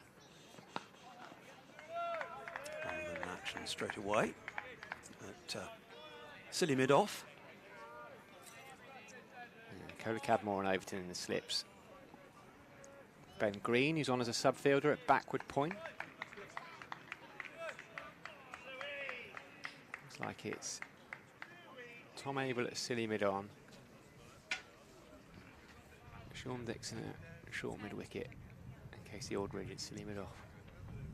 There he is again, Aldridge into action.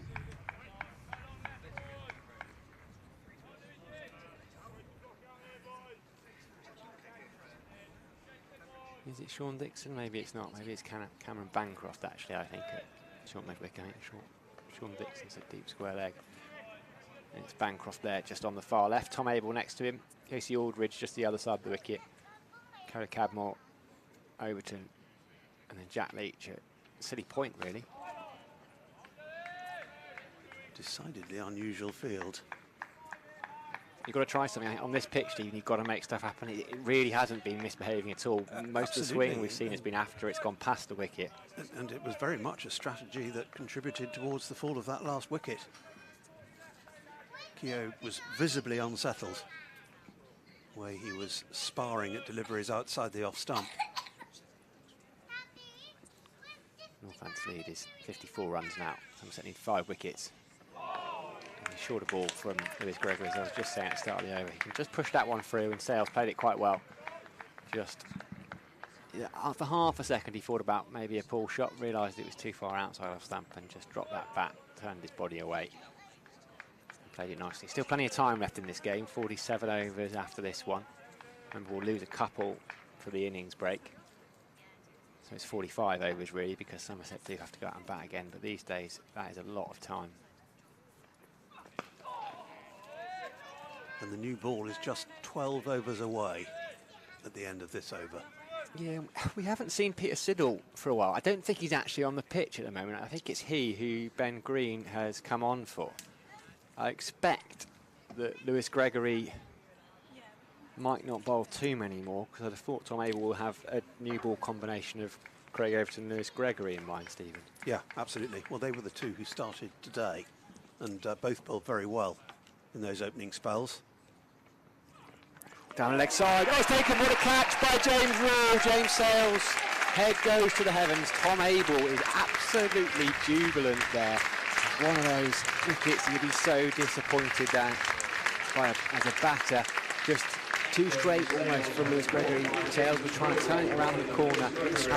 Had it been another yard to James Rue's left, he would have got 4 runs. But that is an absolutely brilliant catch from young James Rue. That's Had terrific, to go isn't it? one-handed. Yeah, he's about a yard off the floor. You can see the delight. Big bear hug from Craig Overton. I think he might have a few crushed ribs after that one, Stephen. Great effort. And it's terribly frustrating for the batter, but Wonder if we can see Tom Abel arriving in shot there. If Abel just arrives a second or two later, runs over to young James Rue. Absolutely delighted with that. He's going to bring another youngster out into the middle. Harry Goldston, a club colleague actually of James Sales. They batted together in the first innings. They're not going to get to bat together here, but they need an innings from Harry Goldston. He's in for the injured Lewis McManus. Northamptonshire 211 for 6, but effectively in the context of this game, it's 54 for 6. And all of a sudden, Stephen, in the space of just 2 overs, since a change in the commentary box, I don't know what, nothing to do with me, but I think it was perfect. Everything to do with you. And it's that old maxim, isn't it? Add a couple of wickets to the score. Ah, that's great from James Rue.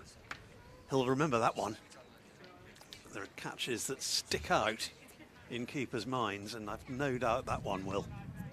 I always enjoy seeing Tom Abel's celebrations. He went to Gregory first, leapt on him, and then made his way across to James Rue. Means so much to him. Means so much to all of them, actually. After Craig Overton took his wicket, he turned around and got a round of applause from the Northampton Pavilion. Just geeing them up. And that was the end of the over. So 211 for 6, 68 overs gone. Yep, and Aldridge is going to continue. The Marcus Trescothick Pavilion behind him.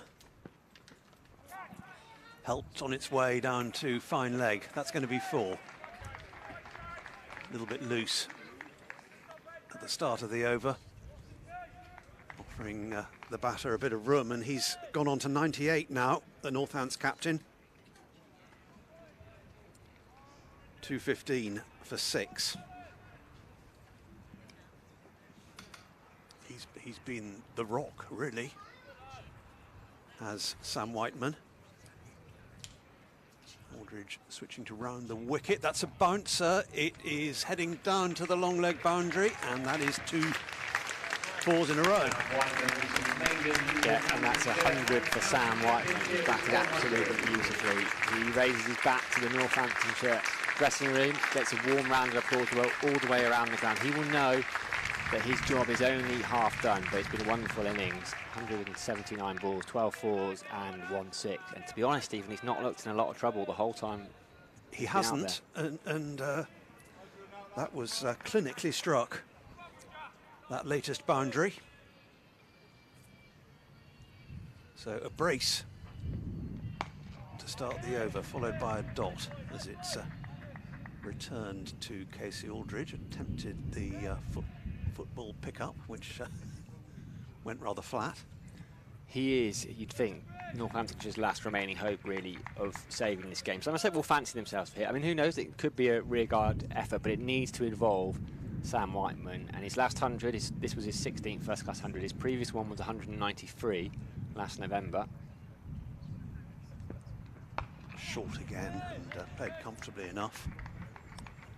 that was an innings that his teammate Jordan Buckingham will have nightmares about, because I think Bancroft and Whiteman put on 300 for Western Australia when Jordan Buckingham was playing in the opposition. Jordan Buckingham, who frustrated Somerset earlier today, batted on for little over an hour after coming in as night watchman yesterday. You see Craig Overton sprinting back to second slip. He ran all the way down to Casey Aldridge just to have a quick word, offer him something he's seen or a little bit of encouragement. Full, and will be a dot because Tom Abel is lurking behind square on the leg side.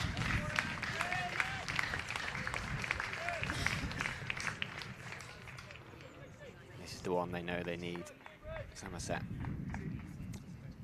Yeah, that lead is still within matchable bounds. 62 in front, Northants, with 4 wickets remaining.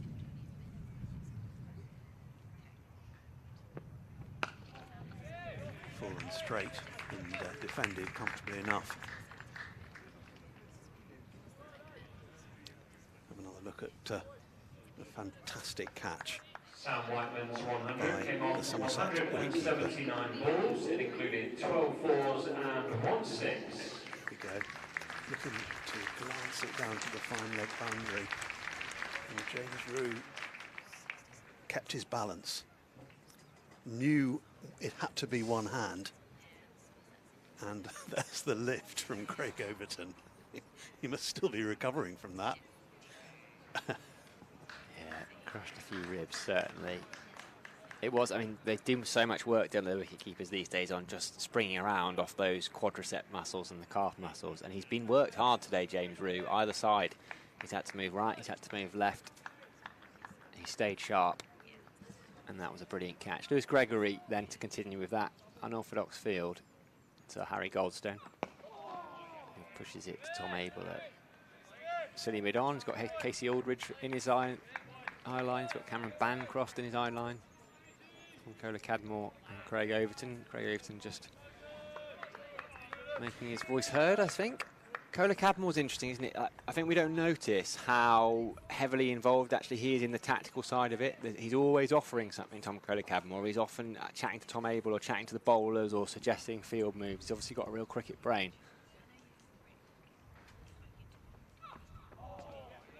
Left alone this time.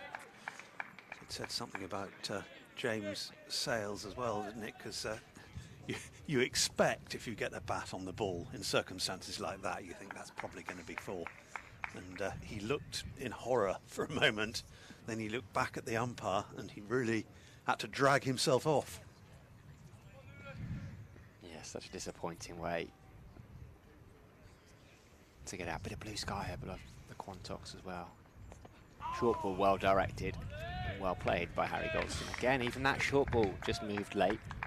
And James Rue ended up having to take it in front of Tom Cola Cadmore at slip. And the 10.5 overs until the second new ball is available for Somerset. So I can't see Gregory bowling more than this one, maybe one more. Siddle's back out there now. Maybe a bit more of Jack Leach before the new ball. Yeah, it's interesting whether they turn to Siddle to have a spell after Aldridge here. Yeah, a little bit of Jack Leach from the River End, Siddle from the Marcus Trescothick Pavilion end, and then Craig and Lewis. Lewis is bowling well here, he's got his tail up. Left alone by Harry Goldstone. If he can do that for another couple of hours, then Northamptonshire will be in with a chance of saving this game. I think the win is probably gone for them now.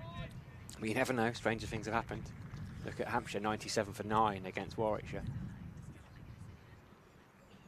You feel the Somerset victory would be the favourite from here. But still work to be done, still 4 more wickets needed. Cage then taken, what a brilliant catch from Tom Cola Cadmore. Absolutely brilliant. Lewis Gregory is jubilant, so is Tom Abel arriving in that huddle. Tom Cola Cadmore diving low to his right. He's taken that a matter of inches off the ground. Goldstone hadn't had to play at that really, and what a brilliant catch as well, because Craig Overton dives in front of him on the left. You can see the smile from Craig Overton. You can see Jack Leach almost disbelieving Coda Cadmore, who put a very simple one down on the first day. In the first over of the first day, he has made up for it there, Stephen Lamb. It was almost behind him by the time he took it, and dying on him as well. That's a really fine catch to get both hands to it. Have another look from the side-on camera. Finding the outside edge, and oh, brilliant, brilliant. Two brilliant catches in a row. One from James Rue and another from Tom Kohler-Cadmore.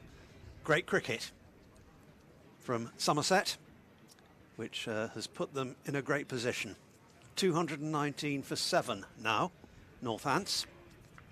And there's been a clatter of wickets. I'm just looking at the scorecard, Stephen. We're only talking 3.5 overs ago. When I sat down, actually, 210 for 4, all of a sudden 3.5 overs later. And that's the thing about Lewis Gregory. He has these spells in him, whereas someone like Craig might take wickets over the course of a day and pick up 4s and 5s. If you see Lewis Gregory at the end of the day with a 4 or 5-fer, you can probably be pretty sure that 3 or 4 of them will be in that little cluster, maybe a 5-over magic spell. A streaky spell. But my word, what a catch. Oh, it was brilliant from Tom Kohler-Cadmore. To see 2 such high quality catches in a row.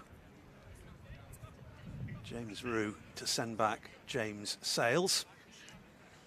And now Tom Kohler-Cadmore to account for Harry Goldston without scoring. Tommy Taylor then, another Tom, comes to the crease. He batted well in the first innings, made 28 from 41 balls, 5 boundaries in that. Now he's got 4 men in his line of sight as he pats it down to Jack Leach, who is one of them. So there was a silly cover, silly mid-wicket, silly mid-on, silly mid-off, couple of slips. Somerset sensing victory. Let's have another look at that Harry Goldston dismissal. Slow that one down.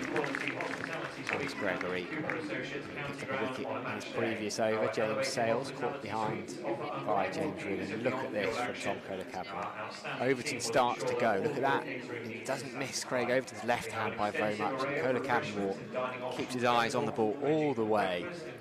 Picks it up an inch or 2 from the ground into both hands.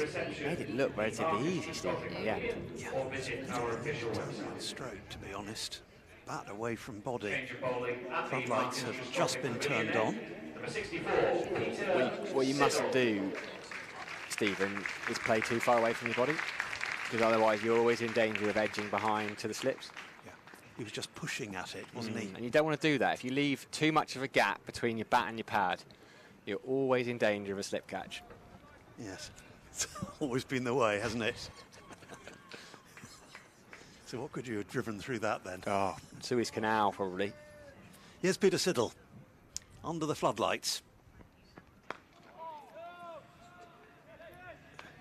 First ball defended. Get a good impression at the moment of how gloomy it is, because you can see the numerous shadows that are cast by each player when the floodlights are switched on. Wasn't really what was forecast, these grey skies. We were expecting some sunshine by this time of day, but no, still grey cloud overhead. 3 slips waiting. Yeah, single here with mid-off set back. Tom Abel quickly onto it, but single comfortably taken. So Whiteman goes to 103 with that. 220 for 7. The lead 62. 63, I should say. So effectively 63 for 7, Northants. Somerset sensing a pathway to what would be a first championship win of the season here. Not there yet, still more to be done, but they can sense it.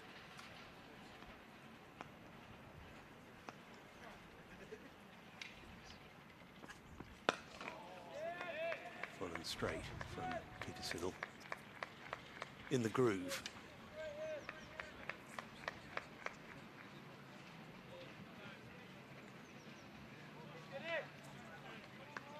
Siddle with 10 overs remaining before Tom Abel can take that new ball. Will we see a change at the river end as well?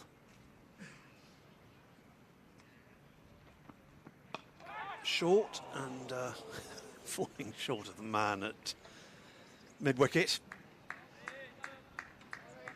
Sense the tension out there at the moment.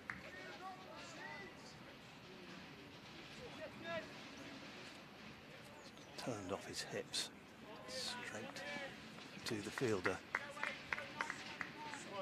Northant's really pinned down at the moment.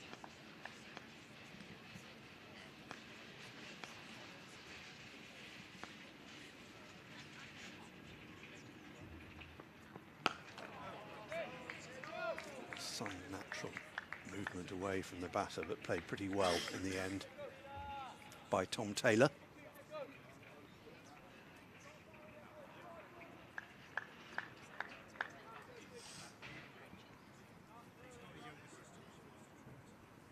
Conversations going on between first and second slip. Somerset attempt to go for the kill here.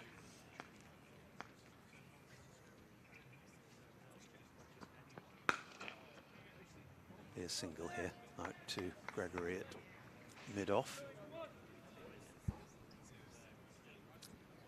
That will conclude the Peter Siddle over. 12 over 3 maidens, 0 for 22, his figures. Will we see Lewis Gregory continue? Yes, we will. I think you've got to, really. When he's in a streak, you cannot break it up when Lewis Gregory is hot. Just keep him going. I think we're going to have a change up here as well, Stephen. Harry Everett is loitering behind us. He's going to talk us through how you shouldn't play too far away from your body. Loitering with intent. Yeah, he is. See you later. There's the... Thanks very much, Stephen Lamb. Always a joy to be alongside Stephen, as it is to be alongside Harry. Decent crowding as well. I think a few more have come down. Maybe the social media, they've been seeing the clips of James Rue, of Tom Kohler-Cadmore taking wonderful catches. Here's Gregory, 2 slips. An interesting field that I'll talk about in a second as Taylor cuts that away. I think he's going to pick up a boundary. And he does indeed, gets off the mark. Well, no, in fact, he had 1 already, so he moves to 5 with that one. It just sat up from Gregory, back of a length. Cut it away nicely. There's a couple of slips in. 3 fielders in a ring on the leg side. You've got 2 catching mid-wickets. You've got Tom Abel at silly mid-on, and you've got Casey Aldridge on the other side of the wicket. A couple of slips as well in a more orthodox position. As Taylor gets in behind that one. Let's have a look at that field. You can see that ring on the leg side. I love an unorthodox field, Sam. Gives me such a buzz, doesn't it? It's just the excitement of just rogue captaincy. I mean, it's worked. I mean, good catching's actually helped. You can set funky fields and they can drop catches still, but it's just brilliant to see a slip cordon at mid-wicket, effectively.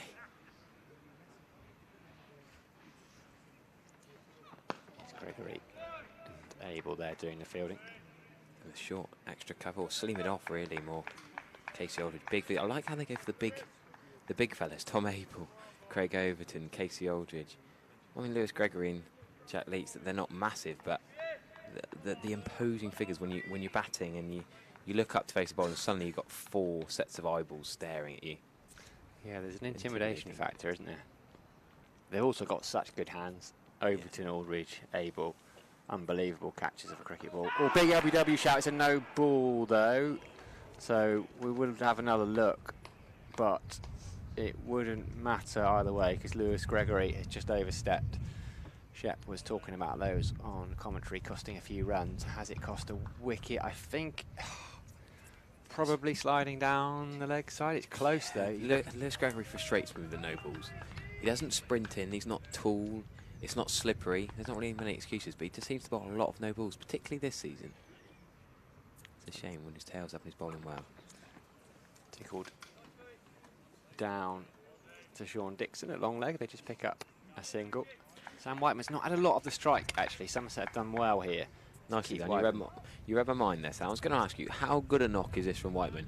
I know it's the Somerset YouTube channel, but I don't think we've bigged up enough. No, absolutely not. Sam Whiteman scored 100, and maybe, not a celebration, but applaud a quality innings. Yeah, it's been absolutely fantastic. If, and it's still very much an if he ends up on the losing side, it'll be such a disappointing day. He's almost facing extra cover with his stance. He opens it right up, but he's very good kind of behind square on the leg side and just dabbing down through third. Keeper up. And Whiteman leaving that one very much alone. Second top score for Northampton, 33. They've got to 230 near enough now, 228 for 7, and Whiteman's got over 100 of them. Crucial knock. I don't think he's going to change gears. No, I don't think he needs to. Even when they're 9 down, I think he might try and keep the strike, but he's not going to quite go Danner and Stevens with Miguel Cummins a couple of years ago. But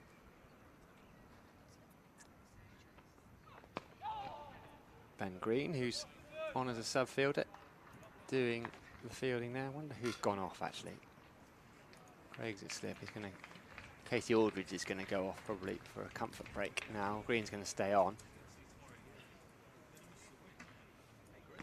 And it's the end of the 72nd over. So still 43 overs remaining in this final day, day 4. Plenty of cloud around, but I don't think we've got any danger of any rain. And here is that scorecard. And Harry was just saying, Sam Whiteman, very much a standout innings. It's been absolutely outstanding. It's what you want from your overseas. You sign an overseas batter, scored heavily for Western Australia, opens the batting at the Wacker. Very different conditions, very different prospect here.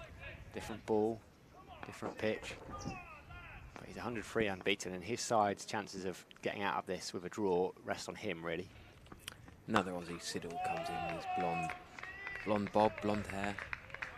I mean, Somerset fans have been critical over the last couple of years. Imam ul-Haq, Sajid Khan, Murali Vijay, not quite producing the goods to some of the overseas who've come in, but Sam Whiteman really doing well here. Jordan Buckingham's a slightly different prospect, young, a last-minute thing for Lance Morris with his back injury just for 3 games, but Sam Whiteman has been superb here, and you can't take her out away from him. Whatever happens, he's done his bit. Can someone stay with him to keep? Well, Northampton's not going to get as many points for a draw this year, just the 5 points plus the first innings bonus points, but still 5 bonus points. Really. Can they get there? Somerset, 3 wickets and knock off what shouldn't be too much of a problem after tea, knock off the runs. You never know. Cricket's a funny old game, though. I still think Pete Siddle's been a bit leg-sidey across the day so far. 2 slips. That's a better line of length. He's been solidly defended. Doesn't look threatening, Siddle. The thing is, economy's not an issue here for Somerset. Somerset want wicket-taking deliveries. They don't mind Case Aldridge or Lewis Gregory going for a couple of boundaries if they're going to produce wicket-taking balls. So Northampton have had Chris Tremaine and Sam Whiteman. Mr. Buckingham, been impressed with.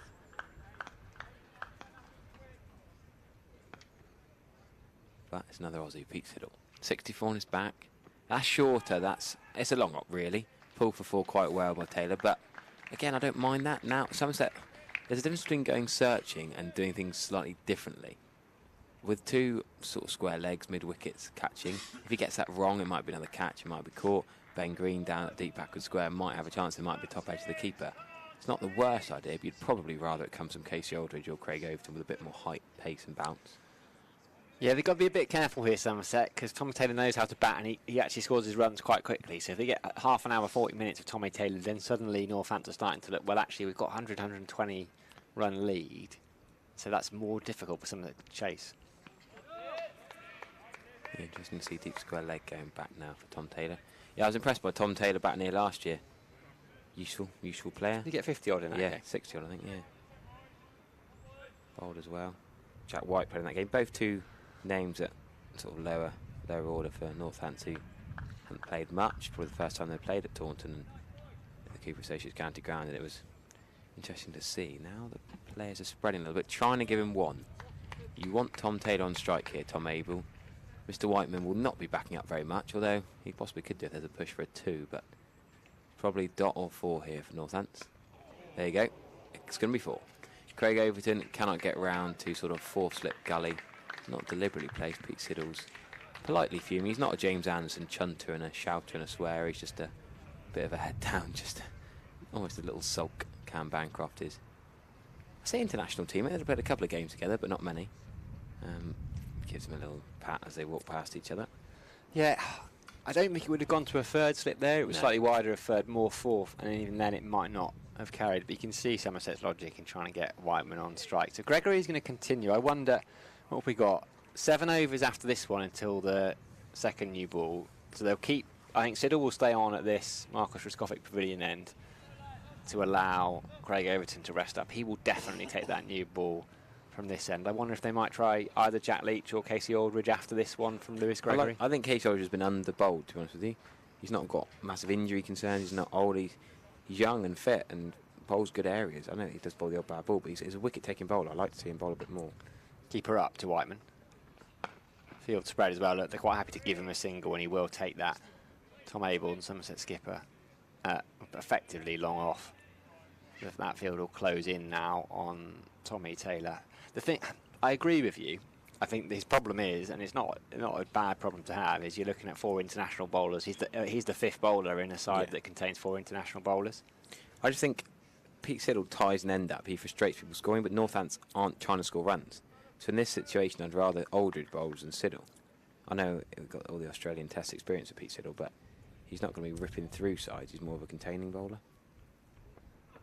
Oh, pushes at that one, goes through to James Rue. I mean, I kind of see your point.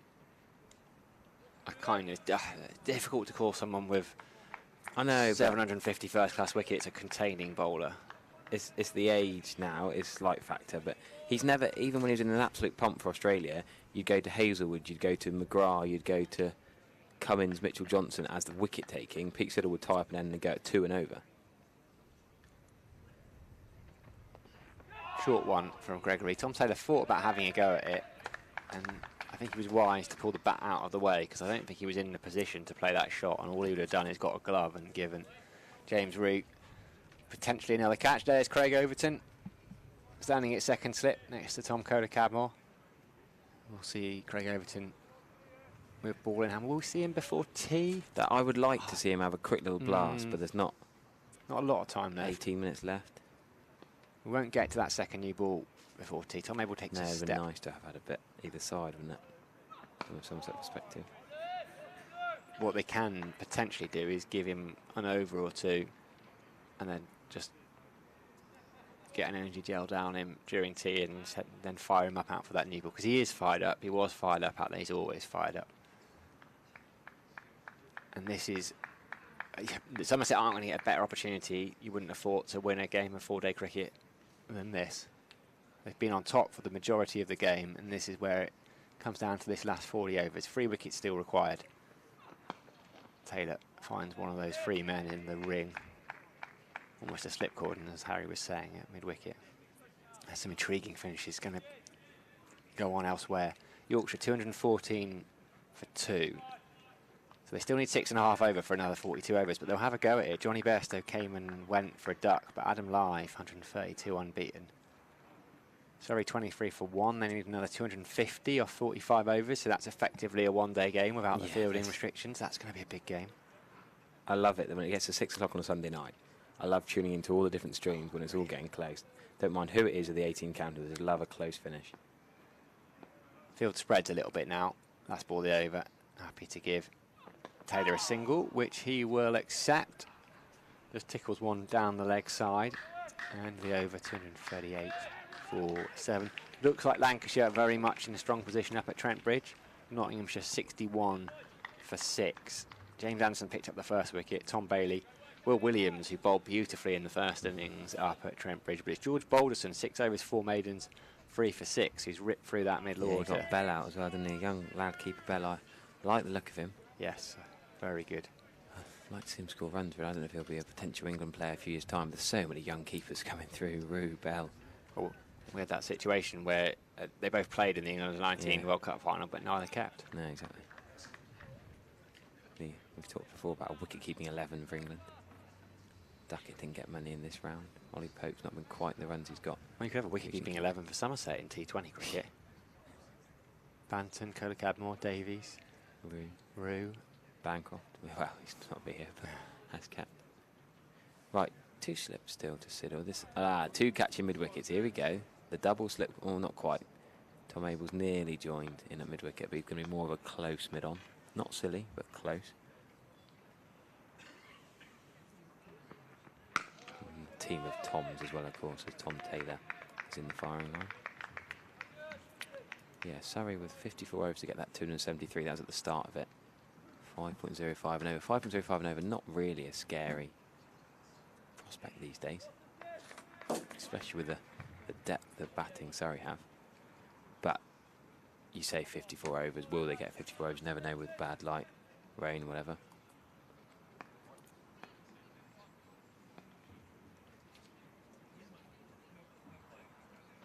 Siddle is pulled by Tom Taylor. Is that going to be a catch down a deep square? Great effort by, I think that's Bancroft. No, it's going to go all the way for 6. Bounce into the car park. Good shot, really. Took it on Cam Bancroft. Tried to do the flick back. Has fielded for Perth Scorchers in the T20, the big bash in Australia, of course. He's quite an athletic, modern fielder, Bancroft. He's tried, but great camera view. That's Alex, the Gloucester fan amongst our ranks there, right in front of him. Great work, Alex, the cameraman. Right in front. Look at that. Oh, he was a yard in, wasn't he? Could he have been very critical of me? Could he have been a foot further back? I don't think he would have got it. It wouldn't have made a difference. We needed the boundary rope to be a couple of yards further back. It couldn't have been with all the paraphernalia in front of the dugouts, all the mats and the foam rollers and Ben Green's wardrobe. It's 12-man. He's having to get everything out. What's he got to do now? He's got to get a bib. He's been on and off all day. And a busy 12-man sit. Now Tom Abel's barking orders at him. Bancroft's talking to him. He's done a lot of work and wants to just chat to his mate Ollie Sale on the bench in the dugout, but plenty to do.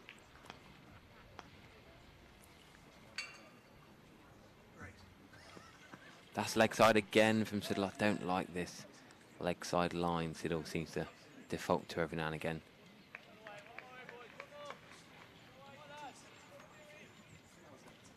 So if you're just joining us, you can rewind on the YouTube stream, watching the days back, but you might have missed that 9-run, 3-wicket spell. Keogh with a big wicket. Sales and Goldstone all going in quick succession. Aldridge, well, Gregory involved in all 3 wickets. Catch and 2 wickets himself.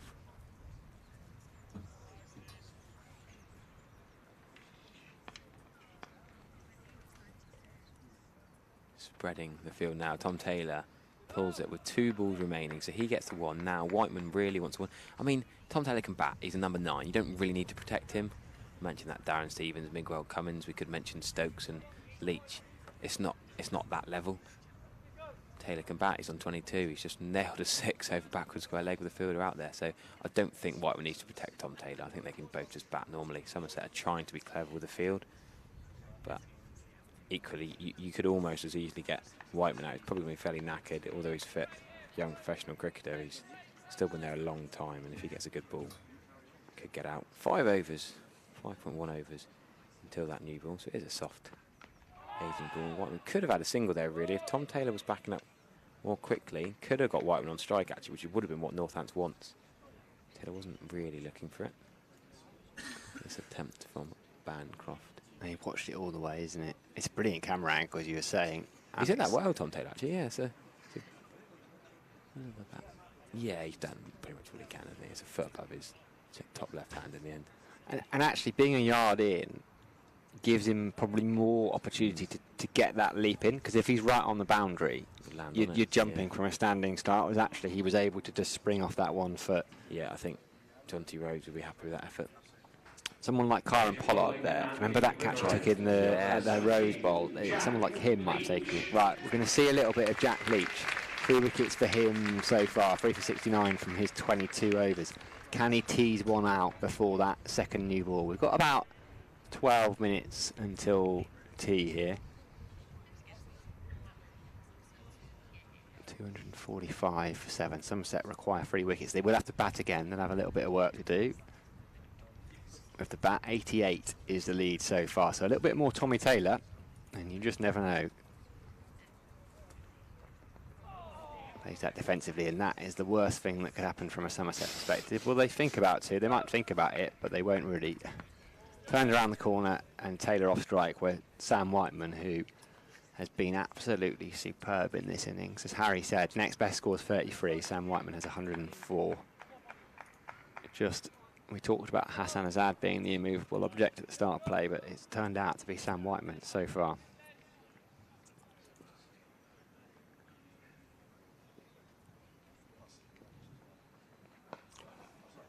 Could use the feet there. Presses forward and he then presses back from Whiteman.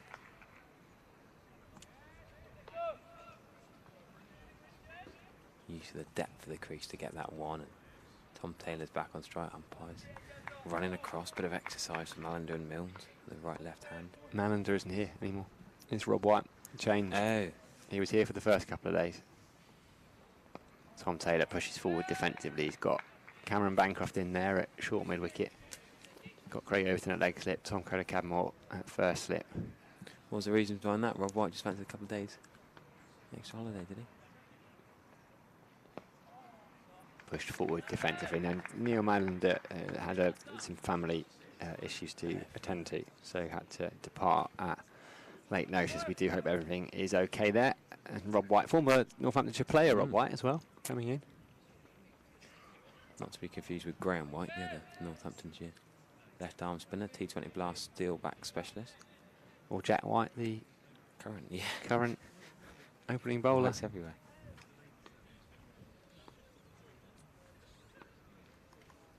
Tom Abel just goes out to deep mid wicket to give Tom Taylor the strike, but Taylor was happy just to pat it back to Leach. So Sam Whiteman will face the first ball of the next over, 247 for 7. There's that Tom Taylor 6 again. It was a proper hit as well. And here's Cam Bancroft, one effort he puts in, just takes that couple of steps, and here's the camera on Cameron Bancroft. Basically standing next to cameraman Alex down there, gives a little smile. So close, so it's close. like when Stephen Gerrard would kiss the camera after scoring in the Premier League, when he going up straight to the camera. That'd been a cool celebration. If he'd caught that, that'd have been arguably the best bit of camera angle. He'd have had to chuck the ball straight up though, wouldn't he? Because if he'd have come up to the camera holding the ball and suddenly just walk it for 6. Yes. Right, few fielders back, Pete Siddle into Whiteman. Right, they take the single. Yeah, I like that from Northampton. Sensible cricket. Tom Taylor is on 23, not out, he can bat.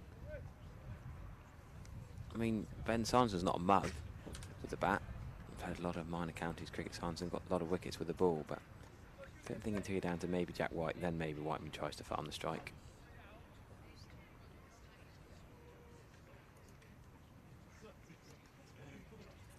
Alex will be clipping that up on his Instagram page later on. He'll love that. I can see him grinning from here. I don't really want to look. I can see his head go back on the camera down in front of the Andy Caddick Pavilion. I can see his reaction as I speak from 150 metres away, wherever we are.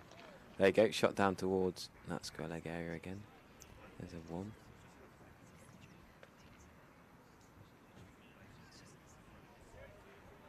It's not Bancroft down there anymore, is it? No, Bancroft's in at mid-wicket. Aldridge deep backward square. Ben Green's having a chat. Deep square. I haven't used my binoculars yet. I quite like testing my eyes and just looking out and just knowing who it is by long range eyes, but I'll get the bottom of it out.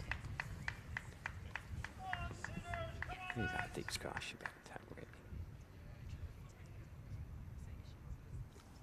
Sean Dixon, I reckon. Good bowling from Siddle. Tight line that on the stumps. Don't let him flick it away for one run like that. Nah, not Sean Dixon, mate. He's at deep square. Tom Lammerby. Of course it is. Of course it'll be Lammerby and Green having a chat. Sean Dixon's always got his sunglasses on, whether they're on his eyes or on top of his cap. Well, Lammerby's got glasses on his head as well. Oh, Polly's getting a Victoria sponge next door. Oh, she'll be happy, Polly. She had carrot cake the other day and she was fuming because she doesn't like carrot cake. I feel like the regular listeners will know Polly's dietary requirements quite well, really. Obviously her daughter, but the rest of the team too. Could be a single there for Wyman, but no. He's going to be happy just batting time. It's been a long time since he passed his 100, but only 106. Runs aren't really the currency. Northampton are dealing in time. Northampton win out the equation, just Northampton draw, looking for those extra 5 points to add to their already 4 bowling points. Well, you say out of the equation. Oh, come on. You think someone's going to lose 10 wickets chasing 110 or something? It's possible, you're right. It's never, nothing's ever These out of the days, equation, you're I right. wouldn't rule it out. If Somerset lost 10 wickets after tea chasing less than 200, that would be a pretty remarkable collapse. This could be amazing. So I don't think we're going to quite get to... Let's have a look at Sam Whiteman actually side on, because it's interesting how he bats. Those pads are really close together, and the it just trigger opens up towards mid-off. It almost looks quite awkward, doesn't it? French It's like cricket. French cricket is exactly what I was thinking. But like the wrong way round, French cricket. French cricket, well, it's like French cricket. When you've hit it one side, and when I play French cricket, the rule I normally enforce is you have to stay facing the way you just hit the ball. Depends how generous you're being at your family dues or whatever. When I get my primary school kids and coaching to do French cricket. Well, that's a slash outside the off stump for one. That's one of the poorer shots he's played since he's reached 100 anyway. A flash. I mean, it might have flown over or past the slips, but got a bit of excitement as Craig Overton looks like he's gonna. Is he coming in at short leg? He's gonna have a bowl. I think he's gonna have a. No, he's coming in. Gonna come in at leg slip maybe. Jack Leach will probably can. We're gonna see the lights flicker on as I try and work out who's gonna have a bowl. Not from the river end. It's going to be Jack Leach, surely. Yeah, it's Jack Leach. Yeah. Craig Overton loves bowling from the Marcus. I just thought it might be that time of the day where you try a different end. You try something. You know, it might be not his comfort, but just something slightly different. Not with the new ball due in 3 overs. He's just going to rest up. I don't think they're going to get the new ball before tea. No, I don't think so. I thought they might just give Craig Overton 1 over before tea. Then he can go and have 20 minutes of foam rolling, and then he can come out firing with the new ball just after tea. It's going to be Jack Leach, Craig Overton at leg slip. Tom Taylor's got quite an open stance to the spin of Jack Leach. Big shout for LBW. Jack Leach quite liked it. Umpire unmoved. I love when Jack Leach appeals. He turns around and then he does this kind of like mini run. The legs get going. It's polite. The hand up politely, I like. But his legs really get going. It's almost like high knees, you know, when you're shuffling. Yeah, it's like that Christmas trivia a few years ago when you see the silhouette of a bowler. Certainly wasn't not out for height, that, as Taylor goes onto the back foot and just pats it back to Jack Leach. Yeah, I'd like to see a silhouette of bowlers appealing, and you've got to name who it is.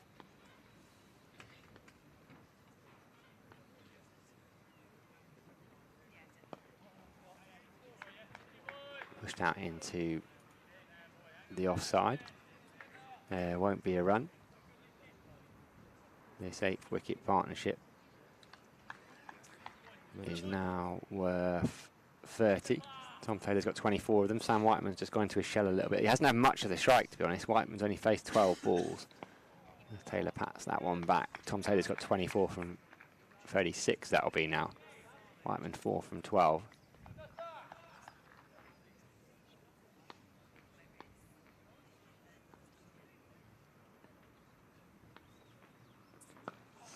I mentioned the former Somerset overseas and another friendly face, very popular man here. Did all right. I remember him getting 5 from the Royal London Cup. Oh, Azhar Ali. Runs. Azhar Ali, yeah, good from you, yeah. Going well for the pairs, Worcestershire, and a little bit of trouble against Sussex. That was another game that saw no play yesterday. Pretty wet New Road. Worcestershire trying to hang in there.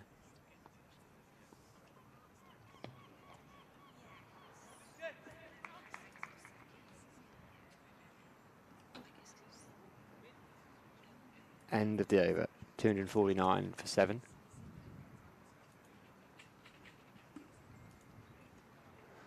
Just having a look at the scorecard then. 249 for 7. Lead is 92. Whiteman's got 106. Tom Taylor's got 24. As I was saying, that partnership is worth 30 so far. That 130 you can see in the middle, it is the partnership.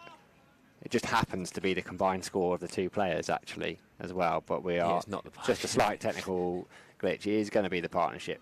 Take a 1 off it for the moment. That's back to the day when we never used to have the partnership in the school. I just got used to adding on from fall of wicket or subtracting fall of wicket from the current score. Siddle into the left-hander. Well, that's another edge. James Rood. No, he doesn't edge. It's a waft outside off stump, and my commentary heightened voice nearly got as excited as Tom Abel's hands over his face. It's a stage now where the ball's so soft and old with 2 overs left, it's not really worth throwing the ball all the way to Tom Abel. You may as well just throw it on the 1 bounce. Not necessarily rough it up, but he's still shining it. With an over and 5 balls to go, I'm not really sure it's worth wasting your energy rubbing it on your rights, Tom Abel.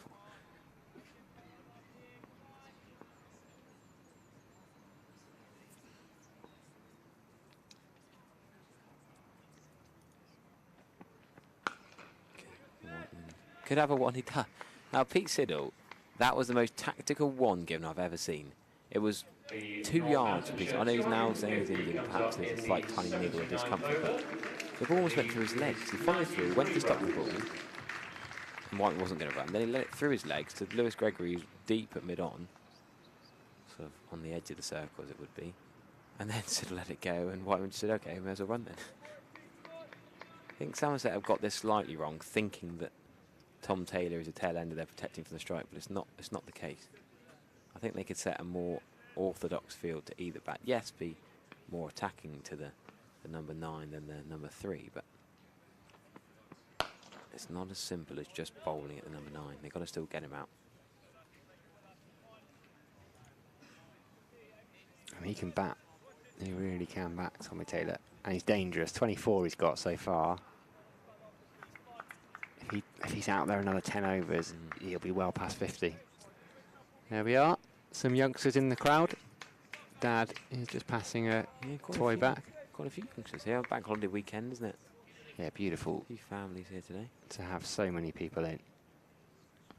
I think the Gregory-Overton opening new ball partnership after tea could define this match. Tea time in 3 more balls. So 2 balls and 1 over into the new ball. So after tea, there'll be 1 over. Bit of Jack Leach. Yeah, which actually works well, really. Unless you want to give one of your seamers an over to warm up, but I doubt. No. I don't think Gregory can needs warm up at tea if they need to. Yeah, I think you just give Jack Leach. No time to waste. I mean, it would have been slightly nice. Somerset could have whizzed through those a bit quicker to have a 4 over new ball spell before tea, and then after tea would have been extra pressure on the Northants lineups. But Pete Siddle's looking so knackered down below us. I think had Aldridge been bowling, he might have run back to his mark a bit quicker. Pete Siddle not the quickest for the over 8 anymore. That's a lovely shot from Tom Taylor. Now that deserves 4 runs. Jack Leach will chase it. He's not going to get there though. It has gone for 4. Tom Taylor onto 28, and that would have been a batting bonus point, but no batting bonus points in this second innings. And Tom Taylor can bat. We'll say it again and again. Don't underestimate James Sales and Tom Taylor in this lineup. Say it again then. You said you're going to say it again and again. Just wait the day. Not in. Tommy T can bat TT. Probably need to get him signed up for the T20 side, really. Just another Tom name, yeah. Is it triptych of Toms? But then what's the 4 Toms? Quartet now. It's not really a triptych, work, is it? I'm not a fan of that one. Can we get 5? And when's the next number that has a T behind it? Anyway, less of that chat. They are going off for 254 for 7. Tom Taylor, 28 not out. Whiteman, 107 not out. And Lewis Gregory, probably with Craig Overton after 1 over of Jack Leach, will probably define this match for Somerset. They need 3 more wickets and then to knock off whatever's left. We'll be back in 19 minutes time. Enjoy a cuppa and then make sure you are back here glued to the Somerset live stream for what could be the defining hour or 2 of this match.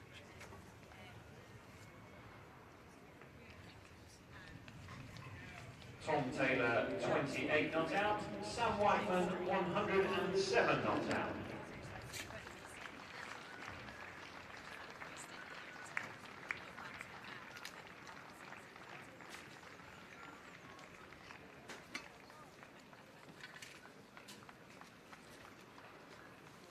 Don't forget that our ground-wide Wi-Fi network is fully operational. The Wi-Fi is completely free of charge, and to connect, all you have to do is select the option _We Are Somerset in your settings and enter a valid email address.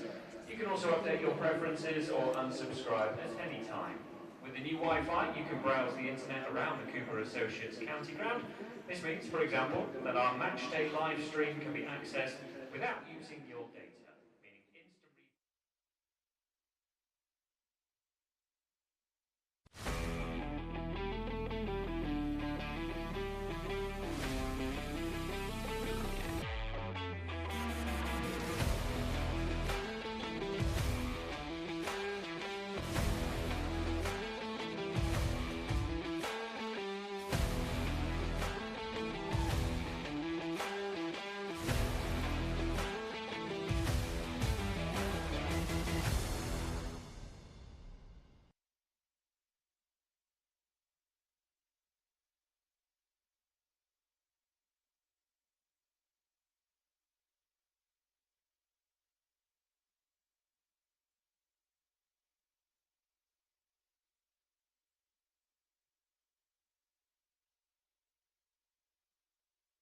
That's it!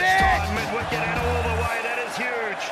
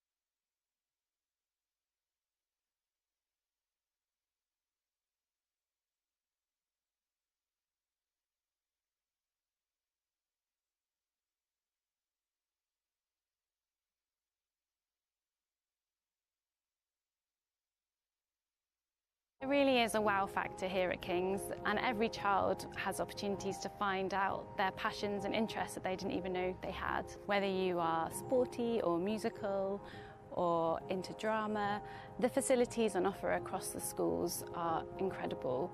We have a specialist cricket centre, a new golf facility, sparkling cookery schools, modern DT centres. There really is space to do it all. As the ground thaws, dawn breaks on a new landscaping season at Bradford's. Our tireless legion of trades and homeowners prepare to paint pictures on 1,000 green canvases. In branch and online, we raise a toast to your ambitions and fill your vans with decking, sleepers, topsoil and paving. Every one of you a landscaping legend, building bigger and building better than ever before, because you know that the sky's the limit with Bradford's!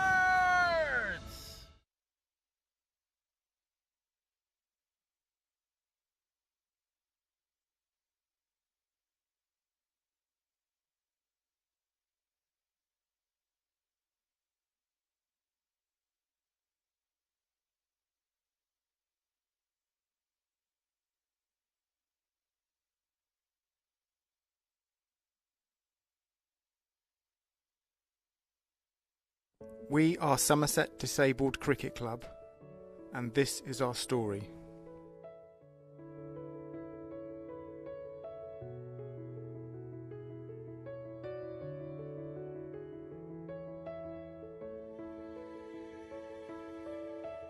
Somerset Disabled Cricket Club was formed back in 1997 by a wonderful chap called Dan Hodges. Unfortunately, Dan has passed away, but his legacy lives on.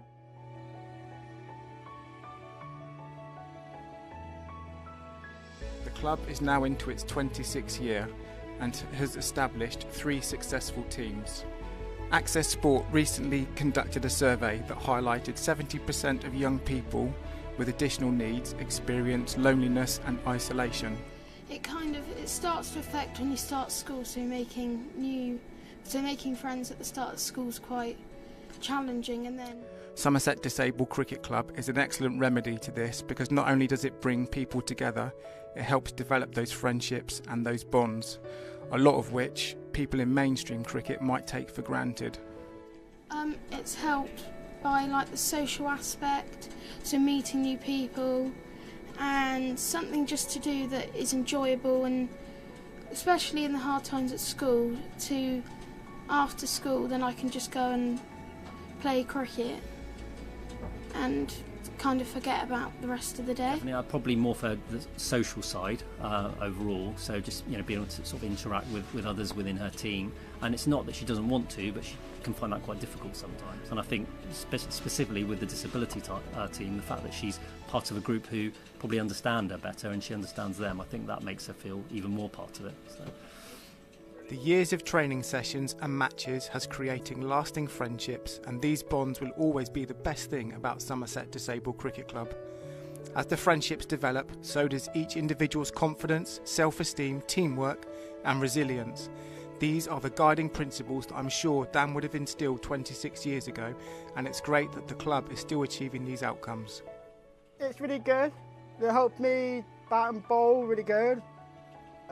Get my confidence up. All of those, she really enjoys the disability cricket because just the atmosphere that's created, and I think that in itself has really sort of brought her out of her shell a bit more, and she seems a bit more sort of communicative with others around her. So yeah, that's definitely helped her. Yeah, it's helped me develop as a player, helped me become probably the better player I am now, really, because it's helped me through my social aspects. It's probably helped me a lot. I think I know these boys like they're my family, really. Somerset County Cricket Club means so much to so many people, and representing the county with the wyvern on the shirt creates a whole different level of togetherness. It's something that's bigger than any individual, team, coach or league title. It's a chance to proudly represent Somerset. Being part of the team is almost as important as the result or the cricket match. I suppose it just sort of means that you're representing something that's bigger than just one person and just oneself. Just it being Somerset, still Somerset, and representing the same people. Even though it may be disability cricket, but we're still representing everyone in Somerset. The wyvern on your shirt, it's all the same. And it's such a welcoming club, whether you, as I say, from the first team all the way down, and I can't big it up enough because they're just wonderful people. What does success look like for Somerset Disabled Cricket Club? For me, it's about providing a level of opportunity that meets our membership. Of course, the Super Nines team want to win the South West Division and become regional champions, but we also want to recruit more players to allow us to establish a second team. Like any club, we are keen for more volunteers to support as coaches, scorers, umpires, as well as wanting to raise awareness about the club so that we can attract more players. Long term, perhaps a hardball cricket team that can compete in the regional D40. However, whatever the future holds, our players will always be at the centre of those decisions, in line with Dan's values when he started the club 26 years ago.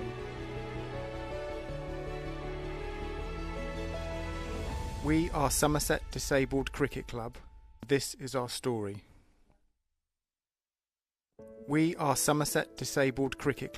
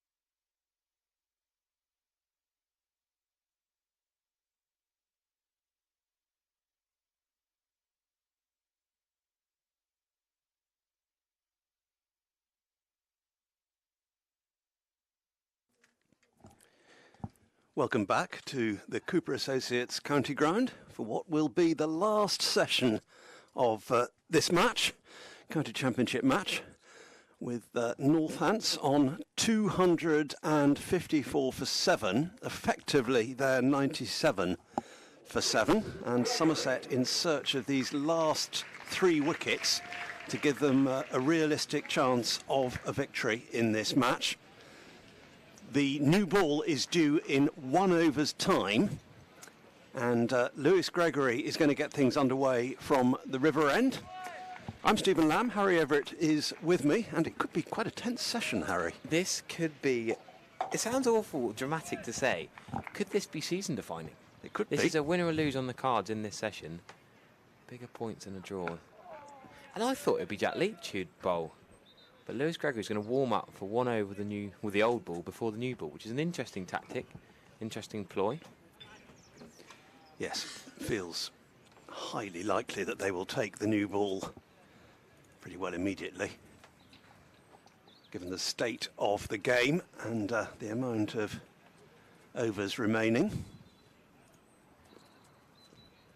Sam Whiteman has been batting all day. He's on 107, not out.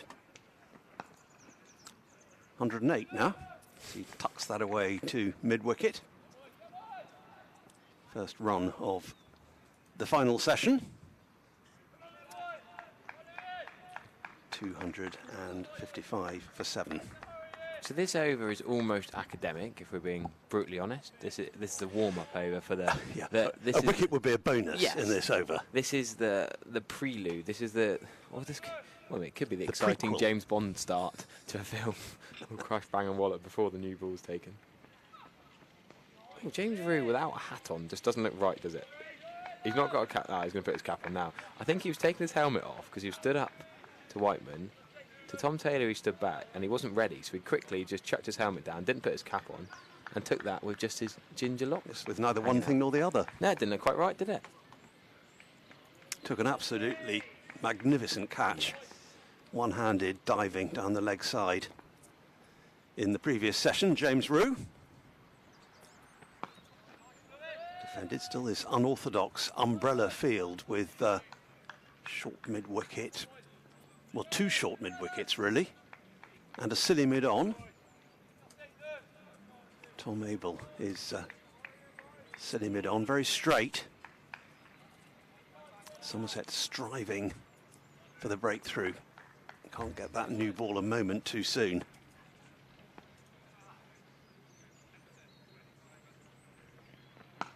Solid.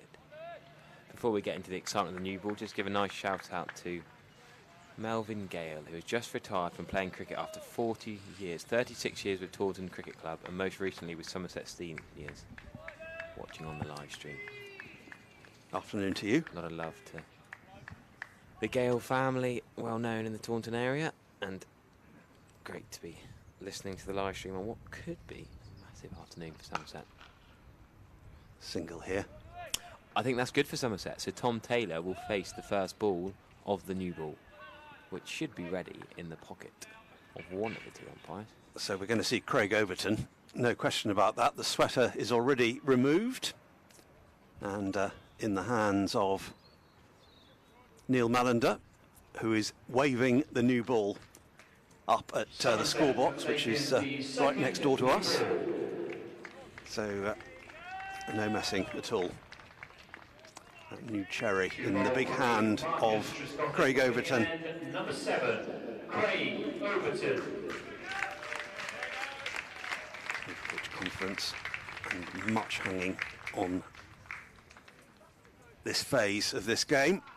Can Somerset break through? Can they polish the innings off with this second new ball? Craig Overton, Lewis Gregory just exchanging it at the moment. So 3 slips. What's that? Almost a catcher at mid-wicket. Quite square, almost a full square leg, a square mid-wicket. In a weird sort of position. Thought they might go for 1 more slip, to be honest with you. They might have 1 more attacking fielder. Craig Overton, though, his leg side, that's a poor start. First of all, the new ball. Loosener. Yeah, I suppose Gregory had the loosening. So Taylor, who's made a bright and breezy 29, coming from just 46 deliveries, a 6 and 4 fours, has again showed his ability with bat in hand.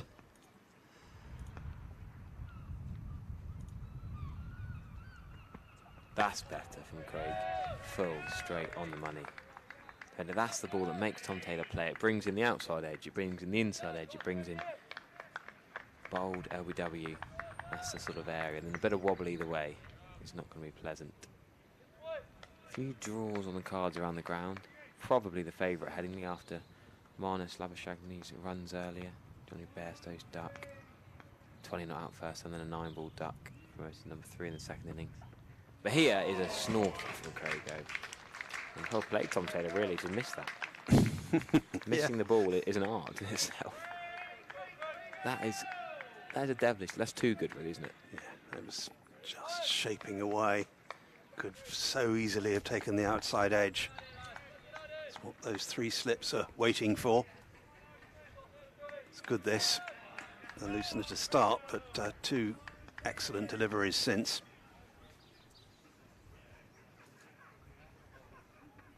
That's really full. It's almost a low full toss, but it did dip almost into a York at the end, didn't it? It was played on the full by Taylor. Possibly looking for the Yorker and getting it a little bit too full. Craig Overton. Floodlights on here at the Cooper Associates County Ground. Not sure if that's necessary quite yet. It doesn't seem too grey or dark, really. It's well, it's lighter than it was when they came on before tea. That's full, and well played. Tom Taylor is stifling this Somerset pursuit of victory.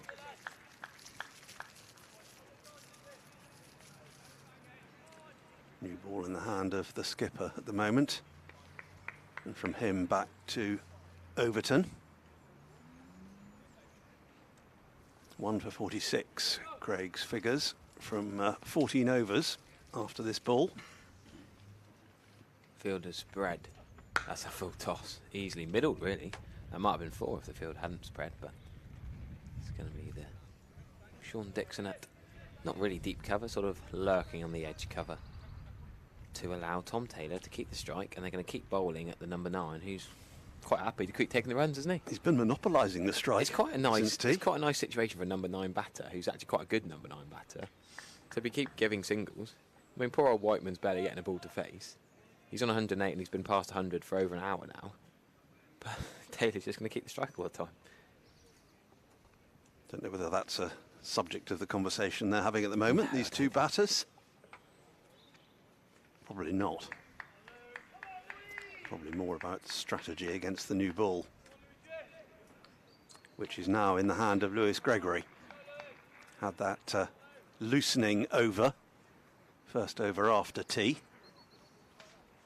Let's see what he can do with the new ball. He's got 3 slips in. More orthodox, the field now, than it was before the interval. Here's Gregory's first ball with it, shaping away from the bat of Tom Taylor. Well taken by James Rue behind the stumps. Well, it wasn't quite behind the stumps in the end, was it? To be fair, it was almost second slip. He's done well to take that in front of Colo Cabell and Bancroft. Tumbling across. James Rue's been the action man, hasn't he, really? Diving, rolling, catching, run scoring.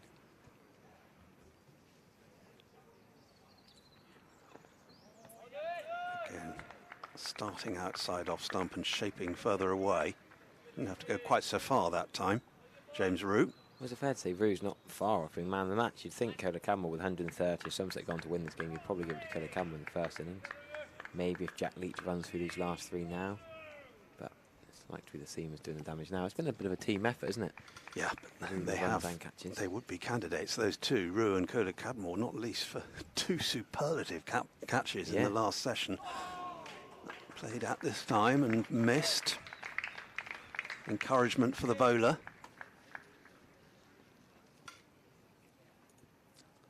Somerset have been excellent in the field.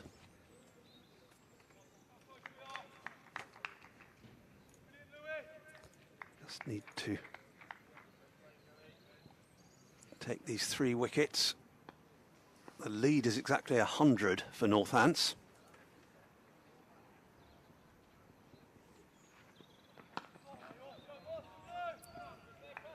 It's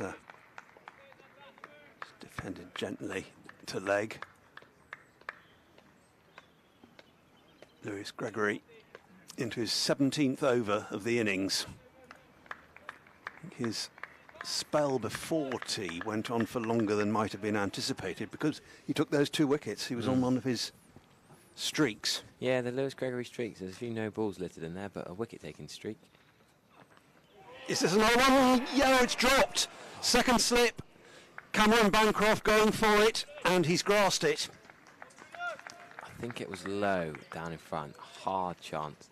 Just about carried on my first instinct, but Lewis Gregory slightly dejected. Yeah, low down to the front. Left-hander Bancroft. 2 hands. It was dying on him, wasn't it? But I think it carried. We've seen the catches at that level taken the last couple of days.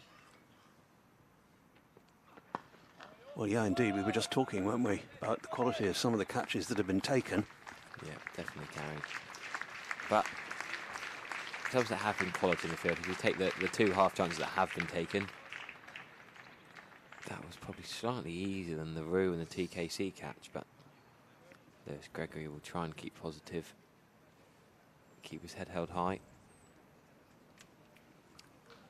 Yes, that should have been the end of Tom Taylor on 30.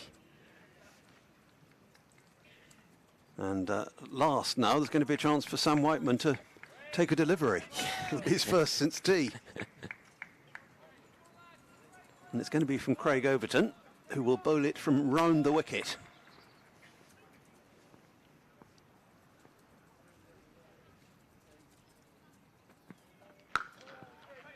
So the 19th delivery of the tea interval. He's done well, hasn't he? 3.1 overs to not face a ball. Well, Tom Taylor's done well to take the ones, I guess. To farm the strike. They're given a let-off in the previous over.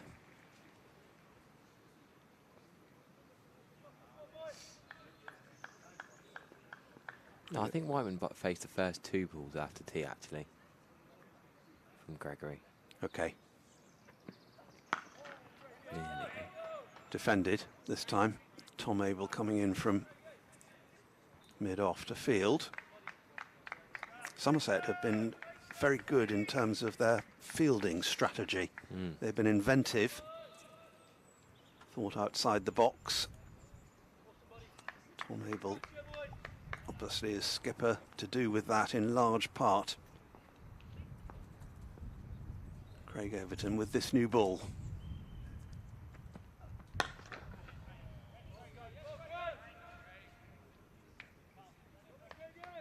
Driven firmly up to Lewis Gregory, who immediately gives it an additional polish. It'll still be pretty shiny before returning it to Craig Overton.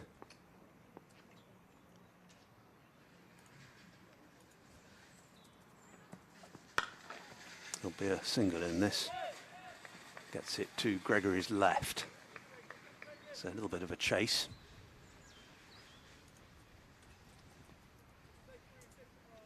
Still a good smattering of spectators around the ground. James Hildreth stand, the Lord Botham stand, Colin Atkinson Pavilion, all well populated. As indeed is Gimlet's Hill, you can see there behind Craig Overton.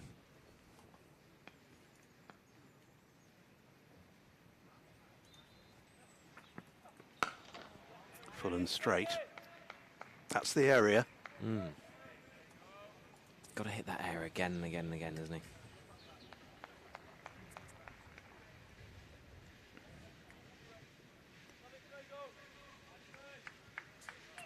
It's interesting to see how the new ball, the Kookaburra, will be used in a couple of rounds later this summer. Those 2 rounds of games in June, July. Of course, it's the new Duke at the moment, but the new cookware will be interesting to see the different performance. Overton quickly across. Craig's going to get in trouble if he does that. He gets angry and will fakes to throw it. It's not really fake fielding, it's not intimidatory, he doesn't actually release it, but you've got to get this level of aggression, this level of fired upness.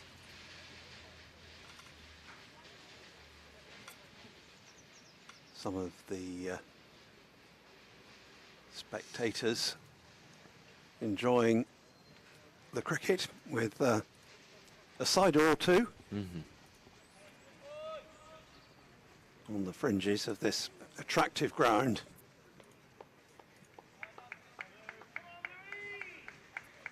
Animated conversation there.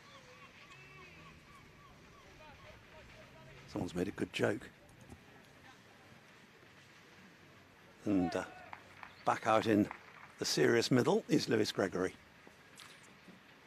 A few fielders out and in. It's what they call an in-out field, really. 3 slips in a gully, and pretty much everyone else is giving 1 to Whiteman. So the attackers in the slips, as Caleb Campbell just fiddles with his undergarments in front of him. Propensity to wear these sort of Under Armour black shorts underneath his white. Make sure he's comfortable at slip, able to dive and take a snorter in a minute to potentially open up an avenue for Somerset to win this game.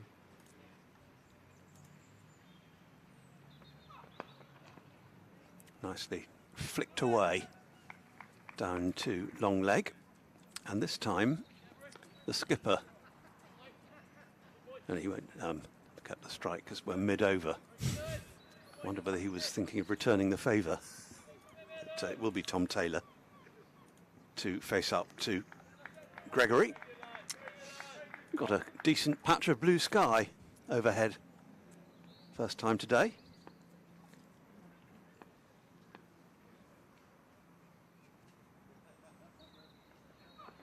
That's a lovely shot from Tom Taylor. It's going to be 2. Dixon's going to run round and get it.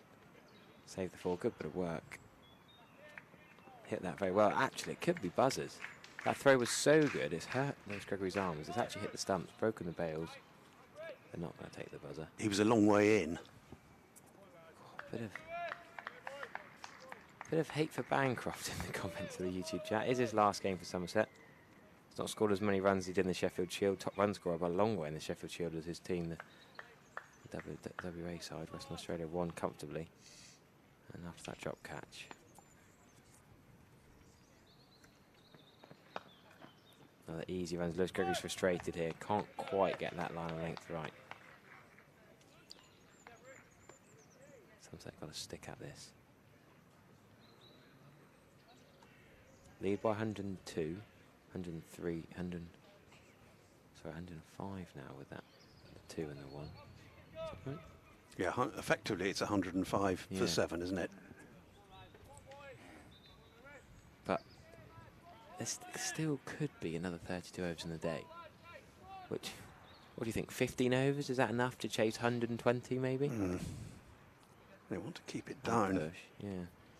It's a balance. 120, 130. This is really tricky stage now for Tom Abel. It's containing but wicket taking. You want to go for the throat. That's going to be more runs for Whiteman this time. It's going to be 4 of them. Don't think Lambu's going to catch that. No, he's quick but not quick enough.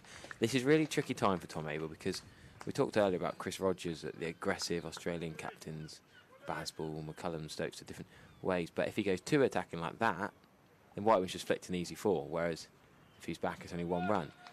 They were trying to think that we're not going to get Whiteman out, we're going to get Taylor out. So they were bowling at Taylor. Then they can't get Taylor out. Taylor's got to 33 not out, batted well. There's that drop chance by Bancroft. Other than that, he's played impeccably, really. Now what do? Are they trying to bowl at both ends?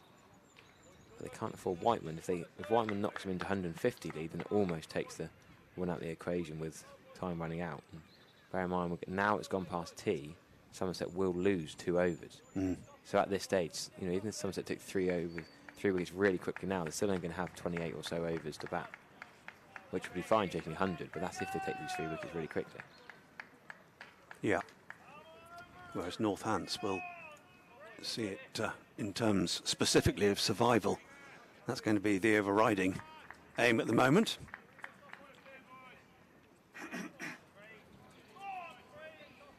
take advantage of any bad deliveries they receive. Otherwise, hang on in there, I would think, would be their approach. As Craig Overton starts a new over. Bouncer, and that's going to be another boundary. Just helped on its way down to long leg, and fetches up in front of the Colin Atkinson pavilion. The 50 partnership between Sam Whiteman Made that and Tom Taylor. very comfortably, Tom Taylor, taken to 37. It's his 6th boundary in all. These runs are damaging Somerset. Full and played out to deep square leg. This time it'll just be a single.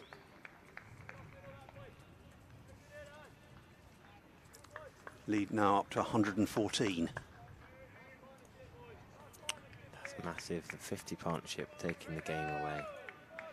Really, you'd think Northampton probably now favourites for the draw. This partnership has been crucial. If Tom Taylor went early, even if Bancroft took the catch, there'd be more of a sniff than if Sanderson and White don't hang around. Still on for Somerset, but it's getting harder and harder. Watchfully defended by the Northants skipper.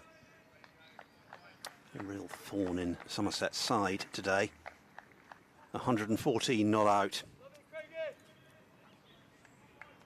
208 deliveries he's faced, and he's really anchored the Northants innings, second innings.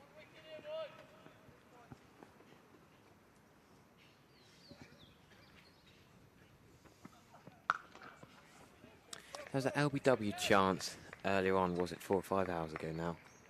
It was Craig Overton this morning. Other than that, I can't remember many chances against Whiteman. Another single there, down to third man. Just flicked away down there. And all the while that lead is edging up.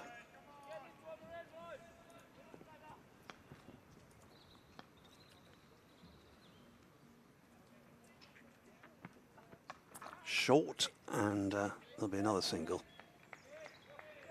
This time for Tom Taylor. Showing performance, Somerset overseas. Babrazam has got out for 1 in his 100th ODI. The big build-up for 100th ODI and the anti-climax. Been a few Pakistani overseas here in recent years, but all Aussie affair for the 4 overseas men in this match. Of course, Matt Henry in his final match against Pakistan before meeting up with the Somerset boys next week. Completely confident about where he was playing that, but he survives. Another over. So 273 for 7, 116 in front now. As we see the Union Jack on top of St James Church, along with the weather vane. Tractor down in between Gimlet's Hill and the Somerset stand. He's surprisingly quiet, isn't he? It's normally this time of day when Somerset need a lift. His lungs can bring a couple of wickets. We have heard from him on occasion, but maybe not as often as usual.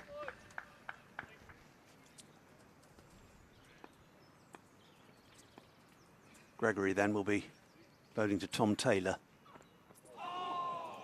It's beaten him in between bat and pad. Gone through the gate. Yeah, that's good bowling, but lucky for Tom Taylor, really. That's a waft, it's a bit of a loose drive. He knows he's ticking himself off, he's shaking his head. Another look at it. Could this be, this could be the over if I was in Yorkshire and call him a keg ball. You Yorkshire fans listening in, you'd know what I'm talking about. This could be it. Lewis Gregory, bit of magic. He's done it before. Beauty, beauty. Outside edge this time. Inside, then outside. Consecutive deliveries have flummoxed Tom Taylor. I was thinking that Tinker Taylor Soldier Spy. I think of Tom Taylor. Right, Tractor Driver's woken up again. And there's a couple of player misses I just heard in there in the effects mic. It's good from Gregory. 3 slips. Bancroft desperate to make up for that drop. He's got hands on knees ready for this. Leg side, Livingston Grove. No, not good enough that from Lewis Gregory. He's bowled 2 beauties. 2 beauties outside off stump. Playing and missing. Loose drive. Doesn't need to fire in at leg stump. And these overs ticking down.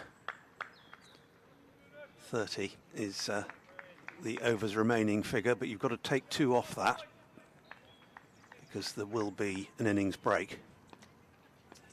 Yeah, frustrating. Or there's likely to be. Loss. This time he gets the whole bat on it. Won't be a run as Tom Abel fields at cover. Nicest weather of the day now. Got the skies gradually clearing. Some blue above us and over the Quantock Hills. So it could be a Yorkshire-born Australia A batter who stops Somerset from the win. What a knock from Whiteman. Not been given enough credit really, because Somerset's still desperately hopeful they can get through, but at the moment it's looking like the skipper for Northamptonshire defying Somerset. Even if he were to fall now, he could have done enough, really. Leeds is going to go back on the boundary, try and give again, trying to give Tom Taylor a 1, but he can bat. He's on 39 not out. Yeah, Tom Abel's got to try different things now. He's desperate. I think Tom Lammerby, it's a new ball, so it's hard. You want to give your frontline bowlers a go with a new ball, really. I'm surprised he didn't bowl with the old ball at all. Oh, Sid will have a go. Will Casey Aldridge have a go? And they are going to take the 1. Tom Taylor wasn't sure whether to or not. It's been a funny passage of play, hasn't it, Stephen? We're trying to work out when to take the singles and when not to. Yeah, they've added 55, though, these two, for the 8th wicket. It's been a really important partnership from the Northants' point of view. It's put the men with a good chance of saving this game. The situation was decidedly unpromising when they came together. Tom Taylor given a life when he was on 30. He's gone on to 40 now. Really handy knock that he's played for his side and for his captain, who's at the non-striker's end at the moment as Craig Overton begins a new over.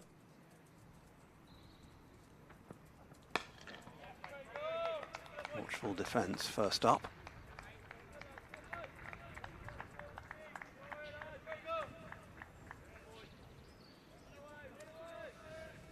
Who is Gregory curating this new ball, doing all he can to keep the shine on it.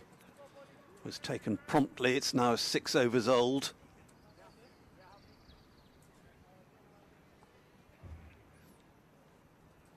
One slip is coming out of the cordon and going to backward square leg.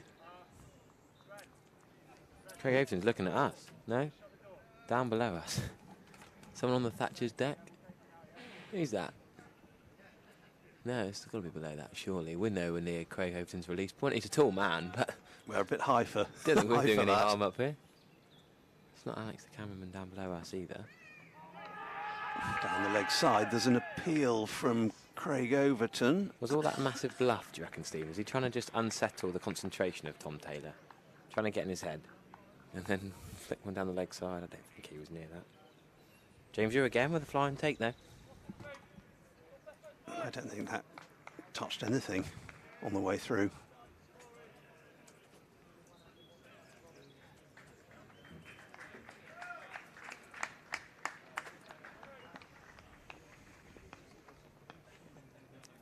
.117 the lead as Overton tries again. Leg side again. No contact with the bat or the pad, and again it's through to the keeper.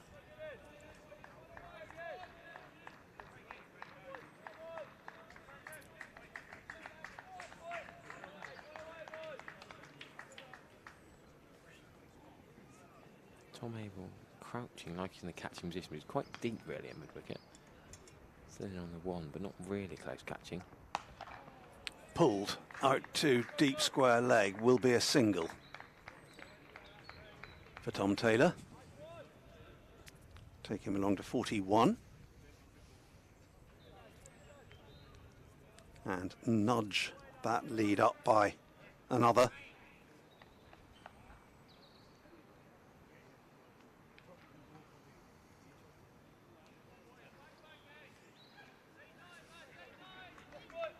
Northants still battling away here. Somerset wicketless since tea.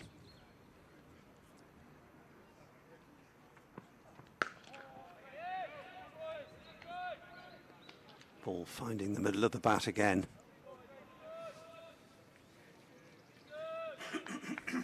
Way was trying to clap and G the boys up. Taxi driver's gone for a drink fill up, I think. The last final left, they've got to push. Don't think they'll be shaking hands in 19 minutes time, but they could do. But if there's a wicket before that 10-2, then I think some sort of definitely play on. But they need the breakthrough now or never, the next couple of overs. Almost squeaky bum time for the Somerset season. Big chance to get a victory here. Bear in mind, I think I've said it before, we'll say it again, Northampton are missing Emilio Gay, Luke Proctor, Lewis McManus, 3 key players. So Somerset have a big chance against a weakened Northampton side, so they will be desperate to win this match. They've been batted well in the first innings with that Coda Campbell-Root partnership. First time they've got 4 batting bonus points this season. But batting bonus points and draws not really enough. Yes, they've shaded, well, they've edged it. They've been better than Northampton in this game, but they've not been better than Mr. Whiteman yet. Only 15 in the first innings, but massive 100 for his side as skipper this afternoon.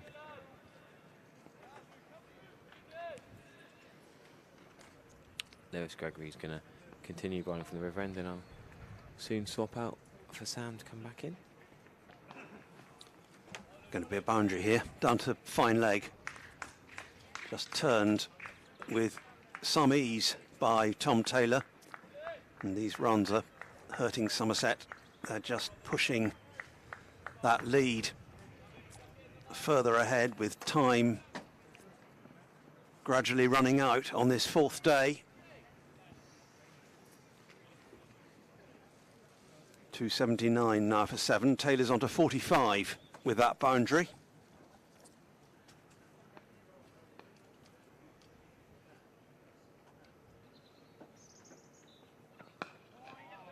And watchfully defending the next one.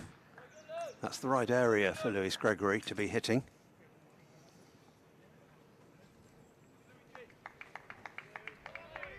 You can see that lead figure. It's the all-important one on your screen. It's now 118 for Northants. 28 overs remaining, but you've got to take 2 off that for the break between innings. Yeah, I'm a bit more optimistic, Stephen. I think until there's only about 12, 15 overs remaining, Somerset have got to keep going here. Oh yeah, absolutely. It's relatively now or never, but I think there's still, what, 122. So I think they've still got at least 10 overs to bowl here. They can pick up, well, we had that quick spell of 3 wickets for just 9 runs before tea.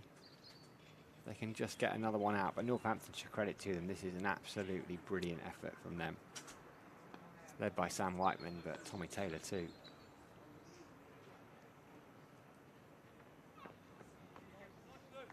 No need for Taylor to play that one. So we've now got a rather bizarre situation where the sun is out and the floodlights are still on. Yes, I don't think they'll turn them off now. Long shadows being cast by the players out there. You know, you and I were talking earlier about something completely different, Stephen, and we were talking about looking at the bright side. And they definitely won't go off a bad light. That is the upside of this.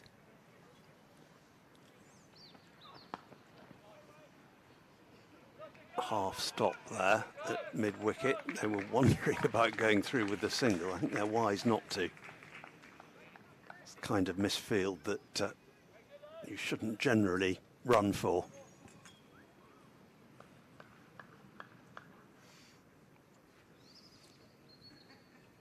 No, particularly now. Having done all that hard work, the last thing Northamptonshire want is a silly mistake.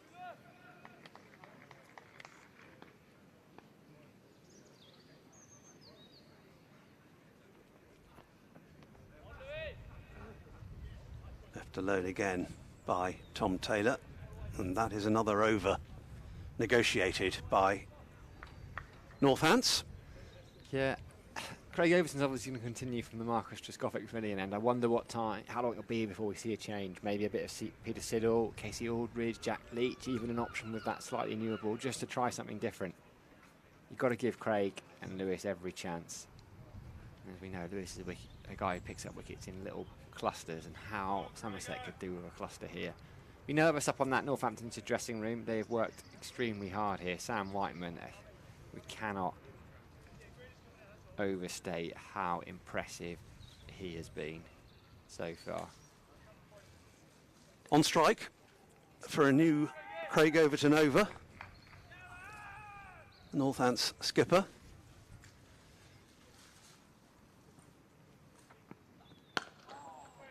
Happy just to push that back at Overton. A couple of slips in, and Tom Abel at gully. They're just trying everything they can, Somerset. Play with that field almost every ball just to get something going.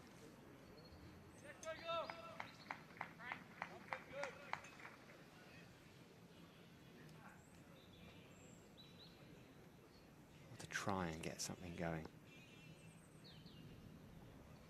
Around the wicket now. Pulled. Oh, Sam Whiteman. It wasn't quite short enough to pull. It didn't get up enough. It flew through to James Rue. Let's have another look at that one, the replay. Tom Kodak-Cadmore still stood there with his hands up. That's what we're seeing with Somerset, trying something every single delivery, around the wicket, over the wicket, different fields. Just got to try something different.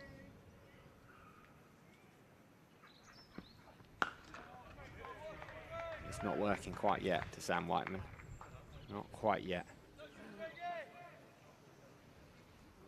Yeah, the conditions really, and the way the new ball has been, it's been finding the middle of the bat with regularity, really. Yeah, Sam Whiteman's bat has been used an awful lot today. I'll say it again, it's so impressive. Back over the wicket, Overton. Can he find that outside edge? He tries something fuller, and it's pushed to Sean Dixon at cover. Trying to tempt him into the drive, which he managed to do, but it was all along the ground to the fielder. Elegantly played by Sam Whiteman. Back around the wicket comes Craig Overton. 2 balls left in this, the 89th over. 26 after this one, as Stephen has rightly pointed out. We'll lose a couple of overs, but there's still time yet in this game for Somerset to force a result. Can they? Lovely looking shot from Sam Whiteman again. It was over pitch really, but it was drilled straight at Sean Dixon.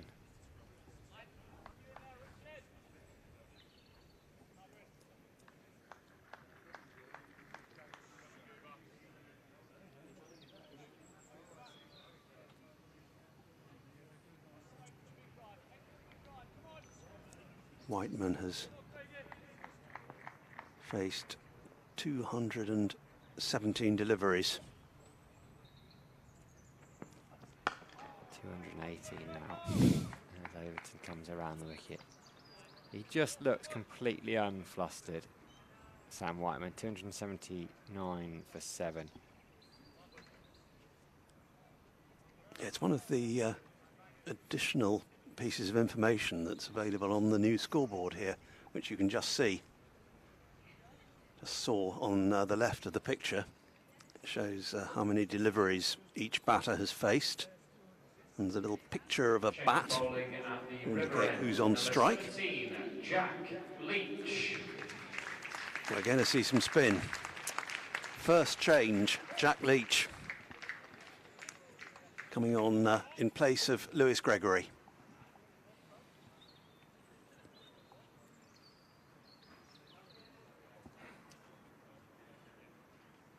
With 26 overs left in the day, minus the 2 for the changeover, if we get to the changeover between innings.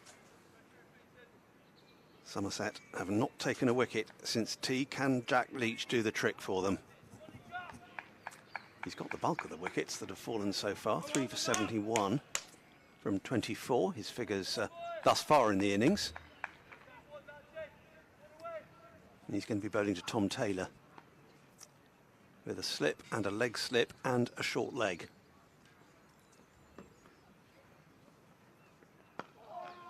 First ball safely negotiated by Taylor.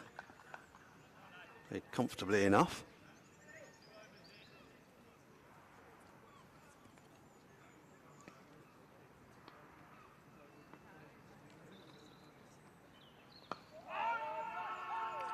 As is the second. The appeal, perhaps Jack felt it was pad then bat. Yeah, as much as from hope as expectation as well. There wasn't a lot of support from the close in fielders. No, which is always telling, Stephen, I think.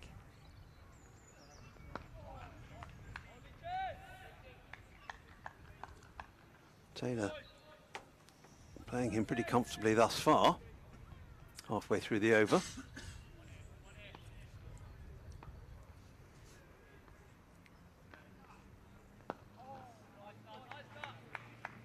Skip across to field off his own bowling.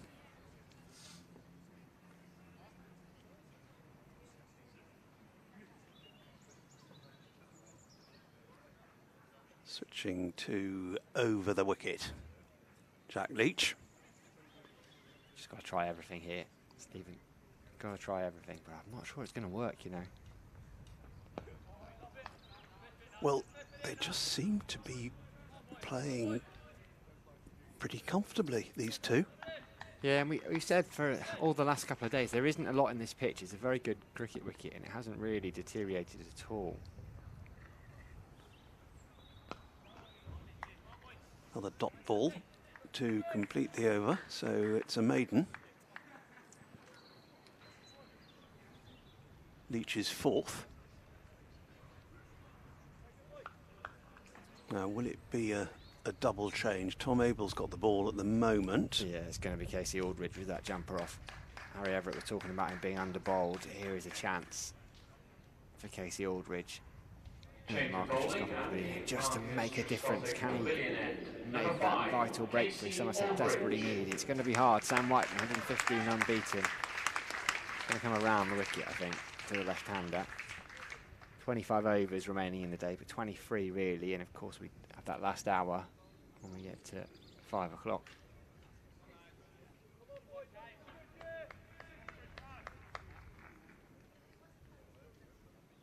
Just getting loose. Casey Aldridge. 1 for 36 so far from 11. He's the sharpest of the Somerset bowlers. He's able to get that little bit of extra bounce off the surface. Can he find something that will trouble Sam Whiteman? Leaves that alone. Outside off stump.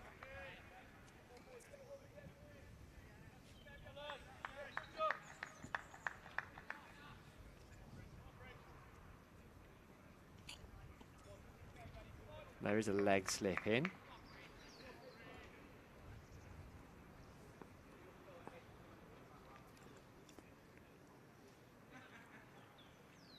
Around the wicket to left-hander. Very solid in defence.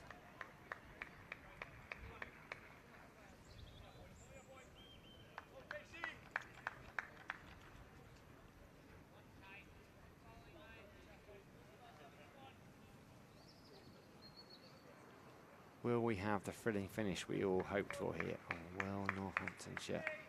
Just frustrate Somerset. They are frustrating the Somerset fans. It's gone pretty quiet out there. Aldridge around the wicket to Whiteman. happy to leave that one low.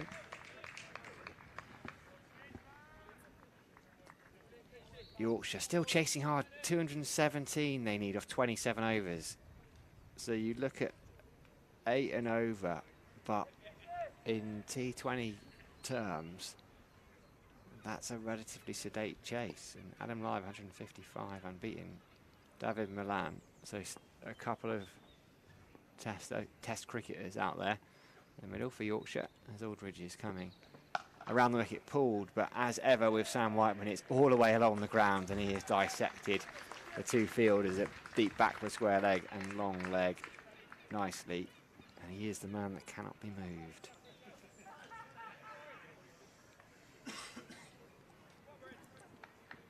Yeah, that adds another 4 to the lead. Whiteman onto 119.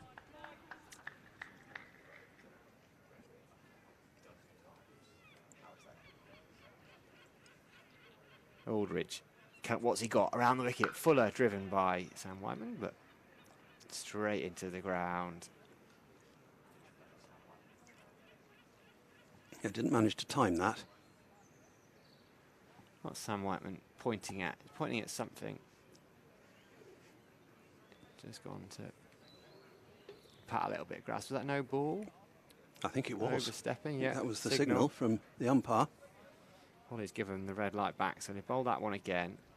Just a brief pause here. Not quite sure. There's a chat going on. I'm not sure really what it's about. We are going to carry on. Leg slip. 2 slips. Wait. Good carry through to James Rue. Umpire at, well, not square leg, deep backward point. Forgot about the no ball, so was looking to resume duties at the bowler's end, as was Jack Leach, sprinting in from deep square leg. But he's got one more ball. Nottinghamshire, can they hold out for the draw? 101 for 6 they are. They aren't going to win. Another 194. They require a short ball that they've swayed out. He swayed out of the way of. Now it is the end of the over, 285 for 7. And they're just, well, they can see salvation, Northants. Just around the corner now. 24 overs is the overs remaining figure, with that lead on 128 and still 3 wickets needed. Somerset wicketless since tea. Can Jack Leach pull a rabbit out of the hat this over?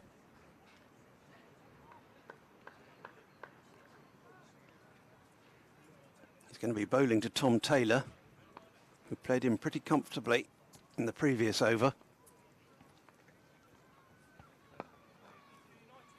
And plays the first delivery in similar manner, just pushing it out to mid-wicket.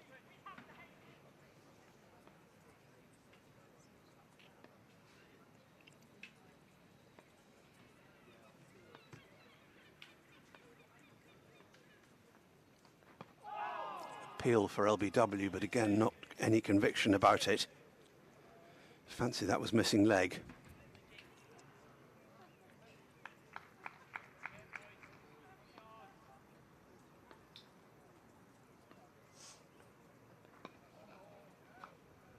And again, defended. Back to the bowler. Frustration for Somerset at the moment.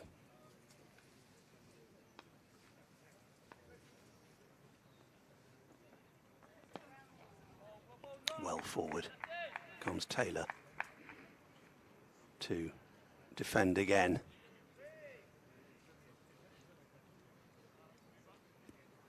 What a partnership this has been for Northants for the 8th wicket. Came together with the total on 219 for 7. They've taken it to 285 for 7.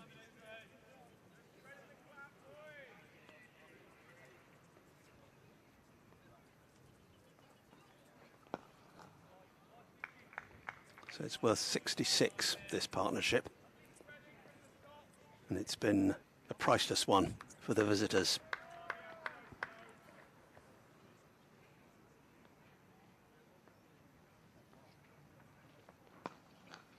Off the back foot this time. Played comfortably out to mid-wicket.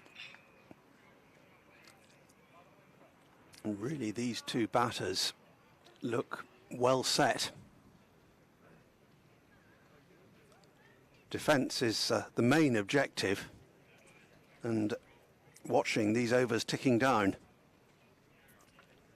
There's St James's Church with the Marcus Trescothick Pavilion beside it, and then a view over the Colin Atkinson Pavilion up to those familiar Quantock Hills. Varying colours depending on the crops. Well into the growing season now in mid-May. Holdridge around the wicket. To Whiteman, full of ball, but just kept out. Sam Whiteman. He's made batting look very easy, hasn't he? You know, this is a summer where much of the focus, it's not really a subplot, is it? It's kind of an overlaying story of the Ashes series. There's focus on people like Steve Smith and Marnus Labuschagne, Marcus Harris at Gloucestershire. Shorter ball that Whiteman just ducks underneath. There are so many Australians over here playing county cricket, playing club cricket. Almost anyone who is eligible to play for Australia. I think it seems to be the way when Ashes series come about. They come over just in case. And there's a pretty lengthy list of Cricket Australia contracted players, but as Vic made the point the other day that they've named a squad for that World Test Championship final, which I think is at the Oval against India in June. As Whiteman tucks it off his hips for a single, and then they play that first test against England, and actually they've only named the squad for those couple of games. And there are so many names that have been over here, and they seem to like left-handers at the top of the order. David Warner is coming to an end. Marcus Harris is getting another chance. But there's people like Matt Renshaw, who Somerset fans know well. And actually, there's similarities between Renshaw and Whiteman as well, because they were both born in Yorkshire before going over to Australia. And I know Whiteman probably isn't the test opener that Aldridge comes in to Taylor, who's been immovable himself. He isn't necessarily your quick scoring test opener, but I think there's real value in someone who knows English conditions like he does. He's had a couple of club spells down in the Sussex Premier League and the Surrey Premier League, albeit that was a decade or so ago. And if he can keep scoring runs for Northamptonshire over the next 4 or 5 weeks, because you're playing against high quality attacks in Division 1. Short ball pulled, and he's got all of that. It's all along the ground, moves on to 49. They've tried the bouncer a few times, Tommy Taylor, Stephen, and he has been equal to it. Yeah, and this pitch is looking as placid as it's done at any stage, really, at the moment. The new ball, which was such an important part of the Somerset strategy, it hasn't really done very much. 12 overs old now. Taylor opens the face. He's going to get another boundary. He's going to bring up a half-century, and a deserved one as well. He's batted beautifully just at the right time. This partnership is now worth 75, and Tommy Taylor has 53 of them. 8 fours, 1 6, 96 balls. And it just feels, Stephen, like this partnership has done for Somerset. Their chances of victory have slipped away. Yeah, it does. 22 overs left, and the lead now up to 137. And wicketless since tea. That's the bald truth. We've been playing for nearly an hour since the interval, and Somerset haven't been able to make a further breakthrough with this new ball. Jack Leach is going to continue from the river end. And approaching 5 o'clock, These two batters are taking the life out of this match. Stalemate looks the likeliest outcome now. Off the outside edge, going down to third man, that's probably going to go all the way. Has it got the legs? Not quite. It's just stopped a couple of feet inside the rope.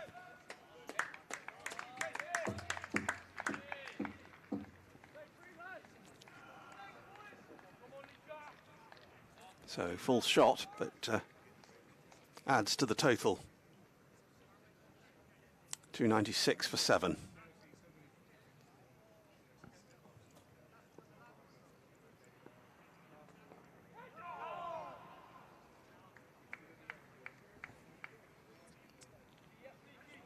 The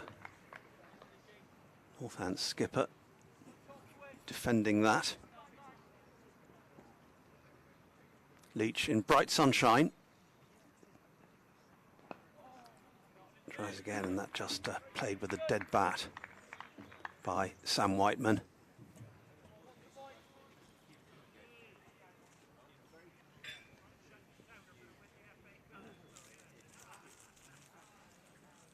Still plenty of attacking fielders. Still Somerset try to break through.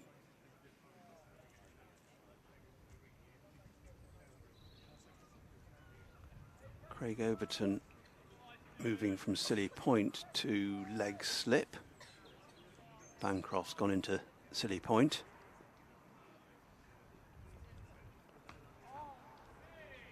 Cut away down to third man. They get at least one for this. That's what they settle for. We'll take Whiteman on to 123. Take the lead up to 140.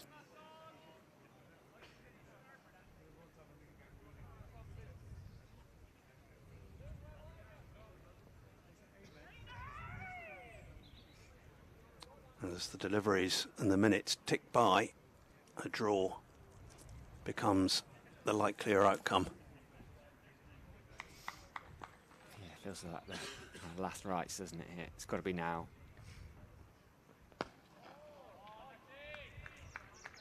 Thanks in large part to the partnership between these two batters, Whiteman and Taylor.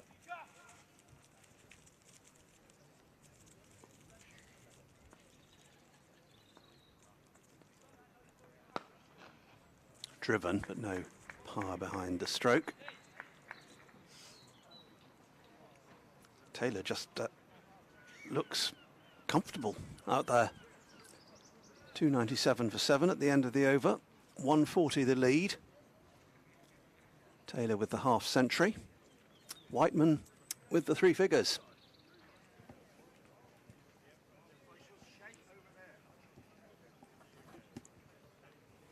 Change of bowling at the Marcus Trescothick Pavilion. Going to have a change. Peter Siddle is going to have a go. Peter Siddle. Final throw. The dive, but Tom Abel. The handshake could be coming relatively soon if Somerset can't make this breakthrough. I need 1, but they need 3 quick wickets. Yeah, it's the fact that they need 3 of them, and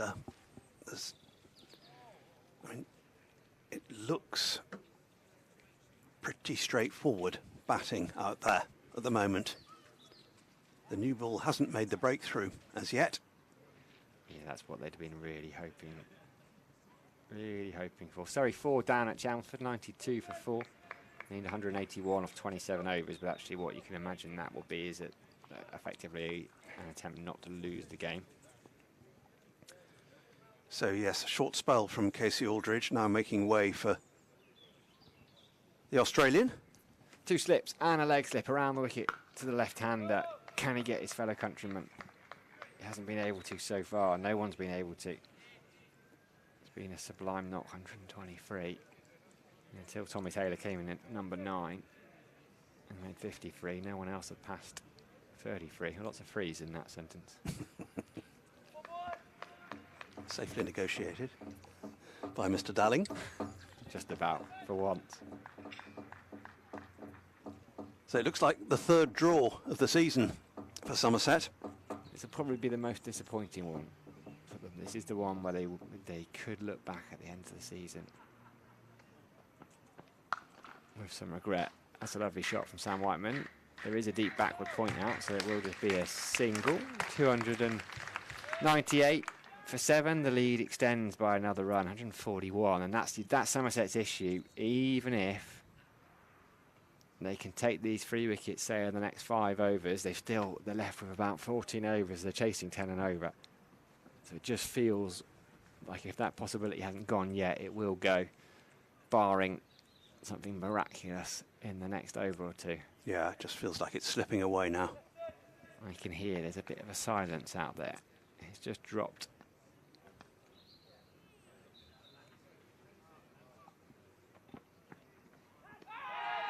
Half an appeal. Bowler not interested in the slightest.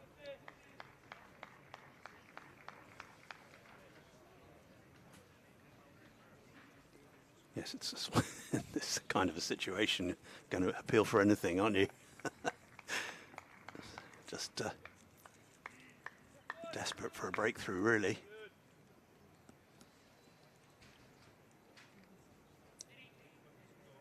It's almost exactly an hour since they came out after the tea interval, and there's been nothing. Well taken. Has got in down the leg side. It's been given. Peter Siddle has made that breakthrough. Good take by James Rowe. The following ball, there was half an appeal, not really appeal. Have Somerset got a lifeline here? Tommy Taylor made 53 beautiful runs. A shake of the head as he looks back at Sam Whiteman. He stood there, waited for the umpire's finger to go up. It did go up. And Stephen Lamb, could they? Well, it's another fine take by James Rowe behind the stumps. Not as spectacular as his previous effort, which he went for with one hand. That was the one that dismissed James Sales off a fairly authentic leg glance. But he's done well again, the young Somerset keeper. Peter Siddle has conjured a wicket out of some fairly unpromising circumstances, but they still need 2 more. That's an excellent hand from Tom Taylor, which has come to a conclusion, dismissed for 53 in the end. Came off exactly 100 deliveries, 6 and 8 fours. 26, Ben Sanderson. And Ben Sanderson is the new batter. It's time for me to make way for, well, is there still some excitement in this game remaining? We'll find out, but Harry Everett's going to come in and join you, Sam, to see whether that's possible. I hope for everyone's sake, Stephen, there's another stint of yours in this game still, because if we're still playing in half an hour's time. If there is, then it could be an absolute cracker. Absolutely. Ben Sanderson then out to the middle. They've got a couple of genuine number 11s in Sanderson and Jack White as well, averaging between them. It was something like 6 and 9. I haven't had another look. Could this be a little bit of magic? Sam Whiteman will have some words of wisdom to impart on Ben Sanderson, and I think they will go something along the lines of, if it's going to hit the stumps, Ben, get your bat behind it and leave it alone if it's not. That's the Sam Dalling philosophy for cricket batting full stop, is it? Yeah, it is. I mean, I prefer to do that than just to poke my bat at balls that aren't hitting the stumps. Third slip goes in. God, I'm glad Charlie's not here today as well. There is a leg slip in. It Stephen's a couple of fielders back, because Ben Sanderson, there's 2 balls left in this over. They won't mind him taking the strike. Jack Leach will fancy it. It's got to be full and straight here from Siddle for me. Agreed. Didn't go for that though. Not leg side though. I think Siddle has had attempted to just push it leg side a little bit too much today, but that breakthrough could be massive. Just as everyone was sort of, the whole ground up and sat on the terrace for the last 25 minutes, and it's gone a bit flat, and even Tractor Driver went quiet. Even Tom Abel wasn't quite his usual bubbly shouting himself on that wicket. Field spreads. Tom Abel has immediately come out of third slip. Peter Siddle pointed and said, out you come, Tom. I'd rather, it's not doing enough for a third slip to be brought into play. Short mid-wicket, please. Solid from Sanderson. They don't take the single. I love the backpedaling, trying to make him take a single. End of the over then. Somerset have a wicket. There's in theory, 20 overs remaining in this game. Northamptonshire, well, they're 298 for 8. Their lead is 141. We'll lose 2 overs. It's 5 past 5. Good job, didn't shake hands at 10-2, eh? Could still be a cracker, as Stephen said. Could still be a finale.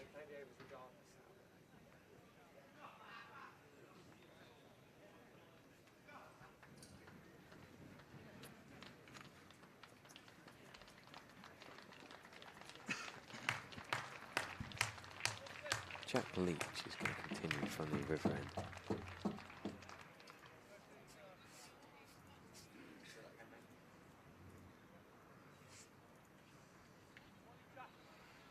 Slip.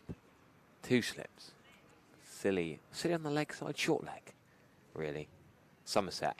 Make or break here. Can Jack Leach get through? Probably not Whiteman, let's be realistic. He's batted superbly. Can't really see him giving it away at this stage. Is he going to be able to... It sounds awful, but the first 4 balls is almost irrelevant here. It's all about the last 2 balls of the over. Does he take the single off the penultimate ball? Does he take the single off the last ball? Does he try and keep the strike? Yes, there's some rough to play into, but Jack Leach will probably bowl 4 dots here. I'd be surprised. Good point from Lord Dusty here. Anyone could go down this year. After 4 games, the bottom 7 teams are only separated by about 15 points. Fair comment. Even Hampshire, we thought was so strong today, struggling. Oh, talk about Whiteman might not get out. He's chopped at that. Got very lucky. They should run 2. I don't know why they haven't run 2. They could easily have run 2. Whiteman needs to keep the strike. He's played a daft little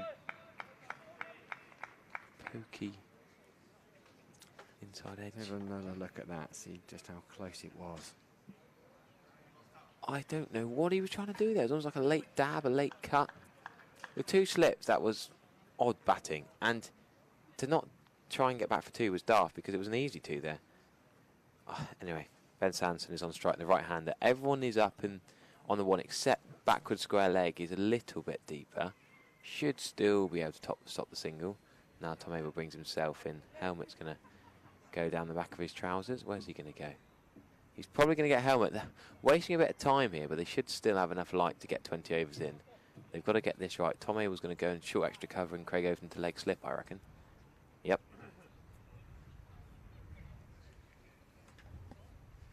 Tractor driver needs to get a refill and fill up his lungs again. I mean, Somerset will surely have a go. If it's 10 and over, they'll come out and I don't think that's the issue. It's getting the last 2 wickets that we need to do. Somerset, 2 wickets. To make an exciting finale. Northampton could still win this, even if Somerset take these 2 wickets. Solid from Ben Sanderson.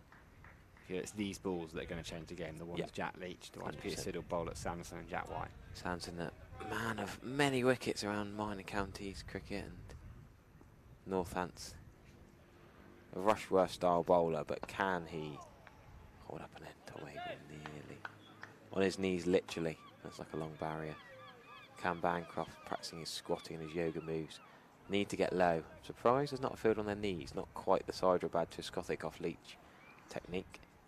I asked for a slip fielder to go on their knees to me the other day and I got laughed at. It's not very often that. Second slip. I like this a lot. Look at that field setting. This is what day 4 of county cricket is all about. The final day of any red ball cricket. Well played by Sanderson. Full and straight. He's seen that off. Right, so that's Jack Leach's first bowl at Sanderson today. Seen off. Whiteman will be on strike to Siddle. Does he take a single? 142 runs that lead. Whiteman will be thinking there's probably 3 or 4 overs worth here.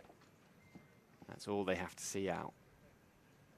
Although even then it leaves Somerset 13. I don't know, I'm an optimist, Harry. You'd imagine if it comes to it, I think the batting order might be played around with a little bit. Yeah, I don't think we can talk about that yet. I'm not happy. No, I just didn't get these 2 wickets done. I mean, there's He not many slow scoring players anymore. Dixon and Hammer, we don't mess around. Anyway, but I think I'd set the all-rounders up.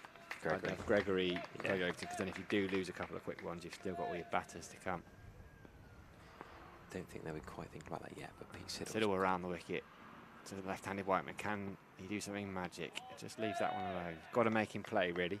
I think that's been the problem with Somerset seamers today. They've bowled well at times, but they've not made them play enough.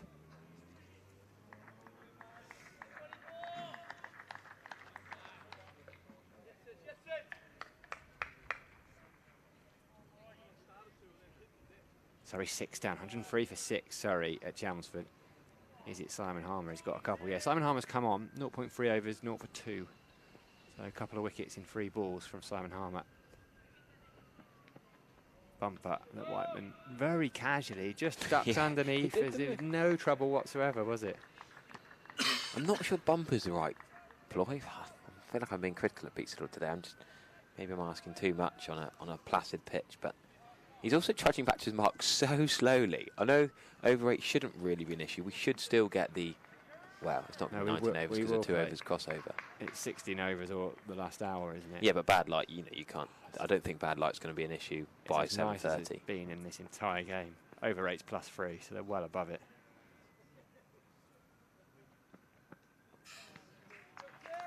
Yeah, so halfway through this over, now you're into this ploy of you need to make sure Whiteman isn't able to take a single hit.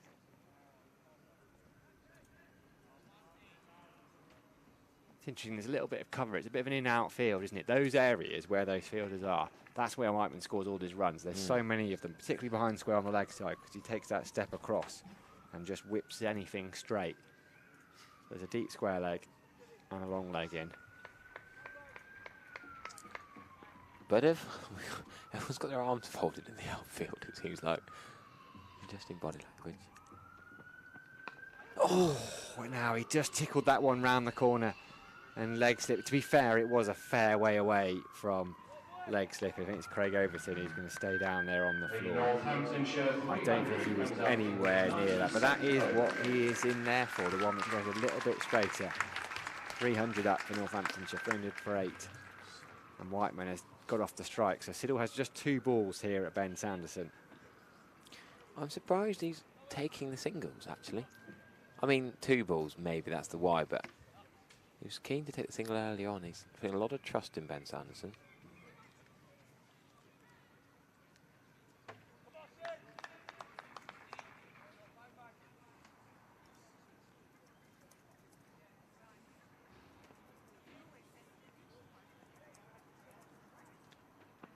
Bit short from Siddle, that one.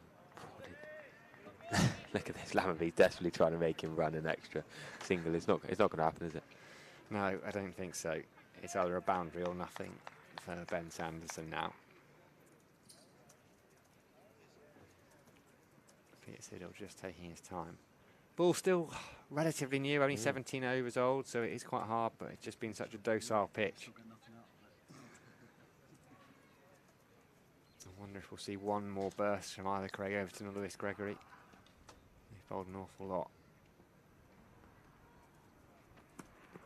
Shorter ball, or it's a no ball, so let's get a bowl it again. It was a bit awkward for Ben Sanderson. He played it all right in the end, but he took the hand off the bat. Fend off, wasn't it? Had there been a short leg in, which is what Tom Abel is suggesting to Sids now, it probably would have gone down his throat. Yeah, immediately Cameron Bancroft takes his cap off, puts one of those free helmets they've already got out there for Jack Leach.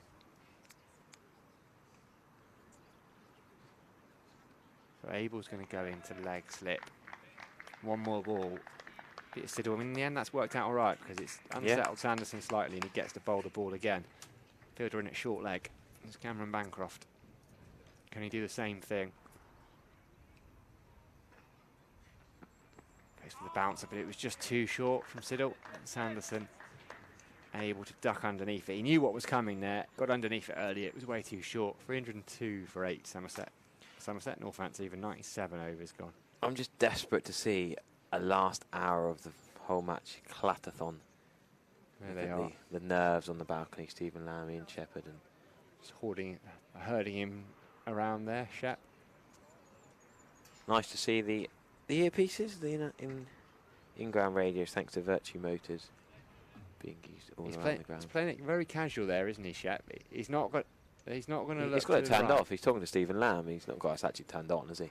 He's got it on his ear, but it's probably turned down or turned off. He pretends, Shep. He likes to come up on the stream, but he always listens to BBC, doesn't he? Yeah, he does. He loiters around up here for his stream time. But he's a BBC listener.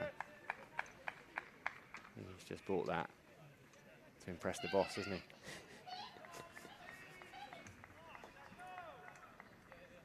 So Jack Leach is trying to work out what field he's going to have here with Tom Abel. All sorts of paraphernalia going on. We should say there's 145 will be hell of a chase in a maximum of, well, 15 overs it would be. 10 and over, I mean, it'd be great to watch. Excitement, but Somerset need to get 2 wickets quickly. Whiteman, that sort of prodding French cricket technique, poking, prodding, not really going anywhere with it.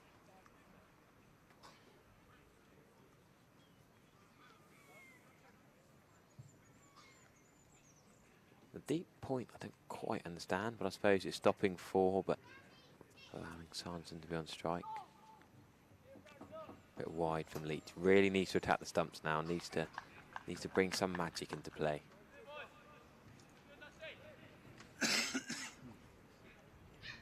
Drama in other matches. We've had the drama of Hampshire and Warwickshire, the drama now with the Surrey-Essex match. But here, could we have some mega late drama? Solid from Whiteman. Almost one hand will bounce. The umpire should just, this stage of the game, just change the rules a bit, make it a bit more exciting. Give the bowlers a chance. Back in the one hand, one bounce rule. Just leaning down, I can see Shepherd and Lamb down there, bathed in the sunshine. Was that a deliberate pun, Shepherd and Lamb? I don't think you realised what you just said then, did you? Yeah, I did. I said he was herding him.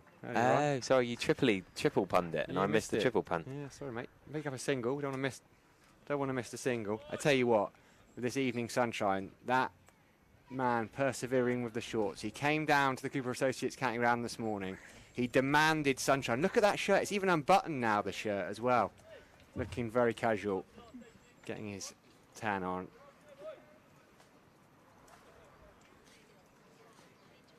Bit of factor 50 is required now. Such is the glory down here. All the catches into Sanderson. One hand, one bounce again. This time short leg.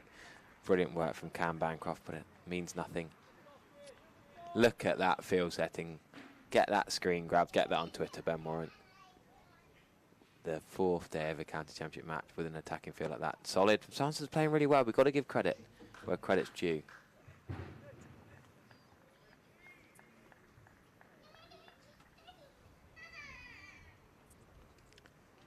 Well,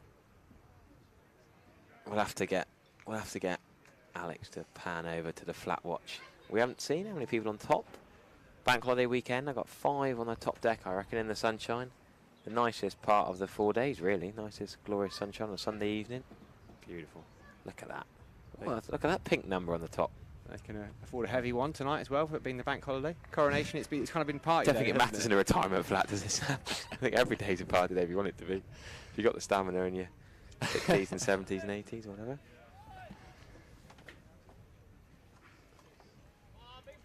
Peter Siddle then. This has got to be it, really. Sam Whiteman on strike. 2 slips.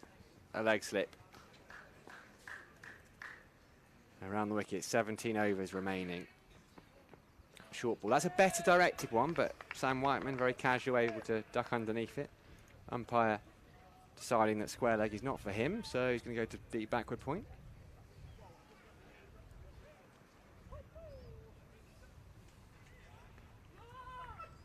I think Somerset, Ben Warren has given the shout. 2 more overs without a wicket might bring a shake of the hands. I think Somerset will keep going for a couple more overs here.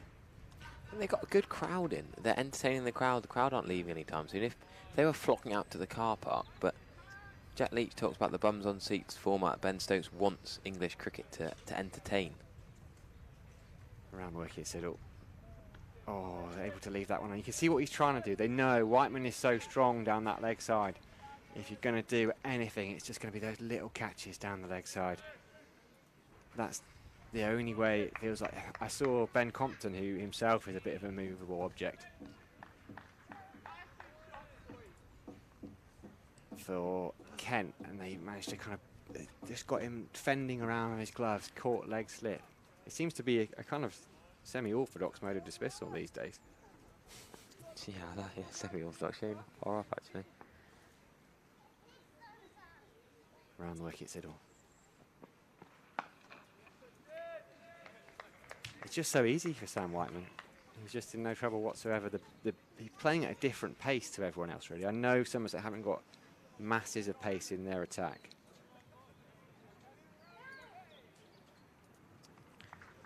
Something to do from bit of Matt Henry now.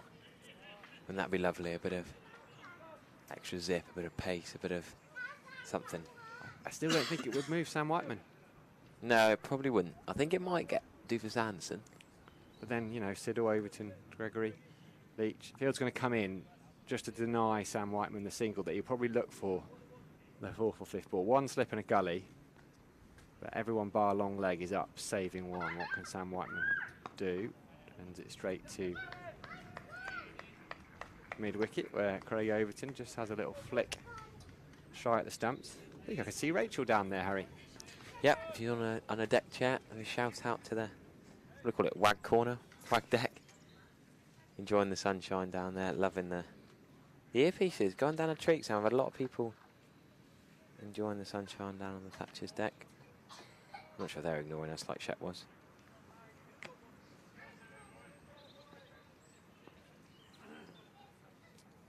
Gully gonna slip. Pulled by Sam Whiteman, and actually what Somerset will want is for that to go all the way to the boundary. It's going to slow up. The chase is laboured. They're only going to take one. In club cricket now, I have seen in club cricket fielders kick balls like that over the boundary. Have you? I wouldn't expect it. Have you? They wouldn't do such a thing, would they? I've seen it in club cricket. That's about 2 metres in. Sam, I dread to see your club cricket, the dishonest blokes. Lewis Gregory sprinted full tilt and looks like he's pulled his hamstring. I think I saw, there was a player on 99. Oh, no. And I'm not going to name it, but I think there was like 2 to win or something, and it went down to final. There was a bit of needle in the game, and he'd been dropped, and I think there was one he hadn't walked. Oh, okay. And basically, the fielder down at fine leg kicked it over for buys to deny the guy his 100. A bit like AJ tied to James Vince, was it? When was that? In the Big Bash. Siddle back over the wicket to Sanderson. Can he get him? Short ball. Sanderson. It's a better short ball, though, isn't it? End of the over. Another over passes. I spy to my left Mr. Andrew Caddick. Wow, what Somerset would love to have him out there. Bowling now. 304 for 8.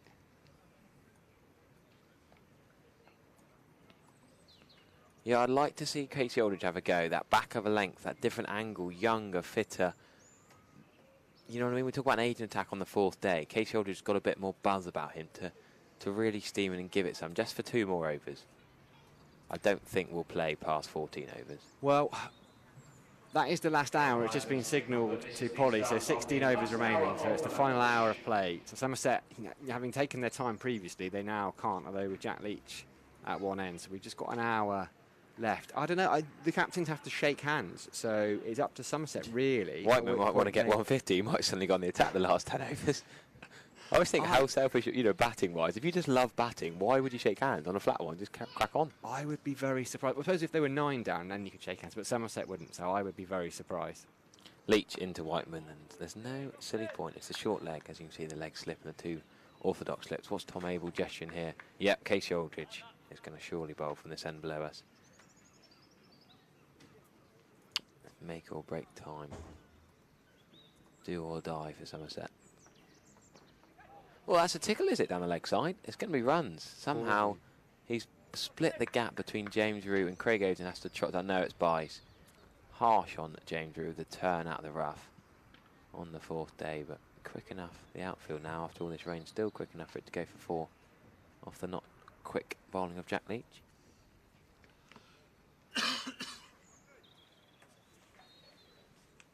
That long on is sort of loitering, 10 yards off. Sort of no man's land. Craig Overton trotting back up there. He's quite deep at leg slip. Almost a leg second slip. Played by Whiteman.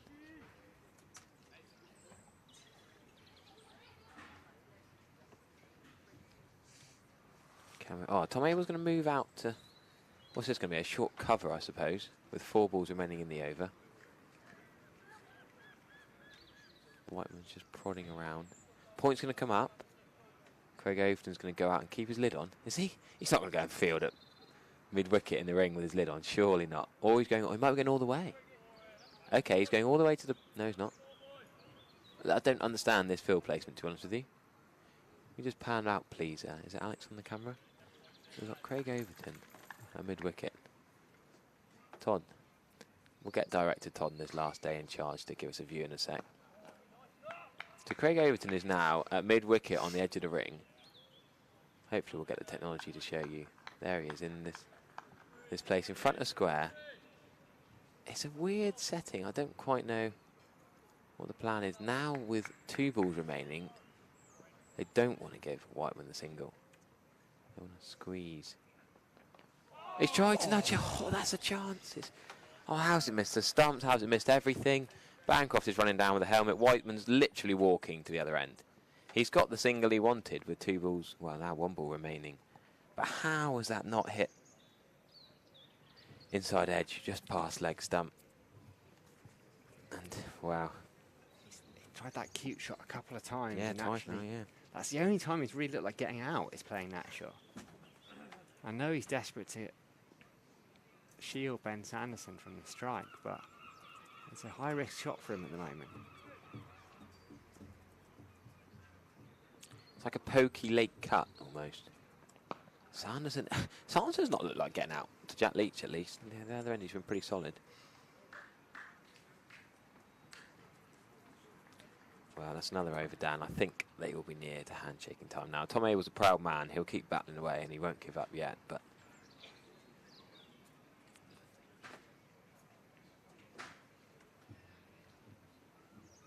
Change of bowling then, Casey Aldridge. Another throw of the die for Tom Abel. So they're still going, Somerset. Still searching for that last couple of wickets. 15 remaining. We're into the last hour as well. This partnership now for Northamptonshire's 9th wicket. Worth 11 runs, but it's 33 balls as well. So 5.5 overs. 5.5 overs ago, Somerset thought they might have a way back into the game. There's been a couple of little cute shots from Sam Whiteman off Jack Leach. Could have been risky. Around the wicket, Aldridge. Oh, that hasn't missed the stumps by an awful lot. That has come back considerably from outside off stump. We left it on length as much as anything. Just about gone over. Clap of encouragement from the skipper, Tom Abel. I like the Casey Aldridge move. I just think it could have been slightly earlier. Is it too late? Can he work some magic, Casey? Batted beautifully against Lancashire to save the game on Sunday a couple of weeks ago.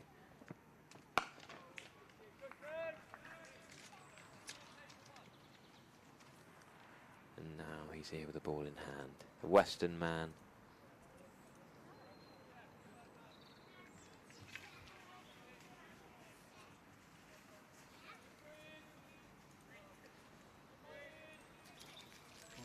Oh, that's Tom Abel going in. Just third slip to Whiteman. Yeah, or a gully, I reckon. Third man is being moved 10-15 yards. Close there. They're quite close to Casey Aldridge. They're making sure the catch carries, I guess. Stephen Lamb is going to jump back in for me at the end of this over, so we do get you in for another stint, Stephen, but it's not quite been. Just made it. Not quite the stint we were hoping to hear you talk about. But like Somerset, you're still hanging on in there, Stephen, aren't you? Enjoying your time down on the deck in the sunshine?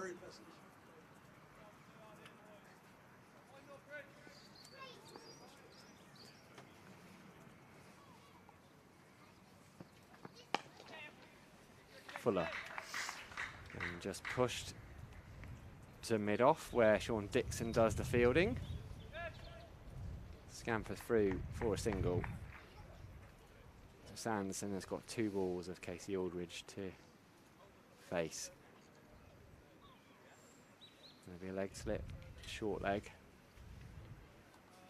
I mean, I'd just be inclined to pack fielders in the line of sight of Ben Sanderson here. I think now you just go all-out attack. He's not going to take a single. It's the last saloon now, isn't it? Be honest, even me with my optimistic hat on doesn't see 150 being chased in 12 overs. That would be massive. You know, I know it's a small thing, but Jack Leach is a deep backward point. They're not going to take a single to it. No, agreed. That's a big call from Casey Aldridge. He's down on one knee. Is it doing a little bit too much? Bancroft's gone for the run out as well. I think it's going down the leg side, but probably was. Big old slap on the pads.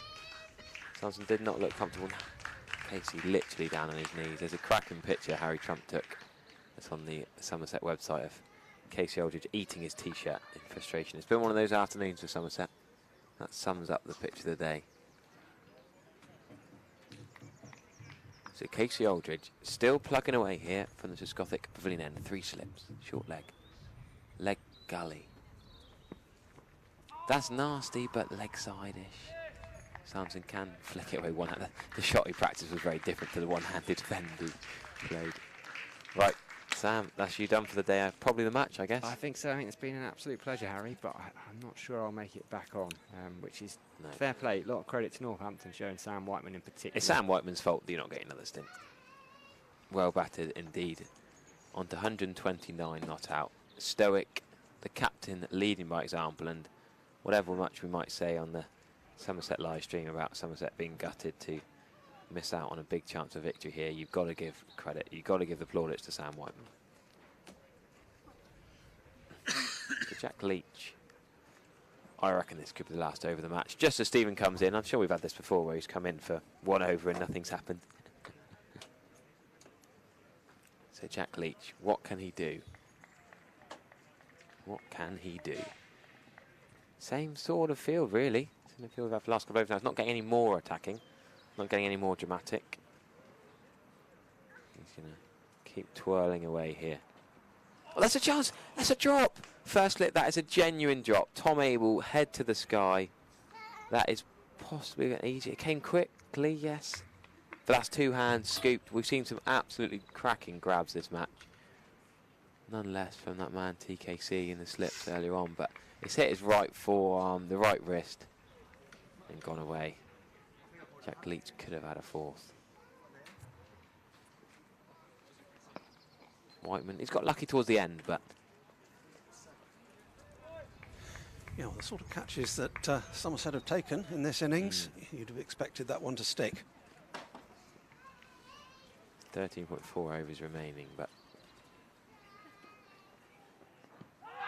that's another big shout. I don't think anything's doing. No. Desperate for Somerset. I think it's too late. A couple of half chances dropped. Yeah, he got outside the line. Off stump to that. It would have been too late anyway, I think, really.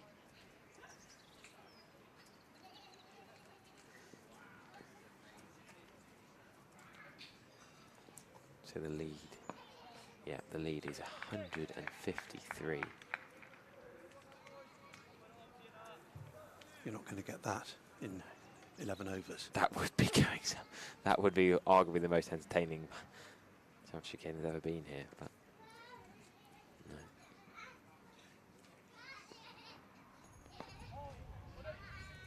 Turned away to backward square leg. Another dot ball. Do you agree? End of the over, I think they might shake hands. Maybe when it's down to just 10 left.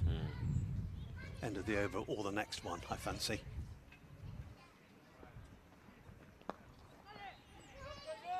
No, he's trying to get the 1, trying to get down. That's the first time in a while he's not managed to get the 1 comfortably. He did it quite easily, especially against Jack Leach, but he can't that time, despite the use of the feet. So it will be Sanderson who will take strike. No, they're not going to shake hands.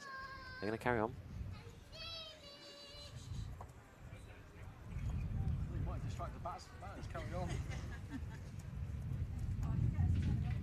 Still going to be Casey Aldridge. Well, the 103rd over of the innings.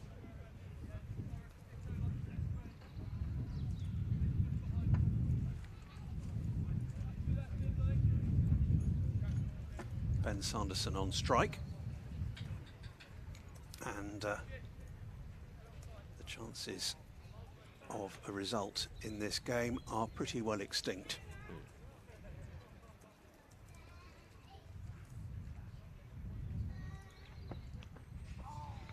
Bouncer which doesn't get up very much. It's not difficult for Sanderson to get underneath it.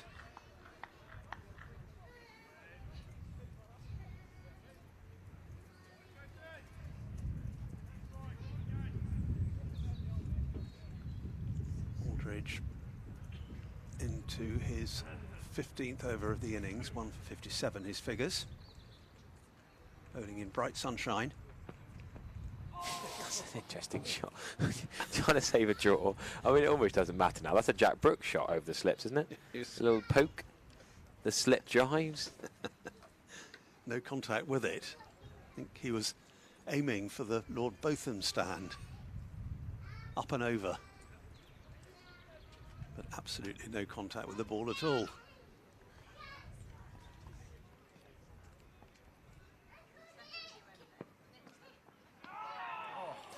Down the leg side, and Rue couldn't take it cleanly. It won't cost anything though.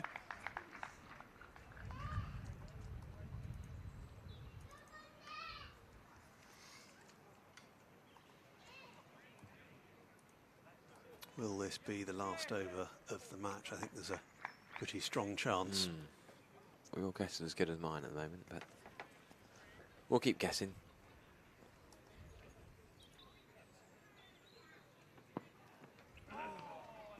Way down the leg side. Searching dramatically now, isn't he? He has to, really.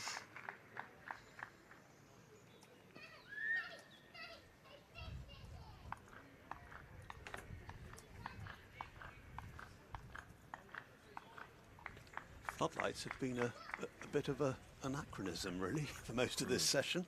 Still switched on as we play in bright sunshine.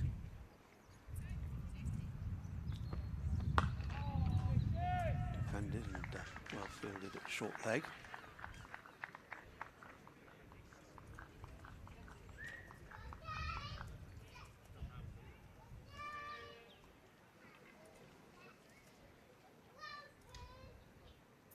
They've tried all sorts of strategies, Somerset, in an effort to find their way through this Northants batting lineup. They've not had a lot of help from the conditions. And there's been this magnificent innings, which is still in progress, from the Northants captain. All credit to him, Sam Whiteman, on 129 not out. Credit also to Tom Taylor, whose half-century kept Whiteman company for a crucial 8th wicket stand. That could be... No, he's giving Casey Aldridge a slap. A friendly pat on the back, but... It's all over bar the handshakes now, isn't it, Stephen? Let's be honest here, I think. Hard to say, really, but... Tom Abel's still giving it his best shot. Yeah, I admire the attitude.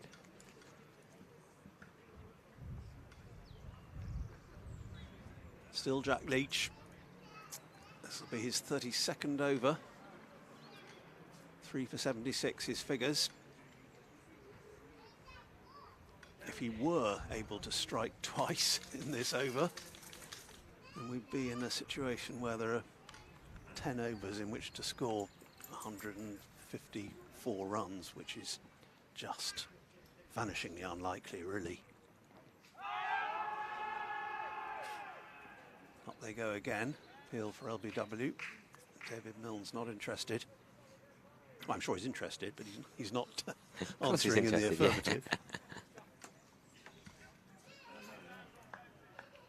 5 men round the bat, plus the keeper.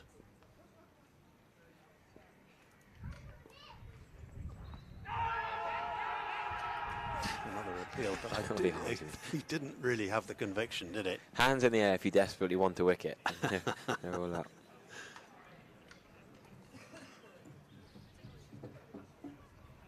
Appeal for anything at this stage of the game. Yeah.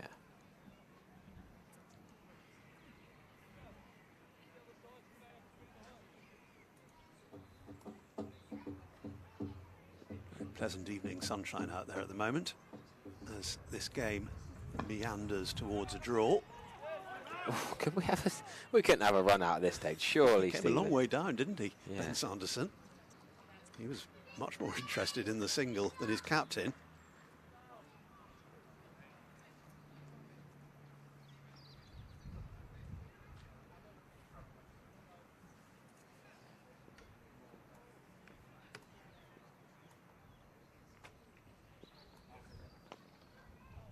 Turned away down to long leg. I've got a couple for this, I fancy. No, they're not interested.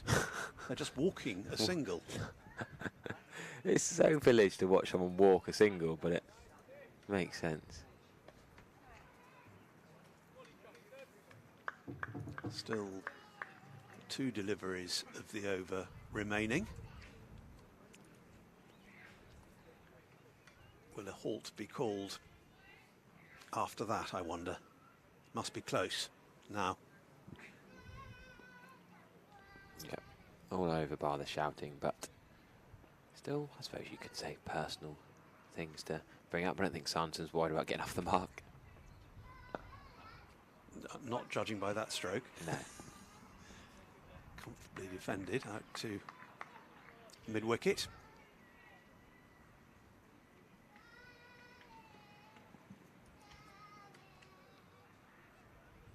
Here's the last ball of the over, and that's a defensive push.